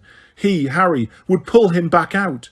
But as he sprinted towards the dais, Lupin grabbed Harry around the chest, holding him back. "There's nothing you can do, Harry." "Get him. Save him. He's only just gone through." "It's too late, Harry." "We can still reach him." Harry struggled hard and viciously, but Lupin would not let go. "There's nothing you can do, Harry. Nothing. He's gone." Chapter 36. The only one he ever feared. "He hasn't gone!" Harry yelled. He did not believe it. He would not believe it. Still he fought Lupin with every bit of strength he had. Lupin did not understand. People hid behind that curtain. Harry had heard them whispering the first time he'd entered the room. Sirius was hiding, simply lurking out of sight. "Sirius!" he bellowed. "Sirius!" "He can't come back, Harry," said Lupin, his voice breaking as he struggled to contain Harry. "He can't come back, because he is not dead," roared Harry. "Sirius!" There was movement going on around them, pointless bustling, the flashes of more spells. To Harry it was meaningless noise. The deflected curses flying past them did not matter. Nothing mattered except that Lupin should stop pretending that Sirius, who was standing feet from them behind that old curtain, was not going to emerge at any moment, shaking back his dark hair and eager to re-enter the battle. Lupin dragged Harry away from the dais. Harry, still staring at the archway, was angry at Sirius now for keeping him waiting. But some part of him realised, even as he fought to break free from Lupin, that Sirius had never kept him waiting before. Sirius had risked everything, always to see Harry, to help him. If Sirius was not reappearing out of the archway when Harry was yelling for him as though his life depended on it, the only possible explanation was that he could not come back, that he really was. Dumbledore had most of the remaining Death Eaters grouped in the middle of the room, seemingly immobilised by invisible ropes. Mad-Eye Moody had crawled across the room to where Tonks lay and was attempting to revive her. Behind the dais there were still flashes of light, grunts and cries. Kingsley had run forward to continue Sirius's duel with Bellatrix. "Harry!" Neville had slid down the stone benches one by one to a place where Harry stood. Harry was no longer struggling against Lupin, who maintained a precautionary grip on his arm nevertheless. "Harry, I'm really sorry," said Neville. His legs were still dancing uncontrollably. Was that bad? Was that Sirius Black? A friend of yours?" Harry nodded. "Here," said Lupin quietly, and pointing his wand at Neville's legs, he said, "Finite!" The spell was lifted. Neville's legs fell back to the floor and remained still. Lupin's face was pale. Let's find the others. Where are they all, Neville?" Lupin turned away from the archway as he spoke. It sounded as though every word was causing him pain. They're all back there," said Neville. A brain attacked Ron, but I think it's all right, and Hermione's unconscious, but we could feel a pulse." There was a loud bang and a yell from behind the dais. Harry saw Kingsley hit the ground, yelling in pain. Bellatrix Lestrange turned tail and ran as Dumbledore whipped around. He aimed a spell at her, but she deflected it. She was halfway up the steps now. "Harry! No!" cried Lupin, but Harry had already ripped his arm from Lupin's slackened grip. "She killed Sirius!" bellowed Harry. "She killed him! I'll kill her!" And he was off, scrambling up the stone benches. People were shouting behind him, but he did not care. The hem of Bellatrix's robes whipped out of sight ahead, and they were back in the room where the brains were swimming. She aimed a curse over her shoulder. The tank rose into the air and tipped. Harry was deluged in the foul-smelling potion within. The brains slipped and slid over him and began spinning their long-coloured tentacles, but he shouted, "Wingardium Leviosa!" and they flew off him, up into the air, slipping and sliding. He ran on towards the door. He leapt over Luna, who was groaning on the floor, past Ginny, who said, "Harry, what?" Past Ron, who giggled feebly, and Hermione, who was still unconscious. He wrenched open the door into the circular black hall and saw Bellatrix disappearing through a door on the other side of the room. Beyond her was the corridor leading back to the lifts. He ran, but she had slammed the door behind her, and the walls were already rotating. Once more he was surrounded by streaks of blue light from the whirling candelabra. "Where's the exit?" he shouted desperately, as the wall rumbled to a halt again. "Where's the way out?" The room seemed to have been waiting for him to ask. The door right behind him flew open, and the corridor towards the lifts stretched ahead of him, torch lit and empty. He ran. He could hear a lift clattering ahead. He sprinted up the passageway, swung around the corner, and slammed his fist on the button to call a second lift. It jangled and banged lower and lower. The grills slid open, and Harry dashed inside, now hammering the button marked Atrium. The doors slid shut, and he was rising. He forced his way out of the lift before the grills were fully open and looked around. Bellatrix was almost at the telephone lift at the other end of the hall, but she looked back as he sprinted towards her and aimed another spell at him. He dodged behind the fountain of magical brethren. The spell zoomed past him and hit the wrought gold gates at the other end of the atrium, so that they rang like bells. There were no more footsteps. She had stopped running. He crouched behind the statues, listening. Come out, little Harry," she called in her mock baby voice, which echoed off the polished wooden floors. "What did you come after me for, then? I thought you were here to avenge my dear cousin." "I am," shouted Harry, and a score of ghostly Harrys seemed to chorus, "I am," all around the room. "Ah! Did you love him, little baby Potter?" Hatred rose in Harry, such as he had never known before. He flung himself out from behind the fountain and bellowed, "Crucio!" Bellatrix screamed. The spell had knocked her off her feet. But she did not writhe and shriek with pain as Neville had. She was already back on her feet, breathless, no longer laughing. Harry dodged behind the golden fountain again. Her counterspell hit the head of the handsome wizard, which was blown off, and landed 20 feet away, gouging long scratches into the wooden floor. "Never used an unforgivable curse before, have you? Boy," she yelled. She had abandoned her baby voice now. "You need to mean them, Potter. You need to really want to cause pain, to enjoy it. Righteous anger won't hurt me for long. I'll show you how it's done. Shall I? I'll give you a lesson." Harry was edging around the fountain on the other side when she screamed, "Crucio!" and he was forced to duck down again as the centaur's arm holding its bow it spun off and landed with a crash on the floor a short distance from the golden wizard's head. "Potter, you cannot win against me," she cried. He could hear her moving to the right, trying to get a clear shot of him. He backed around the statue away from her, crouching behind the centaur's legs, his head level with the house elves. "I was and am the Dark Lord's most loyal servant. I learned the dark arts from him, and I know spells of such power that you, pathetic little boy, can never hope to compete." "Stupefy!" yelled Harry. He had edged right around to where the goblin stood, beaming up at the now headless wizard, and taken aim at her back as she peered around the fountain. She reacted so fast, he barely had time to duck. "Protego!" The jet of red light, his own stunning spell, bounced back at him. Harry scrambled back behind the fountain, and one of the goblin's ears went flying across the room. "Potter, I'm going to give you one chance," shouted Bellatrix. "Give me the prophecy, roll it out towards me now, and I may spare your life." "Well, you're going to have to kill me because it's gone," Harry roared, and as he shouted it, pain seared across his forehead. His scar was on fire again, and he felt a surge of fury that was quite unconnected with his own rage.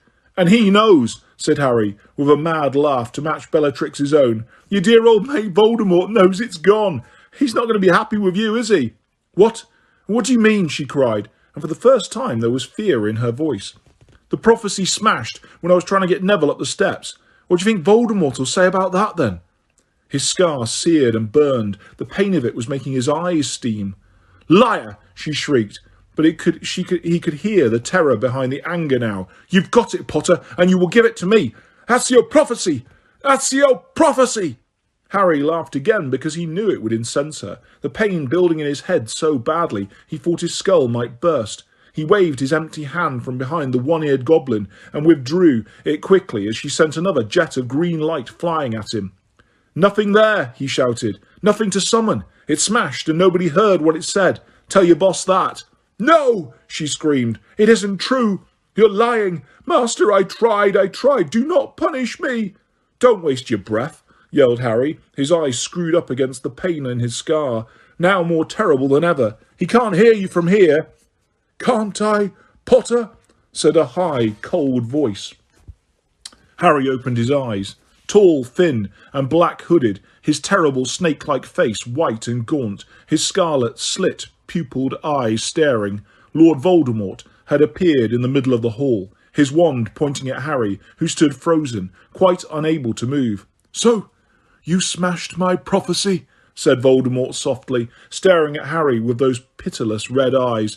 "No, Bella, he is not lying. I see the truth looking at me from within his worthless mind. Months of preparation, months of effort, and my Death Eaters have let Harry Potter thwart me again. Master, I am sorry. I knew not. I was fighting with Animagus Black," sobbed Bellatrix, flinging herself down at Voldemort's feet as he paced slowly nearer. "Master, you should know." "Be quiet, Bella," said Voldemort dangerously. "I shall deal with you in a moment. Do you think I have entered the Ministry of Magic to hear your snivelling apologies?" "But, Master, he is here. He is below." Voldemort paid no attention. "I have nothing more to say to you, Potter," he said quietly. "You have irked me too often, for too long. Avada Kedavra!"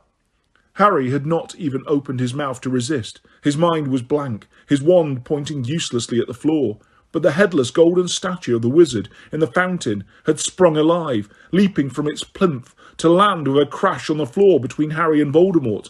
The spell merely glanced off its chest as the statue flung out its arms to protect Harry. "What?" cried Voldemort, staring around, and then he breathed. "Dumbledore!" Harry looked around him, his heart pounding. Dumbledore was standing in front of the golden gates. Voldemort raised his wand, and another jet of green light streaked at Dumbledore, who turned and was gone in a whirling of his cloak. Next second, he had reappeared behind Voldemort and waved his wand towards the remnants of the fountain. The other statues sprang to life. The statue of the witch ran at Bellatrix, who screamed and sent spells streaming uselessly off its chest, before it dived at her, pinning her to the floor. Meanwhile, the goblin and the house elf scuttled towards the fireplaces set along the wall, and the one-armed centaur galloped at Voldemort, who vanished and reappeared beside the pool. The headless statue thrust Harry backwards, away from the fight, as Dumbledore advanced on Voldemort, and the golden centaur cantered around them both. "It was foolish to come here tonight, Tom," said Dumbledore calmly. "The Aurors are on their way." "By which time I shall be gone, and you will be dead," spat Voldemort. He sent another killing curse at Dumbledore, but missed, instead hitting the security guard's desk, which burst into flame. Dumbledore flicked his own wand. The force of the spell that emanated from it was such that Harry, though shielded by his golden guard, felt his hair stand on end as it passed, and this time Voldemort was forced to conjure a shining silver shield out of thin air to deflect it. The spell, whatever it was, caused no visible damage to the shield, though a deep gong-like note reverberated from it, an oddly chilling sound. "You do not seek to kill me, Dumbledore," called Voldemort. His scarlet eyes narrowed over the top of the shield. "Above such brutality, are you?" "We both know that there are other ways of destroying a man, Tom," Dumbledore said calmly, continuing to walk towards Voldemort as though he had not a fear in the world, as though nothing had happened to interrupt his stroll up the hall. "Merely taking your life would not satisfy me. I admit there is nothing worse than death, Dumbledore," snarled Voldemort. "You are quite wrong," said Dumbledore, still closing in upon Voldemort and speaking as lightly as though they were discussing the matter over drinks. Harry felt scared to see him walking alone, undefended, shieldless. He wanted to cry out a warning, but his headless guard kept shunting him backwards towards the wall, blocking his every attempt to get out from behind it. "Indeed, your failure to understand that there are things much worse than death has always been your greatest weakness." Another jet of green light flew from behind the silver shield. This time it was the one-armed centaur galloping in front of Dumbledore that took the blast and shattered it into 100 pieces. But before the fragments had even hit the floor, Dumbledore had drawn back his wand and waved it as though brandishing a whip. A long, thin flame flew from the tip. It wrapped itself around Voldemort, shield and all. For a moment it seemed Dumbledore had won, but then the fiery rope became a serpent, which relinquished its hold on Voldemort at once and turned, hissing furiously, to face Dumbledore. Voldemort vanished. The snake reared from the floor, ready to strike. There was a burst of flame in mid-air above Dumbledore, just as Voldemort reappeared, standing on the plinth of the middle of the pool, where so recently the 5 statues had stood. "Look out!" Harry yelled. But even as he shouted, another jet of green light flew at Dumbledore from Voldemort's wand, and the snake struck. Fawkes swooped down in front of Dumbledore, opened his beak wide, and swallowed the jet of green light whole. He burst into flame and fell to the floor, small, wrinkled, and flightless. At the same moment, Dumbledore brandished his wand in one long, fluid movement.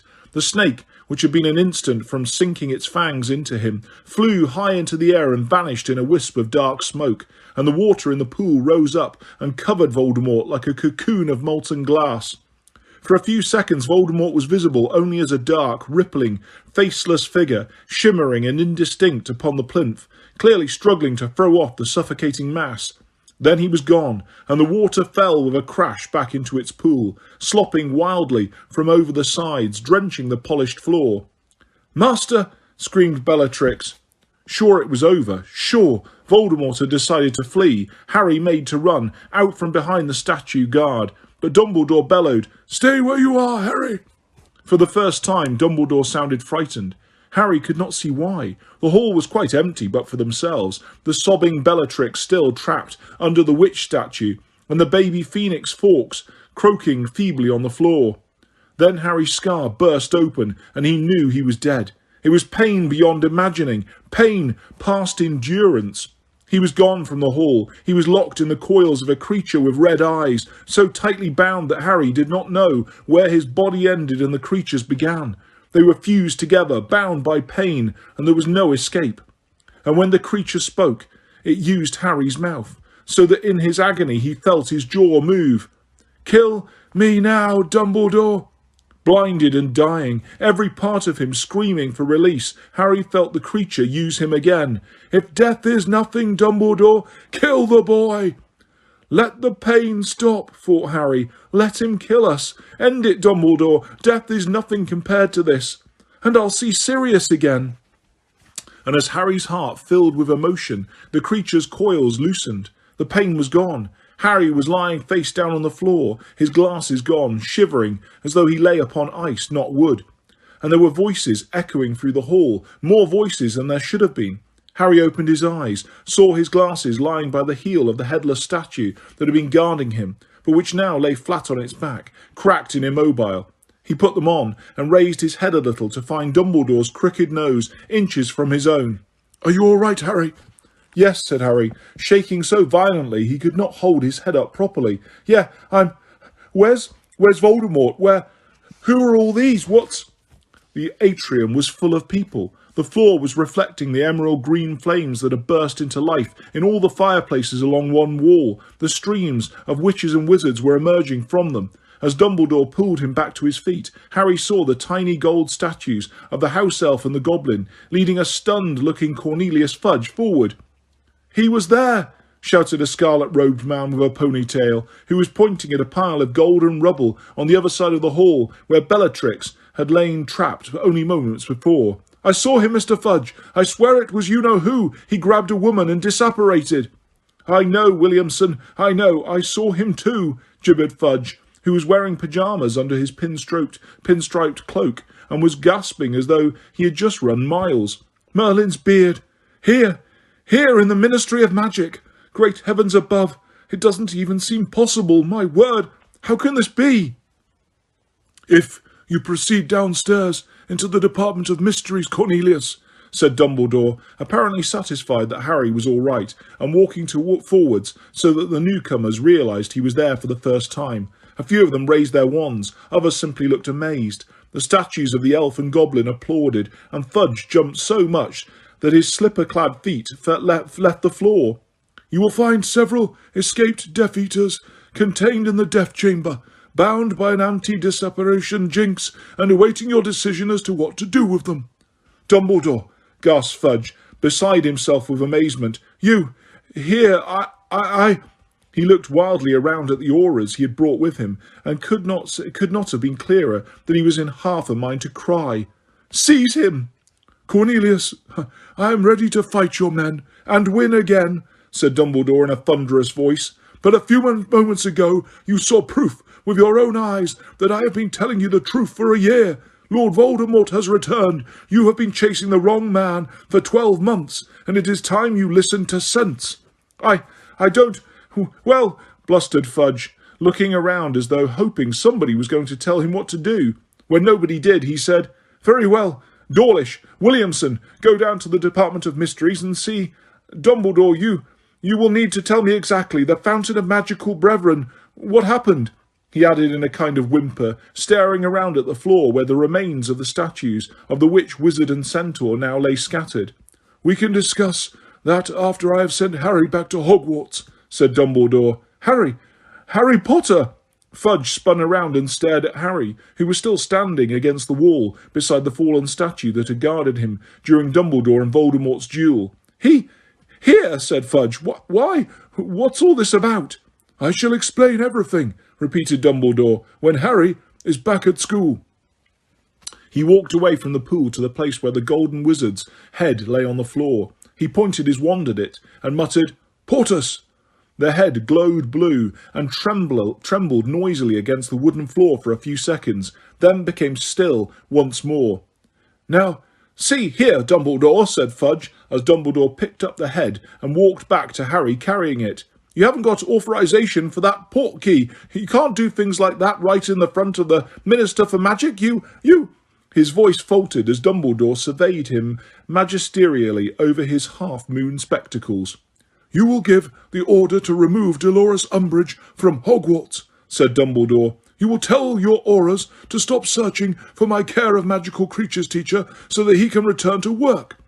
I will give you Dumbledore pulled a watch with 12 hands from his pocket and glanced at it. "Half an hour of my time tonight, in which I think we shall be more than able to cover the important points of what has happened here. After that, I shall need to return to my school. If you need more help from me, you are, of course, more than welcome to contact me at Hogwarts. Letters addressed to the headmaster will find me." Fudge goggled worse than ever. His mouth was open and his round face grew pinker under his rumpled grey hair. You... Dumbledore turned his back on him. "Take this portkey, Harry." He held out the golden head of the statue, and Harry placed his hand on it, past caring what he did next or where he went. "I shall see you in half an hour," said Dumbledore quietly. 1, 2, 3. Harry felt the familiar sensation of a hook being jerked behind his navel.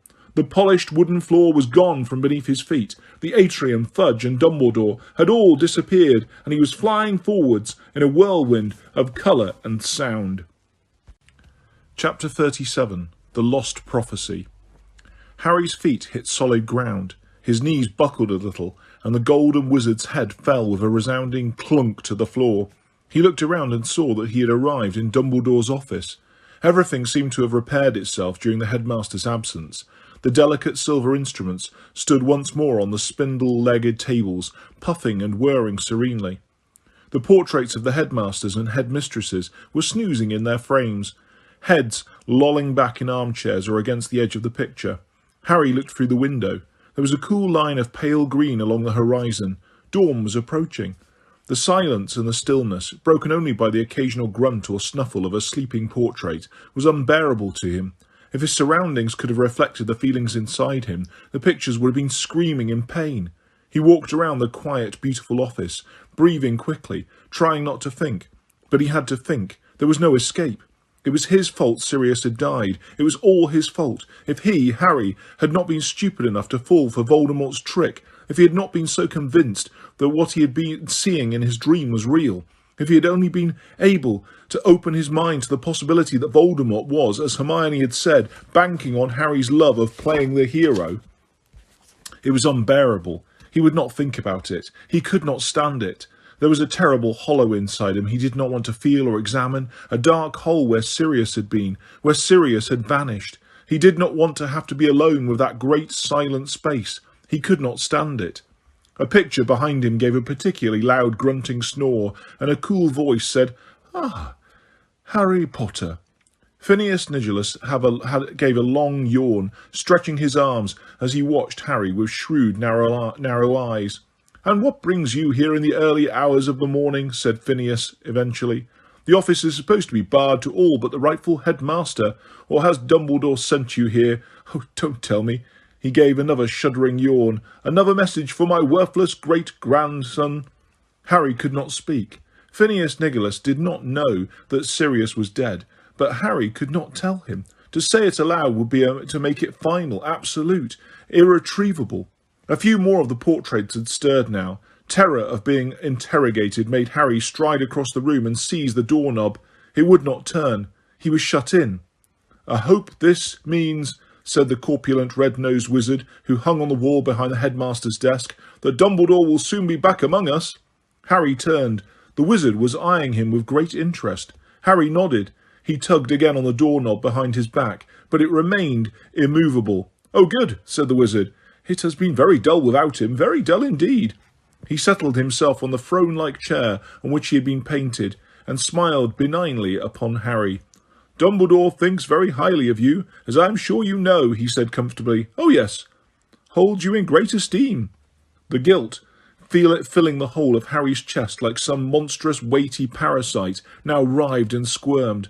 Harry could not stand this. He could not stand being himself any more. He had never felt more trapped inside his own head and body, never wished so intensely that he could be somebody, anybody else. The empty fireplace burst into emerald green flame, making Harry leap away from the door, staring at the man spinning inside the grate. As Dumbledore's tall form unfolded itself from the fire, the wizards and witches on the surrounding walls jerked awake, many of them giving cries of welcome. "Thank you," said Dumbledore softly. He did not look at Harry at first, but walked over to the perch beside the door and withdrew, from an inside pocket of his robes, the tiny, ugly, featherless Fawkes, whom he placed gently on the tray of soft ashes beneath the golden post where the full-grown Fawkes usually stood. "Well, Harry," said Dumbledore, finally turning away from the baby bird, "you will be pleased to hear that none of your fellow students are going to suffer lasting damage from the night's events." Harry tried to say, "Good," but no sound came out. It seemed to him that Dumbledore was reminding him of the amount of damage he had caused, although Dumbledore was for once looking at him directly, and although his expression was kindly rather than accusatory, Harry could not bear to meet his eyes. "Madame Pomfrey is patching everybody up," said Dumbledore. "Nymphadora Tonks may need to spend a little time in St. Mungo's, but it seems she will make a full recovery." Harry contented himself with nodding at the carpet, which was growing lighter as the sky outside grew paler. He was sure all the portraits around the room were listening eagerly to every word Dumbledore spoke, wondering where Dumbledore and Harry had been and why there had been injuries. "I know how you're feeling, Harry," said Dumbledore very quietly. "No, you don't," said Harry, and his voice was suddenly loud and strong. White-hot anger leapt up inside him. Dumbledore knew nothing about his feelings. "You see, Dumbledore," said Phineas slyly, "never try to understand the students. They hate it. They would much rather be tragically misunderstood, wallow in self-pity, stew in their own—" "That's enough, Phineas," said Dumbledore. Harry turned his back on Dumbledore and stared determinedly out of the window. He could see the Quidditch stadium in the distance. Sirius had appeared there once, disguised as a shaggy black dog, so he could watch Harry play. He had probably come to see whether Harry was as good as James had been. Harry had never asked him.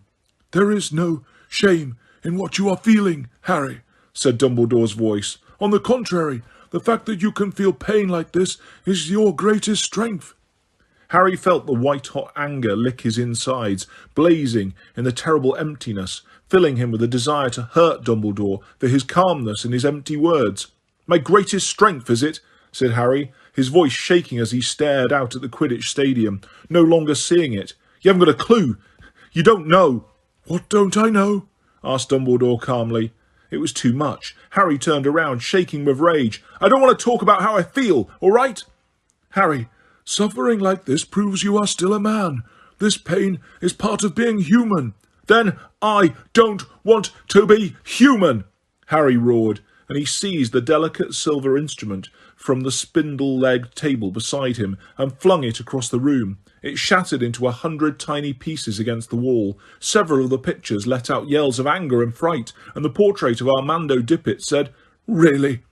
"I don't care," Harry yelled at them, snatching up a lunoscope and throwing it into the fireplace. "I've had enough. I've seen enough. I want out. I want it to end. I don't care any more." He seized the table on which the silver instrument had stood and threw that too. It broke apart on the floor and the legs rolled in different directions. "You do care," said Dumbledore. He had not flinched or made a single move to stop Harry demolishing the office. His expression was calm, almost detached. "You care so much, you feel as though you will bleed to death with the pain of it." "I don't!" Harry screamed, so loudly that he felt his throat might tear, and for a second he wanted to rush at Dumbledore and break him too, shatter that calm old face, shake him, hurt him, make him feel some tiny part of the horror inside himself. "Oh, yes, you do," said Dumbledore still more calmly. "You have now lost your mother, your father, and the closest thing to a parent you have ever known. Of course you care." "You don't know how I feel," Harry roared. "You, standing there, you!" But words were no longer enough. Smashing things was no more help. He wanted to run. He wanted to keep running and never look back. He wanted to be somewhere he could not see the clear blue eyes staring at him, that hatefully calm old face. He ran to the door, seized the doorknob again, and wrenched at it, but the door would not open. Harry turned back to Dumbledore. "Let me out," he said. He was shaking from head to foot. "No," said Dumbledore simply. For a few seconds they stared at each other. "Let me out," Harry said again. "No," Dumbledore repeated. If you keep me in here, if you don't let me—" "By all means continue destroying my possessions," said Dumbledore serenely. "I dare say I have too many." He walked around his desk and sat down behind it, watching Harry. "Let me out," Harry said yet again, in a voice that was cold and almost as calm as Dumbledore's. Not until I have had my say, said Dumbledore. Do you? Do you think I want to? Do you think I give a... I don't care what you've got to say, Harry roared. I don't want to hear anything you've got to say. You will, said Dumbledore steadily, because you are not nearly as angry with me as you ought to be. If you are to attack me, as I know you are close to doing, I would like to have thoroughly earned it. What are you talking? It is my fault that Sirius died, said Dumbledore clearly. Or should I say, almost entirely my fault. I will not be so arrogant as to claim responsibility for the whole. Sirius was a brave, clever, and energetic man, and such men are not usually content to sit at home in hiding while they believe others to be in danger. Nevertheless, you should never have believed for an instant that there was any necessity for you to go to the Department of Mysteries tonight. If I had been open with you, Harry, as I should have been, you would have known a long time ago that Voldemort might try and lure you to the Department of Mysteries, and you would never have been tricked into going there tonight. And Sirius would not have had to come after you. That blame lies with me, and with me alone. Harry was still standing with his hand on the doorknob, but was unaware of it. He was gazing at Dumbledore, hardly breathing, listening yet barely understanding what he was hearing. Please sit down, said Dumbledore. It was not an order, it was a request. Harry hesitated, then walked slowly across the room now littered with silver cogs and fragments of wood, and took the seat facing Dumbledore's desk. Am I to understand, said Phineas slowly from Harry's left, that my great-great-grandson, the last of the Blacks, is dead? Yes, Phineas, said Dumbledore. I don't believe it, said Phineas brusquely. Harry turned his head in time to see Phineas marching out of his portrait, and knew that he had gone to visit his other painting in Grimmauld Place. He would walk, perhaps, from portrait to portrait, calling for Sirius through the house. Harry, I owe you an explanation, said Dumbledore, an explanation of an old man's mistakes, for I see now that what I have done and not done with regard to you bears all the hallmarks of the failings of age. Youth cannot know how age thinks and feels, but old men are guilty if they forget what it was to be young, and I seem to have forgotten lately. The sun was rising properly now. There was a rim of dazzling orange visible over the mountains, and the sky above it was colourless and bright. The light fell upon Dumbledore, upon the silver of his eyebrows and beard, upon the lines gouged deeply into his face. I guessed, 15 years ago, said Dumbledore, when I saw the scar on your forehead, what it might mean. I guessed that it might be the sign of a connection forged between you and Voldemort. You've told me this before, Professor, said Harry bluntly. He did not care about being rude. He did not care about anything very much any more. Yes, said Dumbledore apologetically. Yes, but you see, it is necessary to start with your scar, for it became apparent shortly after you rejoined the magical world that I was correct, and that your scar was giving you warnings when Voldemort was close to you, or else feeling powerful emotion. I know, said Harry wearily, and this ability of yours to detect Voldemort's presence, even when he is disguised, and to know what he is feeling when his emotions are roused, has become more and more pronounced since Voldemort returned to his own body and his full powers. Harry did not bother to nod. He knew all of this already. More recently, said Dumbledore, I became concerned that Voldemort might realise that this connection between you exists. Sure enough, there came a time when you entered so far into his mind and thoughts that he sensed your presence. I am speaking, of course, of the night when you witnessed the attack on Mr. Weasley. Yeah, Snape told me, Harry muttered. Professor Snape, Harry, Dumbledore corrected him quietly. But did you not wonder why it was not I who explained this to you? Why I did not teach you occlumency? Why I had not so much as looked at you for months? Harry looked up. He could see now that Dumbledore looked sad and tired. Yeah, Harry mumbled. Yeah, I wondered. You see, Dumbledore continued, I believed it could not be long before Voldemort attempted to force his way into your mind, to manipulate and misdirect your thoughts. And I was not eager to give him more incentives to do so. I was sure that if he realised that your relationship was, or or had ever been, closer than that of headmaster and pupil, he would seize his chance to use you as a means to spy on me. I feared the uses to which he would put you, the possibility that he might try and possess you. Harry, I believe I was right to think that Voldemort would have made use of you in such a way. On those rare occasions when he had a close contact, I thought I saw a shadow of him stir behind your eyes." Harry remembered the feeling that a dormant snake had risen in him, ready to strike, in those moments when he and Dumbledore had made eye contact. Voldemort's aim in possessing you, as he demonstrated tonight, would not have been my destruction. It would have been yours. He hoped, when he possessed you briefly a short while ago, that I would sacrifice you in the hope of killing him. So you see, I have been trying, in distancing myself from you, to protect you, Harry. An old man's mistake." He sighed deeply. Harry was letting the words wash over him. He would have been so interested to know all of this a few months ago, but now it was meaningless compared to the gaping chasm inside him that was the loss of Sirius. None of it mattered. "Sirius told me you felt Voldemort awake inside you, the very night that you had the vision of Arthur Weasley's attack. I knew at once that my worst fears were correct. Voldemort had realized he could use you. In an attempt to arm you against Voldemort's assaults on your mind, I arranged occlumency lessons with Professor Snape." He paused.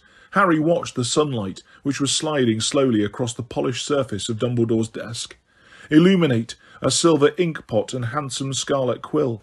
Harry could tell that the portraits all around them were awake and listening raptly to Dumbledore's explanation. He could hear the occasional rustle of robes, the slight clearing of a throat. Phineas had still not returned. "Professor Snape discovered," Dumbledore resumed, "that you had been dreaming about the door to the Department of Mysteries for months. Voldemort, of course, had been obsessed with the possibility of hearing the prophecy ever since he regained his body, and as he dwelled on the door, so did you, though you did not know what it meant. And then you saw Rookwood, who worked in the Department of Mysteries before his arrest, telling Voldemort what we had known all along, that the prophecies held in the Ministry of Magic are heavily protected. Only the people to whom they refer can lift them from the shelves without suffering madness. In this case, either Voldemort himself would have had to enter the Ministry of Magic and risk revealing himself at last, or else you would have to take it for him. It became a matter of even greater urgency that you should master occlumency." "But I didn't," muttered Harry. He said it aloud to try and ease the dead weight of guilt inside him. A confession must surely relieve some of the terrible pressure squeezing his heart. "I didn't practice. I didn't bother. I could have stopped myself having those dreams. Hermione kept telling me to do it. If I had, he'd never have been able to show me where to go, and Sirius wouldn't. Something was erupting inside Harry's head, a need to justify himself, to explain. "I tried to check he'd really taken Sirius. I went to Umbridge's office. I spoke to Creature in the fire, and he said Sirius wasn't there. He said he'd gone." "Creature lied," said Dumbledore calmly. "You are not his master. He could lie to you without even needing to punish himself. Creature intended you to go to the Ministry of Magic. He sent me on purpose. Oh yes, Creature, I am afraid, has been serving more than one master for months." "How?" said Harry blankly. "He hasn't been out of Grimmauld Place for years." "Creature seized his opportunity shortly before Christmas," said Dumbledore, "when Sirius apparently shouted at him to get out. He took Sirius at his word and interpreted this as an order to leave the house.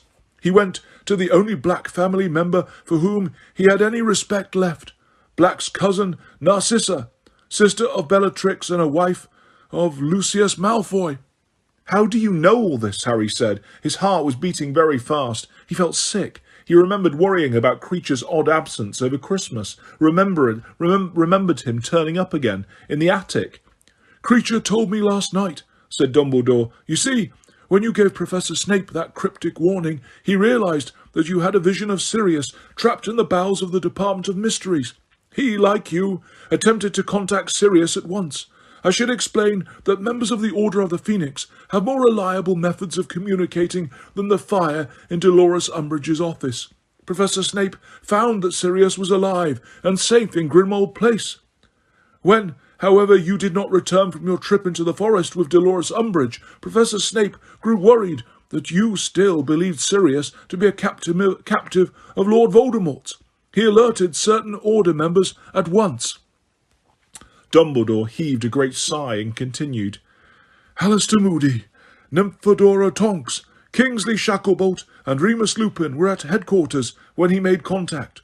All agreed to go to your aid at once. Professor Snape requested that Sirius remain behind, as he needed somebody to remain at headquarters to tell me what had happened, for I was due there at any moment. In the meantime, he, Professor Snape, intended to search the forest for you. But Sirius did not wish to remain behind while the others went to search for you.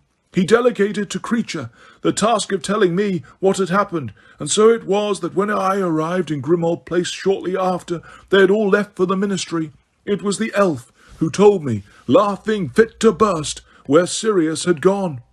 He was laughing, said Harry in a hollow voice. Oh yes, said Dumbledore. You see, Kreacher was not able to betray us totally. He is not secret keeper for the Order. He could not give the Malfoys our whereabouts, or tell them any of the Order's confidential plans that he had been forbidden to reveal. He was bound by the enchantments of his kind, which is to say that he could not disobey a direct order from his master Sirius.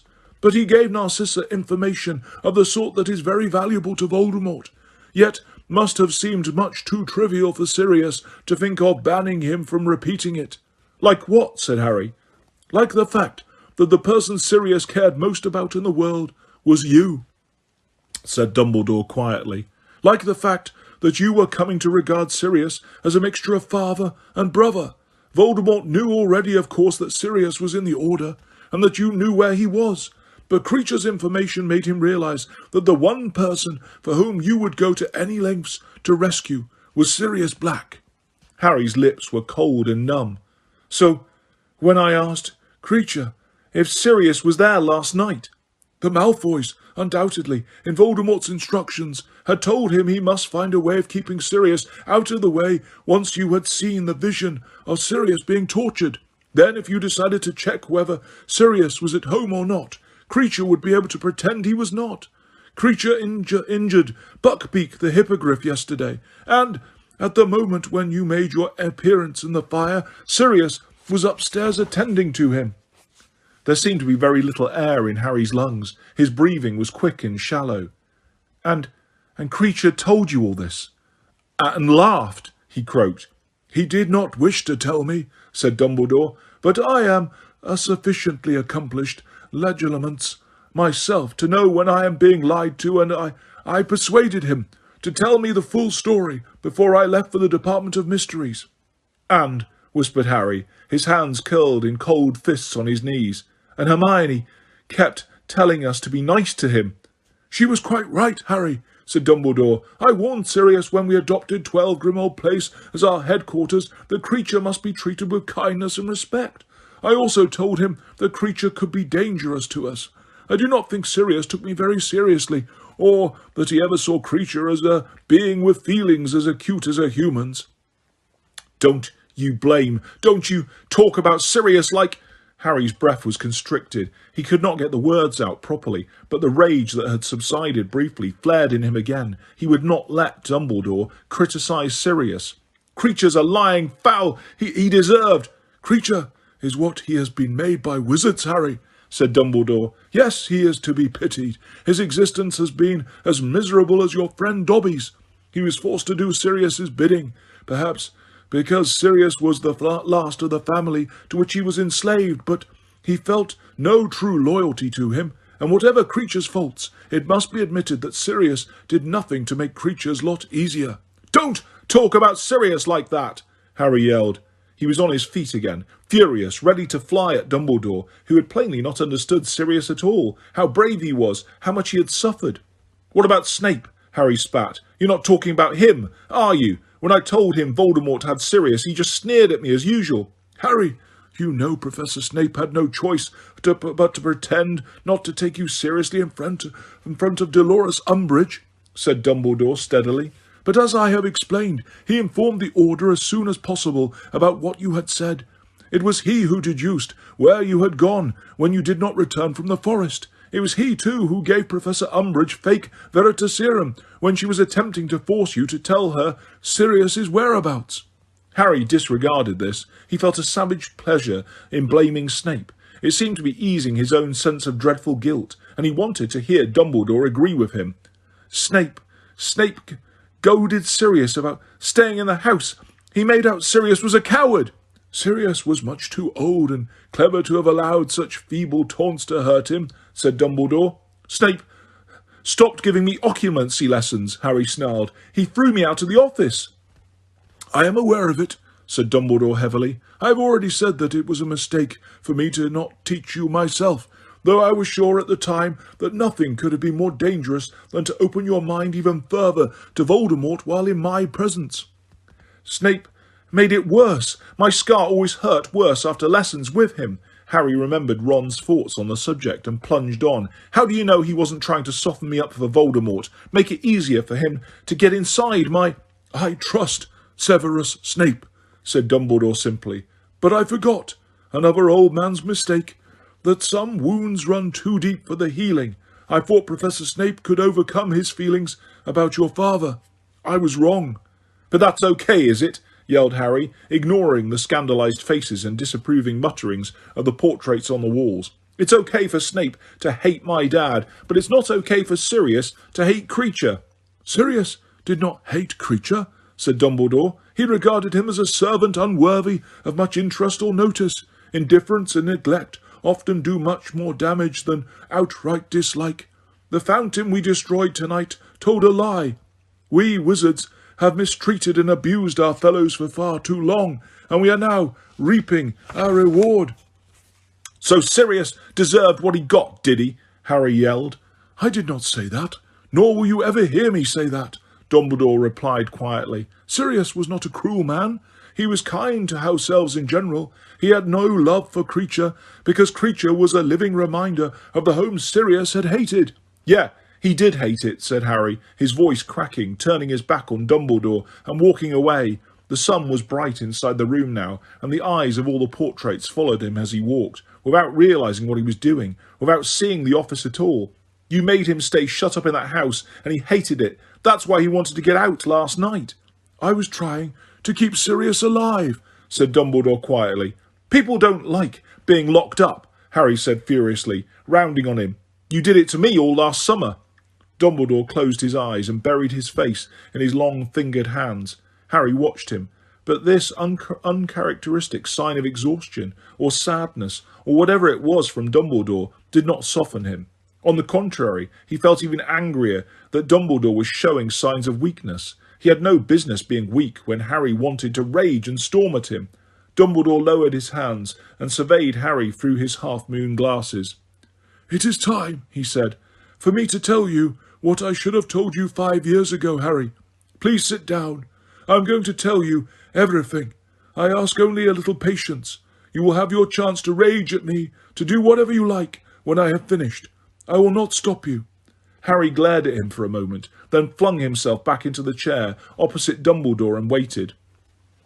Dumbledore stared for a moment at the sunlit grounds outside the window, then looked back at Harry and said, 5 years ago, you arrived at Hogwarts, Harry, safe and whole as I had planned and intended. Well, not quite whole. You had suffered. I knew you would when I left you on your aunt and uncle's doorstep. I knew I was condemning you to 10 dark and difficult years. He paused. Harry said nothing. You might ask, and with good reason, why it had to be so. Why could some wizarding family not have taken you in? Many would have done so more than gladly, would have been honoured and delighted to raise you as a son. My answer is that my priority was to keep you alive. You were in more danger than perhaps anyone but I realised. Voldemort had been vanquished hours before, but his supporters, and many of them are almost as terrible as he, were still at large, angry, desperate, and violent, and I had to make my decision too, with regard to the years ahead. Did I believe that Voldemort was gone forever? No. I knew not whether it would be 10, 20, or 50 years before he returned, but I was sure he would do so, and I was sure too, knowing him as I have done, that he would not rest until he killed you. I knew that Voldemort's knowledge of magic is perhaps more extensive than any wizard alive. I knew that even my most complex and powerful protective spells and charms were unlikely to be invincible if he ever returned to full power. But I knew too where Voldemort was weak, and so I made my decision. You would be protected by an ancient magic, of which he knows, which he despises, and which he has always therefore underestimated, to his cost. I am speaking, of course, of the fact that your mother died to save you. She gave you a lingering protection he never expected, a protection that flows in your veins to this day. I put my trust, therefore, in your mother's blood. I delivered you to her sister, her only remaining relative. She doesn't love me, said Harry at once. She doesn't give a damn. But she took you, Dumbledore cut across him. She may have taken you grudgingly, furiously, unwillingly, bitterly, yet still she took you, and in doing so she sealed the charm I placed upon you. Your mother's sacrifice made the bond of blood the strongest shield I could give you. I still don't, while you can still call home the place where your mother's blood dwells, there you cannot be touched or harmed by Voldemort. He shed her blood, but it lives on in you and her sister. Her blood became your refuge. You need return there only once a year, but as long as you can still call it home, whilst you are there, he cannot hurt you. Your aunt knows this. I explained what I had done in the letter I left with you on her doorstep. She knows that allowing you house room may well have kept you alive for the past 15 years. Wait, said Harry. Wait a moment. He sat up straighter in his chair, staring at Dumbledore. You sent that howler. You told her to remember. It was your voice. I thought, said Dumbledore, inclining his head slightly, that she might need reminding of the pact she had sealed by taking you. I suspected the Dementor attack might have awoken her to the dangers of having you as a surrogate son. It did, said Harry quietly. Well, my uncle more than her. He wanted to chuck me out, but after the howler came, she said I had to stay. He stared at the floor for a moment, then said, But what's this got to do with... He could not say Sirius's name. 5 years ago, then, continued Dumbledore, as though he had not paused in his story, you arrived at Hogwarts, neither as happy nor as well-nourished as I would have liked, perhaps, yet alive and healthy. You were not a pampered little prince, but as a normal boy, as I could have hoped under the circumstances. Thus far my plan was working well. And then, well, you will remember the events of your first year at Hogwarts quite as clearly as I do. You rose magnificently to the challenge that faced you, and sooner, much sooner than I had anticipated, you found yourself face to face with Voldemort. You survived again. You did more. You delayed his return to full power and strength. You fought a man's fight. I was prouder of you than I can say. Yet there was a flaw in this wonderful plan of mine, said Dumbledore, an obvious flaw that I knew even then might be the undoing of it all, and yet knowing how important it was that my plan should succeed, I told myself that I would not permit this flaw to ruin it. I alone could prevent this, so I alone must be strong. And here was my first test, as you lay in the hospital wing, weak from your struggle with Voldemort. I don't understand what you're saying, said Harry. Don't you remember asking me, as you lay in the hospital wing, why Voldemort had tried to kill you when you were a baby? Harry nodded. Ought I to have told you then? Harry stared into the blue eyes and said nothing, but his heart was racing again. You do not see the flaw in the plan yet? No, perhaps not. Well, as you know, I decided not to answer you. 11, I told myself, was much too young to know. I had never intended to tell you when you were 11. The knowledge would be too much at such a young age. I should have recognized the danger signs then. I should have asked myself why I did not feel more disturbed that you had already asked me the question to which I knew one day I must give a terrible answer. I should have recognized that I was too happy to think that I did not have to do it on that particular day. You were too young, much too young. And so we entered your second year at Hogwarts, and once again you met challenges even grown wizards have never faced. Once again you acquitted yourself beyond my wildest dreams. You did not ask me again, however, why Voldemort had left that mark on you. We discussed your scar. Oh yes, we came very, very close to the subject. Why did I not tell you everything? Well, it seemed to me that 12 was, after all, hardly better than 11 to receive such information. I allowed you to leave my presence blood-stained, exhausted but exhilarated, and if I felt a twinge of unease that I thought perhaps to have told you then, it was swiftly silenced. You were still too young. Still so young, you see, and I could not find it in myself to spoil that night of triumph.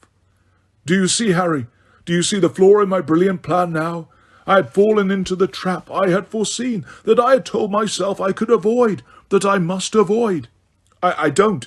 I cared about you too much, said Dumbledore simply. I cared more for your happiness than your knowing the truth, more for your peace of mind than my plan, more for your life than the lives that might be lost if the plan failed. In other words, I acted exactly as Voldemort expects we fools who love to act. Is there a defence? I defy anyone who has watched you as I have, and I have watched you more closely than you can have imagined, not to want to save you more pain than you have already suffered. What did I care if numbers of nameless and faceless people and creatures were slaughtered in the vague future? If in the here and now you were alive and well and happy, I never dreamed that I would have such a person on my hands. We entered your 3rd year. I watched from afar as you struggled to repel Dementors, as you found Sirius, learned what he was and rescued him. Was I to tell you then, at the moment when you had triumphantly snatched your godfather from the jaws of the Ministry? But now, at the age of 13, my excuses were running out. Young you might be, but you had proved you were exceptional. My conscience was uneasy, Harry. I knew the time must come soon. But you came out of the maze last year, having watched Cedric Diggory die, having escaped death so narrowly yourself, and I did not tell you, though I knew now Voldemort had returned, I must do it soon. And now, tonight, I know you have long been ready for the knowledge I have kept from you for so long, perhaps because you have proved that I should have placed the burden upon you before this. My only defence is this. I have watched you struggling under more burdens than any student who has ever passed through this school, and I could not bring myself to add another, the greatest one of all. Harry waited, but Dumbledore did not speak. I still don't understand. Voldemort tried to kill you when you were a child because of a prophecy made shortly before your birth. He knew the prophecy had been made, though he did not know its full contents. He set out to kill you when you were still a baby, believing he was fulfilling the terms of the prophecy. He discovered to his cost that he was mistaken. When the curse intended to kill you backfired, and so since his return to his body, and particularly since your extraordinary escape from him last year, he has been determined to hear that prophecy in its entirety. This is the weapon he has been seeking so assiduously since his return, the knowledge of how to destroy you. The sun had risen fully now. Dumbledore's office was bathed in it. The glass case in which the sword of Godric Gryffindor resided gleamed white and opaque.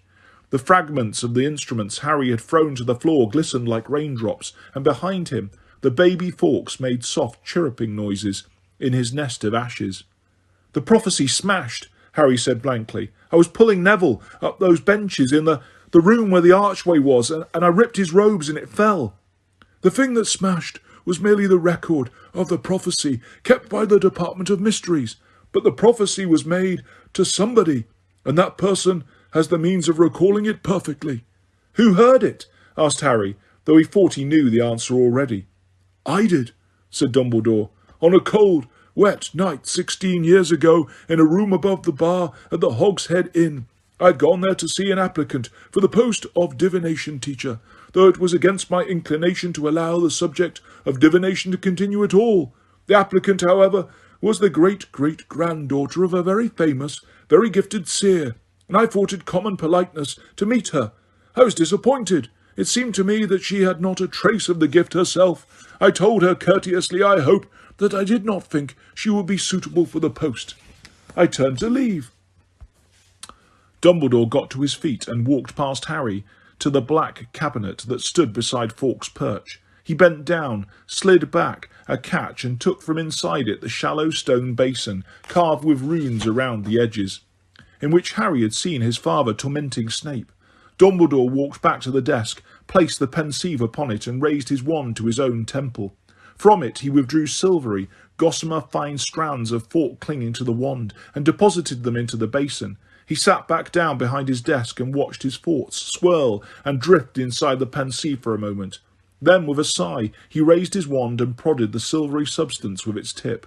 A figure rose out of it, draped in shawls, her eyes magnified to enormous size behind her glasses, and she revolved slowly, her feet in the basin. But when Sybil Trelawney spoke, it was not in her usual ethereal mystic voice, but in the harsh, hoarse tones Harry had heard used once before.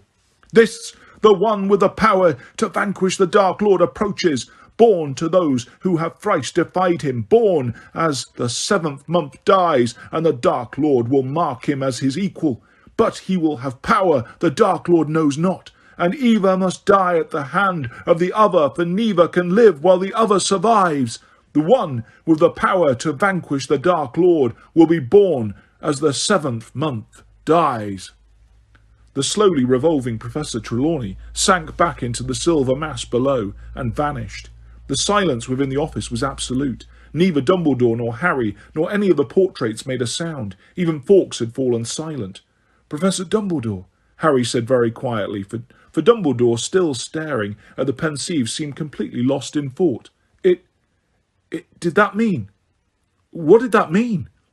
"It meant," said Dumbledore, "that the person who has the only chance of conquering Lord Voldemort for good was born at the end of July, nearly 16 years ago.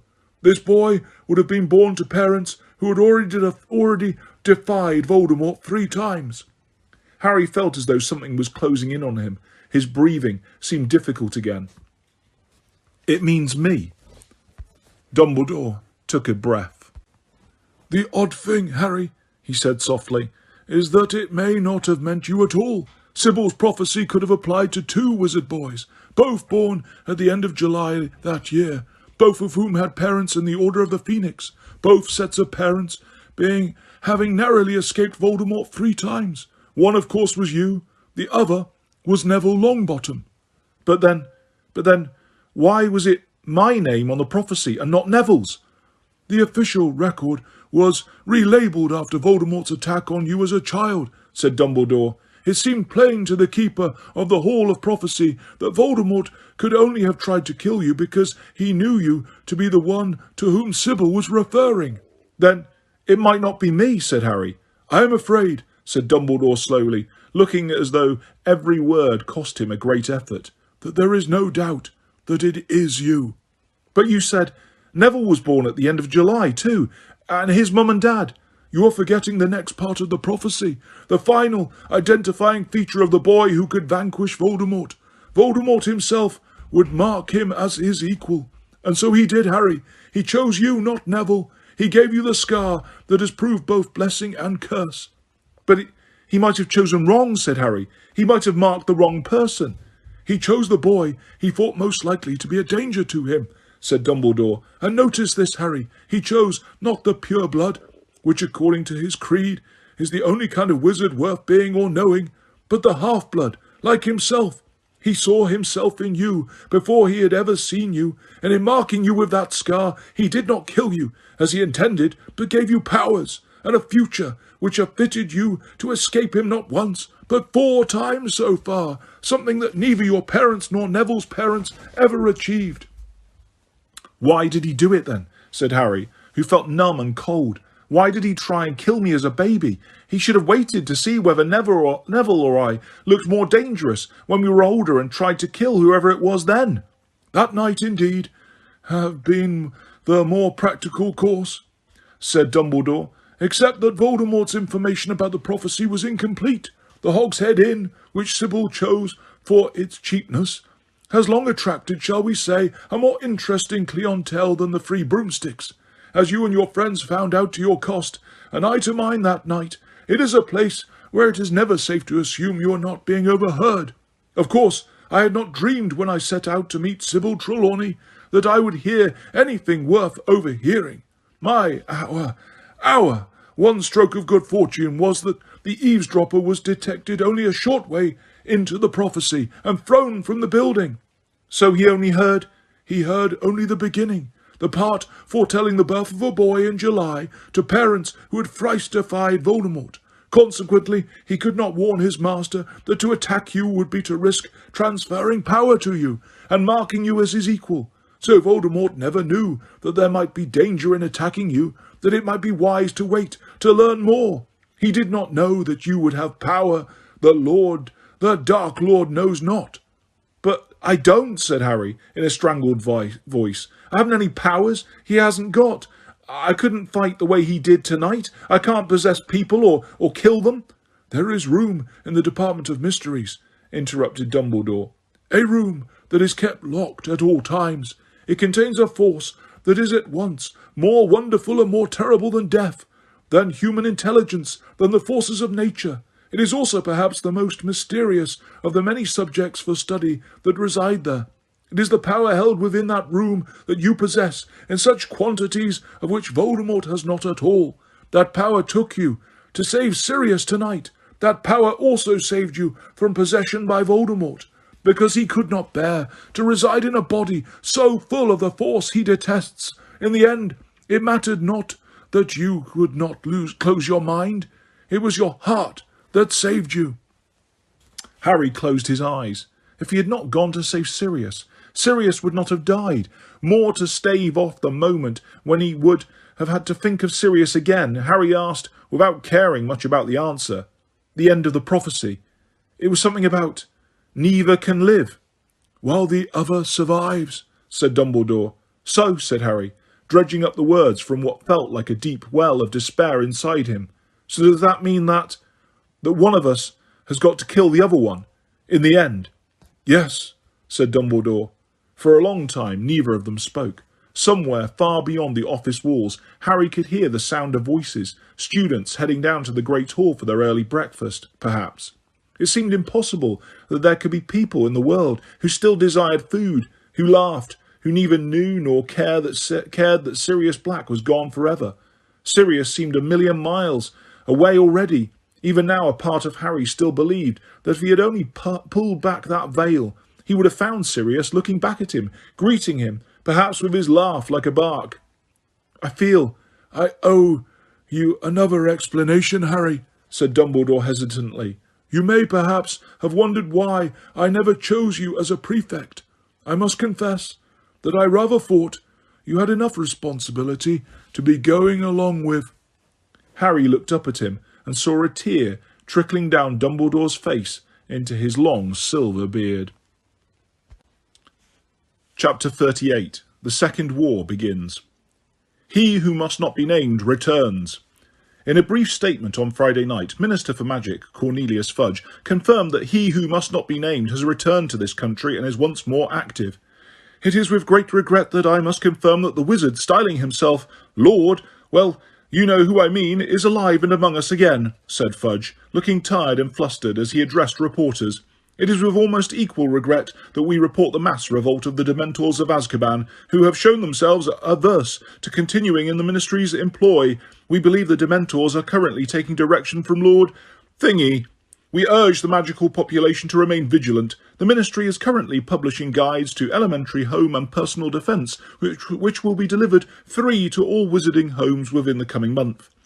The minister's statement was met with dismay and alarm from the wizarding community, which, as recently as last Wednesday, was receiving ministry assurances that there was no truth whatsoever in these persistent rumours that you-know-who is operating amongst us once more.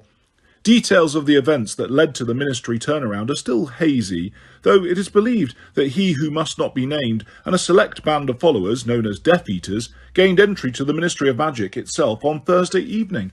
Albus Dumbledore, newly reinstated headmaster of Hogwarts School of Witchcraft and Wizardry, reinstated member of the International Confederation of Wizards, and reinstated Chief Warlock of the Wizengamot, has so far been unavailable for comment.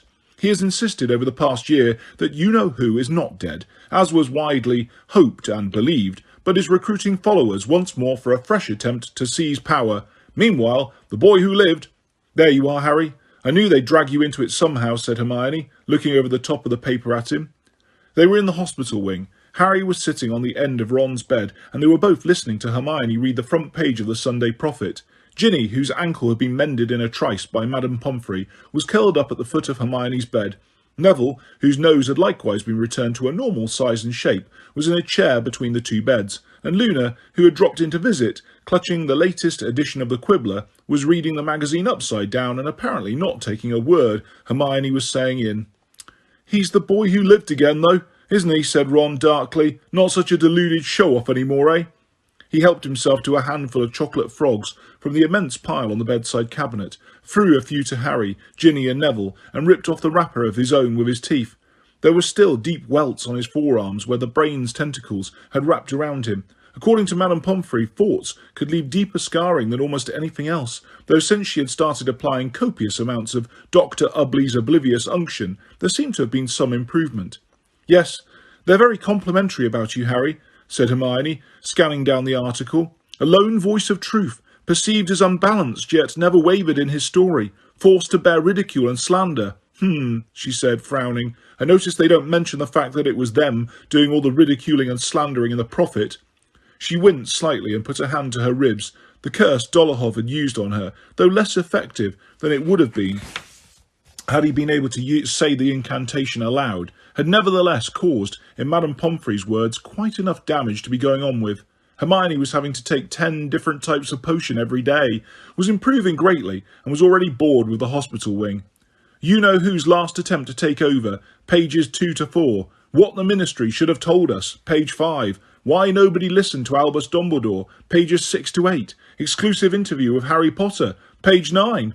"Well," said Hermione, folding up the newspaper and throwing it aside, "it's certainly given them lots to write about, and that interview with Harry isn't exclusive. It's the one that was in the Quibbler months ago."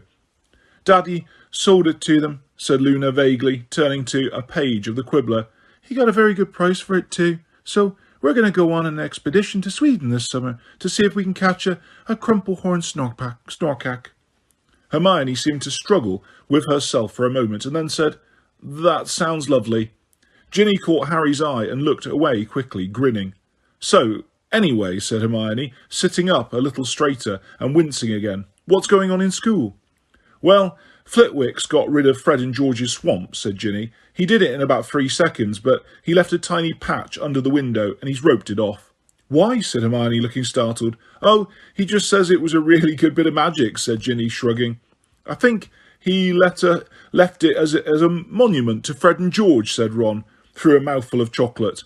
"They sent me all these, you know," he told Harry, pointing to the small fat mountain of frogs beside him. "Must be doing all right out of that joke shop, eh?"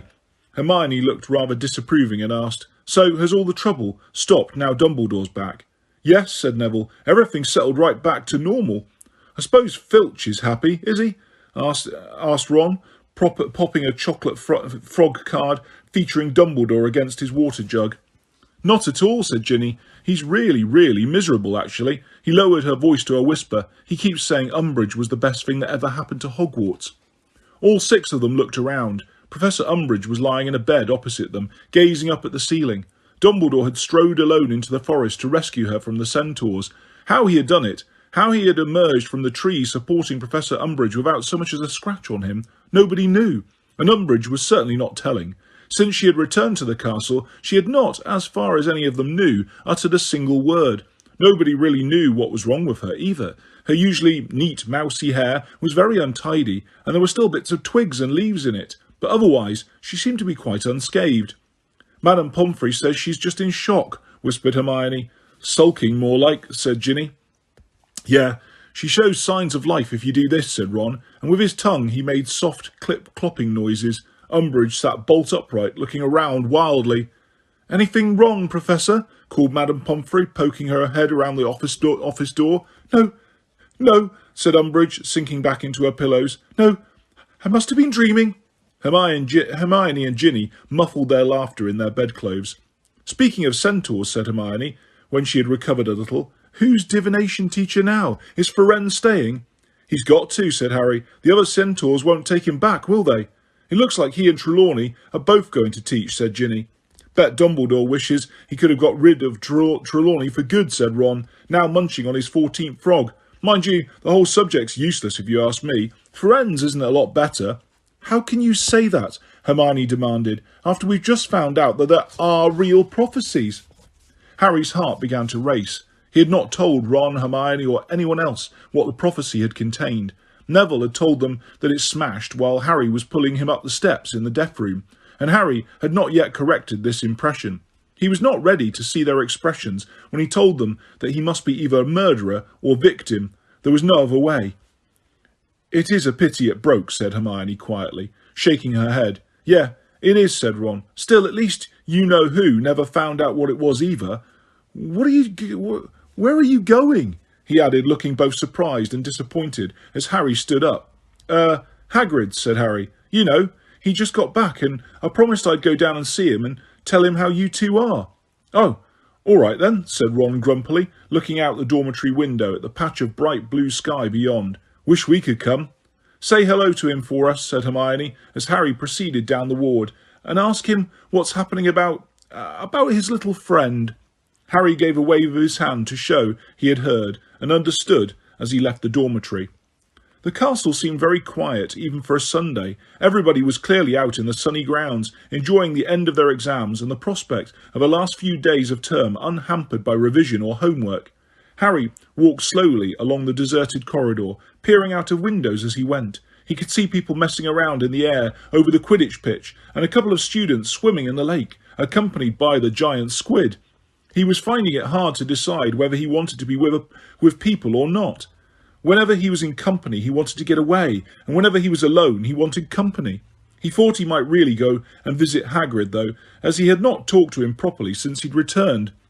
Harry had just descended the last marble step into the entrance hall when Malfoy, Crabbe and Goyle emerged from a door on the right that Harry knew led down to the Slytherin common room. Harry stopped dead. So did Malfoy and the others. The only sounds were the shouts, laughter and splashes drifting into the hall from the grounds through the open front doors. Malfoy glanced around. Harry knew he was checking for signs of teachers. Then he looked back at Harry and said in a low voice, "You're dead, Potter." Harry raised his eyebrows. "Funny," he said. "You'd think I'd have stopped walking around." Malfoy looked angrier than Harry had ever seen him. He felt a kind of detached satisfaction at the sight of his pale, pointed face contorted with rage. "You're going to pay," said Malfoy, in a voice barely louder than a whisper. "I'm going to make you pay for what you've done to my father." "Well, I'm terrified now," said Harry sarcastically. "I suppose Lord Voldemort's just a warm-up act compared to you three. What's the matter?" he added, for Malfoy, Crabbe and Goyle had all looked stricken at the sound of the name. "He's a mate of your dad, isn't he? Not scared of him, are you?" "You think you're such a big man, Potter," said Malfoy, advancing now, Crabbe and Goyle flanking him. "You wait, I'll have you. You can't land my father in prison." "I thought I just had," said Harry. "The Dementors have left Azkaban," said Malfoy quietly. "Dad and the others, they'll be out in no time." "Yeah, I expect they will," said Harry. "Still, at least everyone knows what scumbags they are now." Malfoy's hand flew towards his wand, but Harry was too quick for him. He had drawn his own wand before Malfoy's fingers had even entered the pockets of his robes. "Potter!" The voice rang across the entrance hall. Snape had emerged from the staircase leading down to his office, and at the sight of him, Harry felt a great rush of hatred beyond anything he felt towards Malfoy. Whatever Dumbledore said, he would never forgive Snape. Never. "What are you doing, Potter?" said Snape, as coldly as ever, as he strode over to the four of them. "I'm trying to decide what curse to use on Malfoy, sir," said Harry fiercely. Snape stared at him. "Put that wand away at once," he said curtly. 10 points from Griff. Snape looked towards the giant hourglasses on the walls and gave a sneering smile. "Ah, I see there are no longer any points left in the Gryffindor hourglass to take away. In that case, Potter, we will simply have to add some more." Professor McGonagall had just stumped up the stone steps into the castle. She was carrying a tartan carpet bag in one hand and leaning heavily on a walking stick with the other, but otherwise looking quite well. "Professor McGonagall," said Snape, striding forwards. "Out of St. Mungo's, I see." "Yes, Professor Snape," said Professor McGonagall, shrugging off her travelling cloak. "I'm quite as good as new. You two, Crabbe, Goyle." She beckoned them forwards imperiously, and they came, shuffling their large feet and looking awkward. "Here, said Professor McGonagall, thrusting her carpet bag into Crabbe's chest and her cloak into Goyle's. "Take these up to my office for me." They turned and stumped away up the marble staircase. "Right then," said Professor McGonagall, looking up at the hourglasses on the wall. "Well, I think Potter and his friends ought to have 50 points apiece for alerting the world to the return of you-know-who. What say you, Professor Snape?" "What?" snapped Snape, though Harry knew he had heard perfectly well. "Oh, well, I suppose. So that's 50 each for Potter, the two Weasleys, Longbottom and Miss Granger," said Professor McGonagall, with a shower of rubies that fell down into the bottom bulb of Gryffindor's hourglass as she spoke. "Oh, and 50 for Miss Lovegood, I suppose," she added, and a number of sapphires fell into Ravenclaw's glass. "Now, you wanted to take 10 from Mr. Potter, I think, Professor Snape. So, there we are." A few rubies retreated into the upper bulb, leaving a respectable amount below nevertheless. "Well, Potter, Malfoy, I think you ought to be outside on a glorious day like this," Professor McGonagall continued briskly. Harry did not need telling twice, but thrust his wand back inside his robes and headed straight for the front doors, without another glance at Snape and Malfoy. The hot sun hit him with a blast as he walked across the lawns towards Hagrid's cabin. Students lying around on the grass sunbathing, talking, reading the Sunday Prophet and eating sweets, looking up at him as he passed. Some called out to him, or else waved, clearly eager to show that they, like the Prophet, had decided he was something of a hero. Harry said nothing to any of them. He had no idea how much they knew of what had happened 3 days ago, but he had so far avoided being questioned and preferred to keep it that way. He thought at first when he knocked on Hagrid's cabin door that he was out, but then Fang came charging around the corner and almost bowled him over with the enthusiasm of his welcome. Hagrid, it transpired, was picking runner beans in his back garden. "Ah, all right, Harry," he said, beaming, when Harry approached the fence. Come on in. We'll have a cup of dandelion juice." "How's things?" Hagrid asked him, as they settled down at the wooden table with a glass apiece of iced juice. "You are feeling all right, are you?" Harry knew from the look of concern on Hagrid's face that he was not referring to Harry's physical well-being. "I'm fine," Harry said quickly, because he could not bear to discuss the thing that he knew was in Hagrid's mind. "So, where have you been?" "Been hiding out in the mountains," said Hagrid. "Up in a cave like Sirius did when he—" Hagrid broke off, cleared his throat gruffly, looked at Harry, and took a long draught of juice. "Anyway, back now," he said feebly. You look better," said Harry, who was determined to keep the conversation moving away from Sirius. "What?" said Hagrid, raising a massive hand and feeling his face. Oh, yeah, well, Grawpy's loads better behaved now. Loads seemed right pleased to see me when I got back. To tell you the truth, he's a good lad, really. I've been thinking about trying to find him a lady friend, actually." Harry would normally have tried to persuade Hagrid out of this idea at once. The prospect of a second giant taking up residence in the forest, possibly even wilder and more brutal than Grawp, was possibly alarming, but somehow Harry could not muster the energy necessary to argue the point. He was starting to wish he was alone again, and with the idea of hastening his departure, he took several large gulps of his dandelion juice, half emptying his glass. "Everyone knows you've been telling the truth now, Harry," said Hagrid softly and unexpectedly. "That's got to be better, hasn't it?" Harry shrugged. "Look," Hagrid leaned towards him across the table. "I knew Sirius longer than you did. He died in battle, and that's the way he'd have wanted to go." "He didn't want to go at all," said Harry angrily. Hagrid bowed his great shaggy head. "Nah, I don't reckon he did," he said quietly. "But still, Harry, he was never one to sit around at home and let other people do the fighting. He couldn't have lived with himself if he hadn't gone to help." Harry leapt up. "I've got to go and visit Ron and Hermione in the hospital wing," he said mechanically. "Oh," said Hagrid, looking rather upset. "Oh, all right then, Harry. Take care of yourself then, and drop back in if you've got a mo." "Yeah, right." Harry crossed to the door as fast as he could and pulled it open. He was out in the sunshine again before Hagrid had finished saying goodbye and walking away across the lawn. Once again, people called out to him as he passed. He closed his eyes for a few moments, wishing they would all vanish, that he could open his eyes and find himself alone in the grounds. A few days ago, before his exams had finished, and he had seen the vision Voldemort had planted in his mind, he would have given almost anything for the wizarding world to know he had been telling the truth, for them to believe that Voldemort was back, and to know that he was neither a liar nor mad.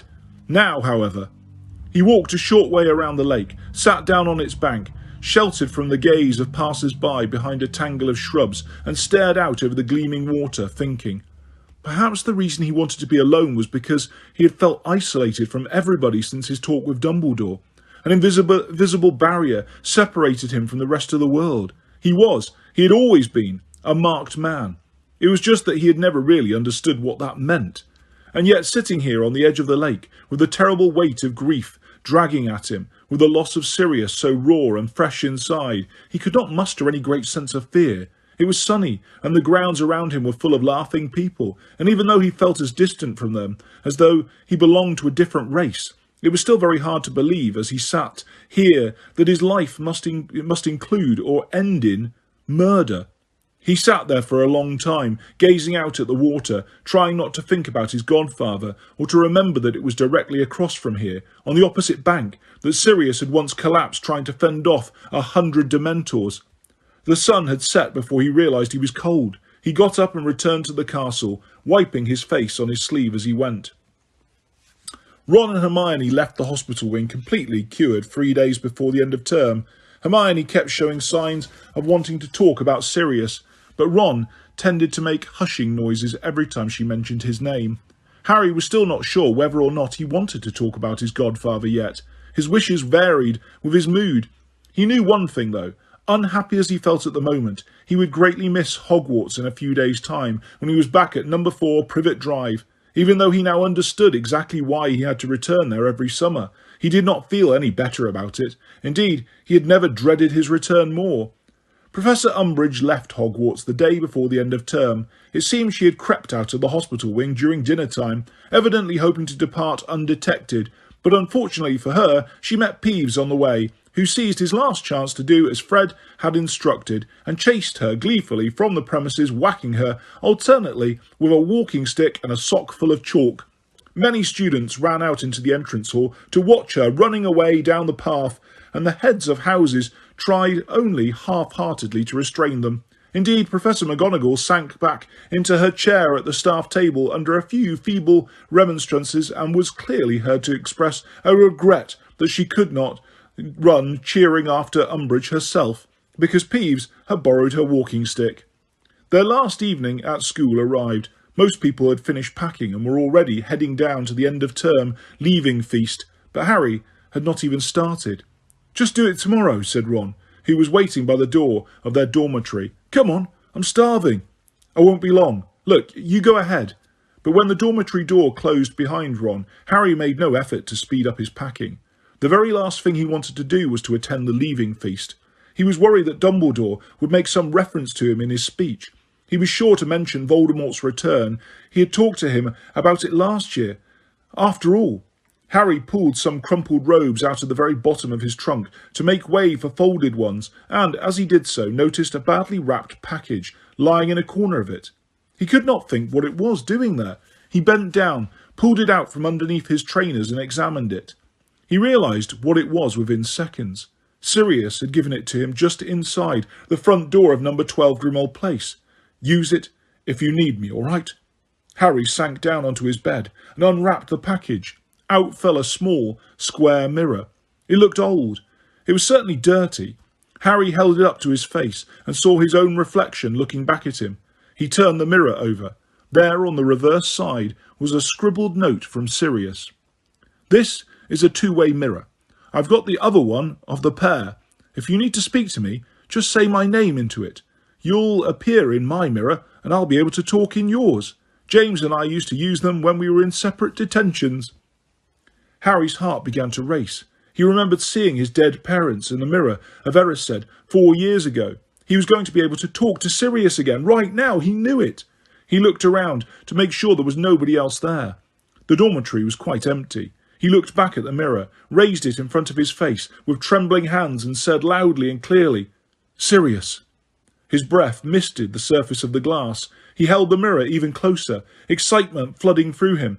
But the eyes blinking back at him through the fog were definitely his own. He wiped the mirror clear again and said, so that every syllable rang clearly through the room, "Sirius Black." Nothing happened. The frustrated face looking back out of the mirror was still definitely his own. Sirius didn't have his mirror on him when he went through the archway, said a small voice in Harry's head. That's why it's not working. Harry remained quite still for a moment, then hurled the mirror back into the trunk where it shattered. He'd been convinced for a whole shining minute that he was going to see Sirius, talk to him again. Disappointment was burning in his throat. He got up and began throwing his things pell-mell into the trunk on top of the broken mirror. But then an idea struck him. A better idea than a mirror. A much bigger, more important idea. How had he never thought of it before? Why had he never asked? He was sprinting out of the dormitory and down the spiral staircase, hitting the walls as he ran and barely noticing. He hurtled across the empty common room, through the portrait hole and off along the corridor, ignoring the fat lady who called after him. "The feast is about to start, you know. You're cutting it very fine." But Harry had no intention of going to the feast. How could it be that the place was full of ghosts whenever you didn't need one?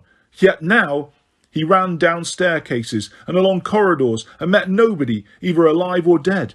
They were all clearly in the great hall outside his charms classroom. He came to a halt, panting and thinking disconsolately that he would have to wait until later, until after the end of the feast. But just as he had given up hope, he saw it. A translucent somebody drifting across the end of the corridor. Hey, Nick! Nick! The ghost stuck its head back out of the wall, revealing the extravagantly plumed hat and dangerously wobbling head of Sir Nicholas de Mimsy Porpington. "Good evening," he said, withdrawing the rest of his body from the solid stone and smiling at Harry. "I am not the only one who is late, then." Though he sighed in a rather different sense, of course. "Nick, can I ask you something?" A most peculiar expression stole over nearly headless Nick's face as he inserted a finger in the stiff ruff at his neck and tugged it a little straighter, apparently to give himself thinking time. He desisted only when his partially severed neck seemed about to give way completely. Now, Harry," said Nick, looking discomfited. "Can't it wait until after the feast?" "No, Nick. Please," said Harry. "I really need to talk to you. Can we go in here?" Harry opened the door of the nearest classroom, and nearly headless Nick sighed. "Oh, well, very well," he said, looking resigned. "I can't pretend I haven't been expecting it." Harry was holding the door open for him, but he drifted through the wall instead. "Expecting what?" Harry asked, as he closed the door. "You to come and find me," said Nick, now gliding over to the window and looking out at the darkening window grounds. "It happens sometimes, when somebody has suffered a loss." "Well," said Harry, refusing to be deflected, "you were right. I've come to find you." Nick said nothing. "It's," said Harry, who was finding this more awkward than he had anticipated. "It's just, you're dead. But you're still here, aren't you?" Nick sighed and continued to gaze out at the grounds. "That's right, isn't it?" Harry urged him. "You died, but I'm talking to you. You can walk around Hogwarts and everything, can't you?" "Yes," said nearly headless Nick quietly. "I walk and talk, yes." "So, you came back, didn't you?" said Harry urgently. "People can come back, right? As ghosts. They don't have to disappear completely. Well," he added impatiently, when Nick continued to say nothing. Nearly headless Nick hesitated and then said, "Not everyone can come back as a ghost." "What do you mean?" said Harry quickly. Only wizards." "Oh," said Harry, and he almost laughed with relief. "Well, that's okay then. The person I'm asking about is a wizard, so he can come back, right?" Nick turned away from the window and looked mournfully at Harry. "He won't come back." "Who?" "Sirius Black," said Nick. "But you did," said Harry angrily. "You came back. You're dead, and you didn't disappear. Wizards can leave an imprint of themselves upon the earth, to walk palely where their living selves once trod," said Nick miserably. "But very few wizards choose that path." "Why not?" said Harry. "Anyway, it doesn't matter. Sirius won't care if it's unusual. He'll come back. I know he will." And so strong was his belief, Harry actually turned his head to check the door, sure for a split second that he was going to see Sirius, pearly white and transparent but beaming, walking through it towards him. "He will not come back," repeated Nick. "He will have gone on." "What do you mean, gone on?" said Harry quickly. "Gone on where? Listen, what's happened? What happens when you die anyway? Where'd you go? Why doesn't everyone come back? Why isn't this place full of ghosts? Why—" "I cannot answer," said Nick. "You're dead, aren't you? said Harry exasperatedly. Who can answer better than you? I was afraid of death, said Nick softly. I chose to remain behind. I sometimes wonder whether I oughtn't to have. Well, that is neither here nor there. In fact, I am neither here nor there. He gave a small, sad chuckle. I know nothing of the secrets of death, Harry, for I chose my feeble imitation of life instead. I believe learned wizards study the matter in the Department of Mysteries. Don't talk to me about that place, said Harry fiercely. I am sorry not to have been more help, said Nick gently. Well, do excuse me, the feast, you know. And he left the room, leaving Harry there alone, gazing blankly at the wall through which Nick had disappeared. Harry felt almost as though he had lost his godfather all over again, in losing the hope that he might be able to see or speak to him once more. He walked slowly and miserably back up through the empty castle, wondering whether he would ever feel cheerful again. He had turned the corner towards the fat lady's corridor when he saw somebody up ahead, fastening a note to a board on the wall. A second glance showed him it was Luna. There were no good hiding places nearby. She was bound to have heard his footsteps, and in any case, Harry could hardly muster the energy to avoid anyone at the moment.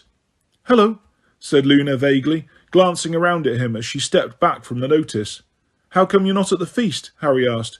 Well, I've lost most of my possessions, said Luna serenely. People take them and hide them, you know. But as it's the last night, I really do need them back, so I've been putting up signs. She gestured towards the notice board, upon which, sure enough, she had pinned a list of all her missing books and clothes, with a plea for their return. An odd feeling rose in Harry, an emotion quite different from the anger and grief that had filled him since Sirius's death. It was a few moments before he realised that he was feeling sorry for Luna. How come people hide your stuff? He asked, frowning. Oh, well, she shrugged. I think they think I'm a bit odd. You know, some people call me Loony Lovegood, actually. Harry looked at her, and the new feeling of pity intensified rather painfully. That's no reason for them to take your things, he said flatly. Do you want help finding them? Oh no, she said, smiling at him. They'll come back. They always do in the end. It was just that I wanted to pack tonight. Anyway, why aren't you at the feast? Harry shrugged. Just didn't feel like it. No, said Luna, observing him with those oddly misty, protuberant eyes. I don't suppose you do. The man the Death Eaters killed was your godfather, wasn't he? Ginny told me. Harry nodded curtly, but found that for some reason he did not mind Luna talking about Sirius. He had just remembered that she, too, could see Thestrals. Have you... he began. Who... has anyone you know never died? Yes, said Luna simply. My mother. She was quite extraordinary.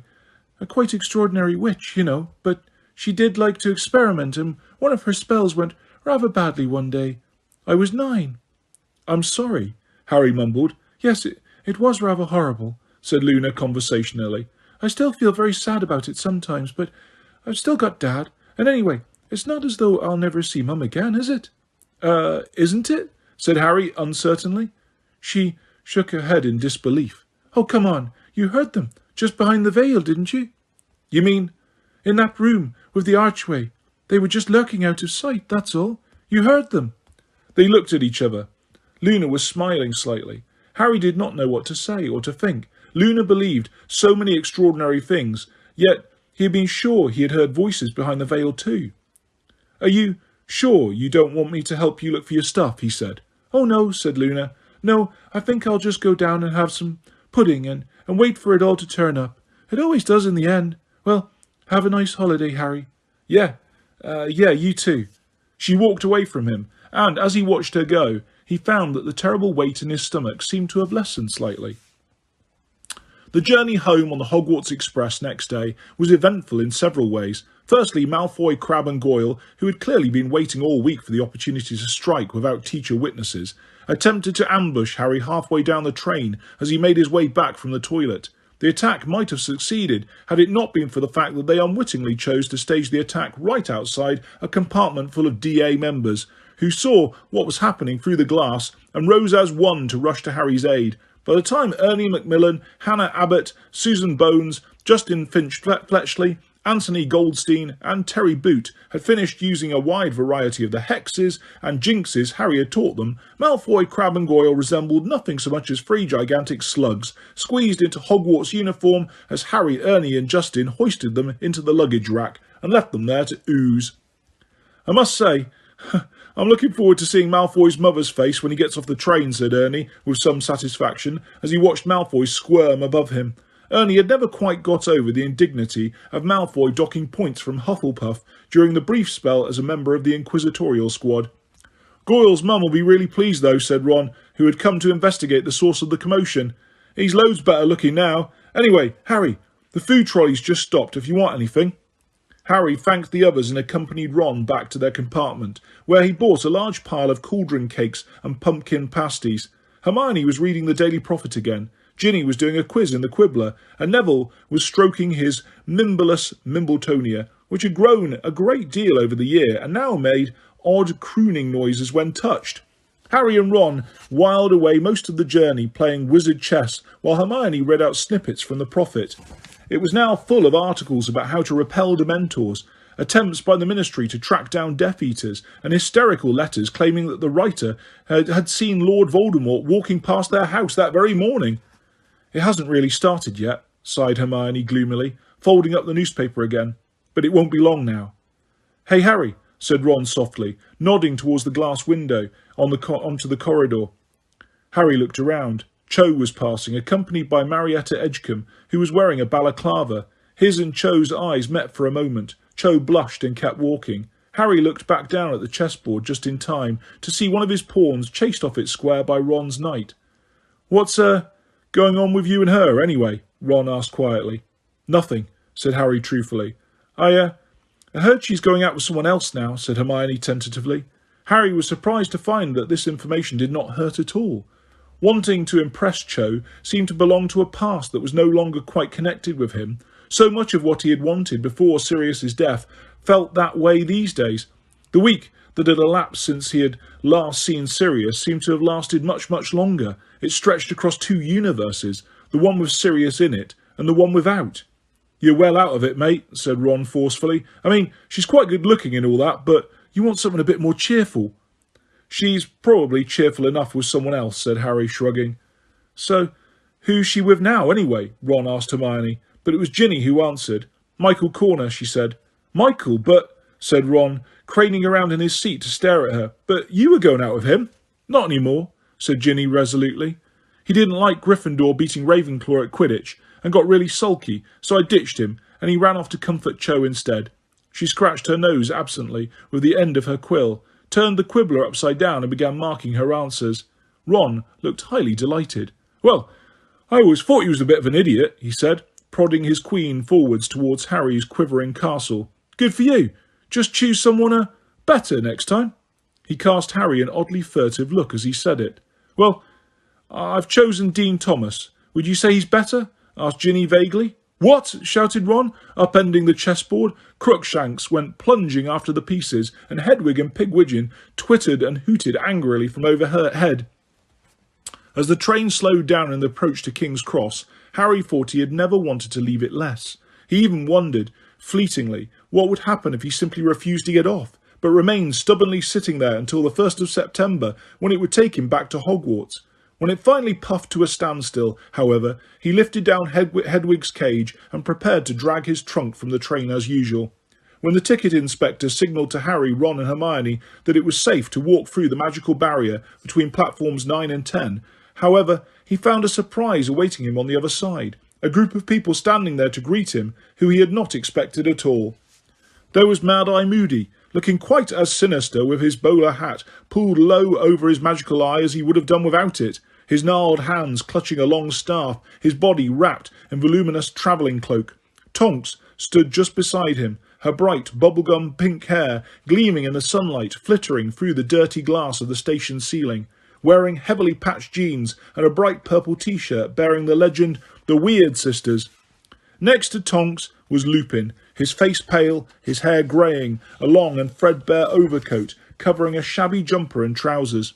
At the front of the group stood Mr. and Mrs. Weasley, dressed in their muggle best, Fred and George, who were both wearing brand new jackets and some lurid green scaly material. "Ron!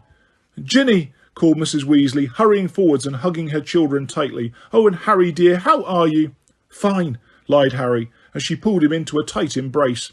Over her shoulder he saw Ron goggling at the twins' new clothes. "What are they supposed to be?" he asked, pointing at the jackets. "Finest dragon skin, little bro," said Fred, giving his zip a little tweak. "Business is booming, and we thought we'd treat ourselves." "Hello, Harry," said Lupin, as Mrs. Weasley let go of Harry and turned to greet Hermione. "Hi," said Harry. "I didn't expect... What are you all doing here?" "Well," said Lupin with a slight smile, "we thought we might have a little chat with your aunt and uncle before letting them take you home." "I don't know if that's a good idea," said Harry at once. "Oh, I think it is," growled Moody, who had limped a little closer. "That'll be them. Will it, Potter?"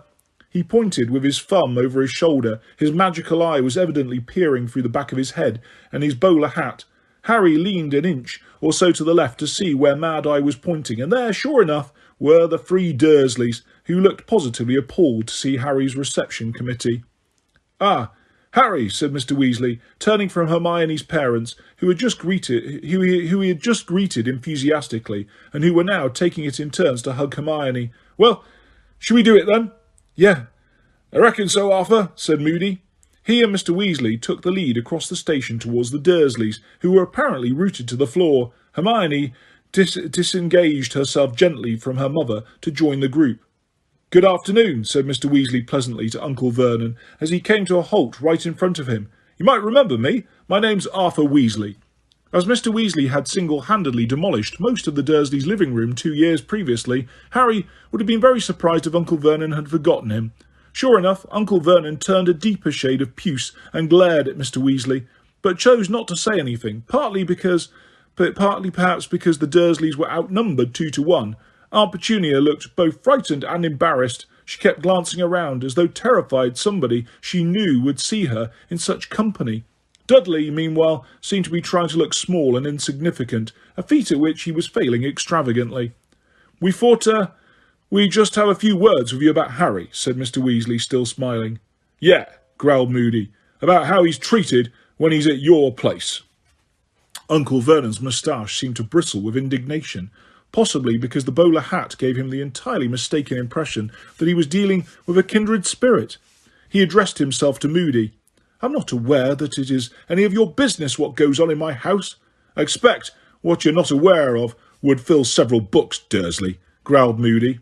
"Anyway, that's not the point," interjected Tonks, whose pink hair seemed to offend Aunt Petunia more than all the rest put together, for she closed her eyes rather than look at her. "The point is, if we find out you've been horrible to Harry, and make no mistake, we'll hear about it," added Lupin pleasantly. "Yes," said Mr. Weasley, "even if you won't let Harry use the felly-tone." "Telephone," whispered Hermione. "Yeah, if we get any hint that Potter's been mistreated in any way, you'll have us to answer to," said Moody. Uncle Vernon swelled ominously. His sense of outrage seemed to outweigh even his fear of the bunch of oddballs. "Are you threatening me, sir?" he said, so loudly that passers-by actually turned to stare. "Yes, I am," said Mad Eye, who seemed rather pleased that Uncle Vernon had grasped this fact so quickly. "And do I look like the kind of man who can be intimidated?" barked Uncle Vernon. "Well," said Moody, pushing back his bowler hat to reveal his sinisterly revolving magical eye.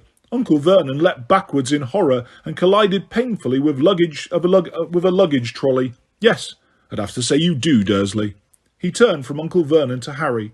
"So, Potter, give us a shout if you need us. If we don't hear from you for 3 days in a row, we'll send someone along." Aunt Petunia whimpered piteously. It could not have been plainer that she was thinking of what the neighbours would say if they caught sight of these people marching up the garden path. "Bye then, Potter," said Moody, grasping Harry's shoulder for a moment with a gnarled hand. "Take care, Harry," said Lupin quietly. "Keep in touch." "Harry, we'll have you away from there as soon as we can," Mrs. Weasley whispered, hugging him again. "We'll see you soon, mate," said Ron anxiously, shaking Harry's hand. "Real soon, Harry," said Hermione earnestly. "We promise." Harry nodded. He somehow could not find words to tell them what it meant to him, to see them all ranged there, on his side. Instead he smiled, raised a hand in farewell, turned around and led the way out of the station towards the sunlit street, with Uncle Vernon, Aunt Petunia and Dudley hurrying along in his wake.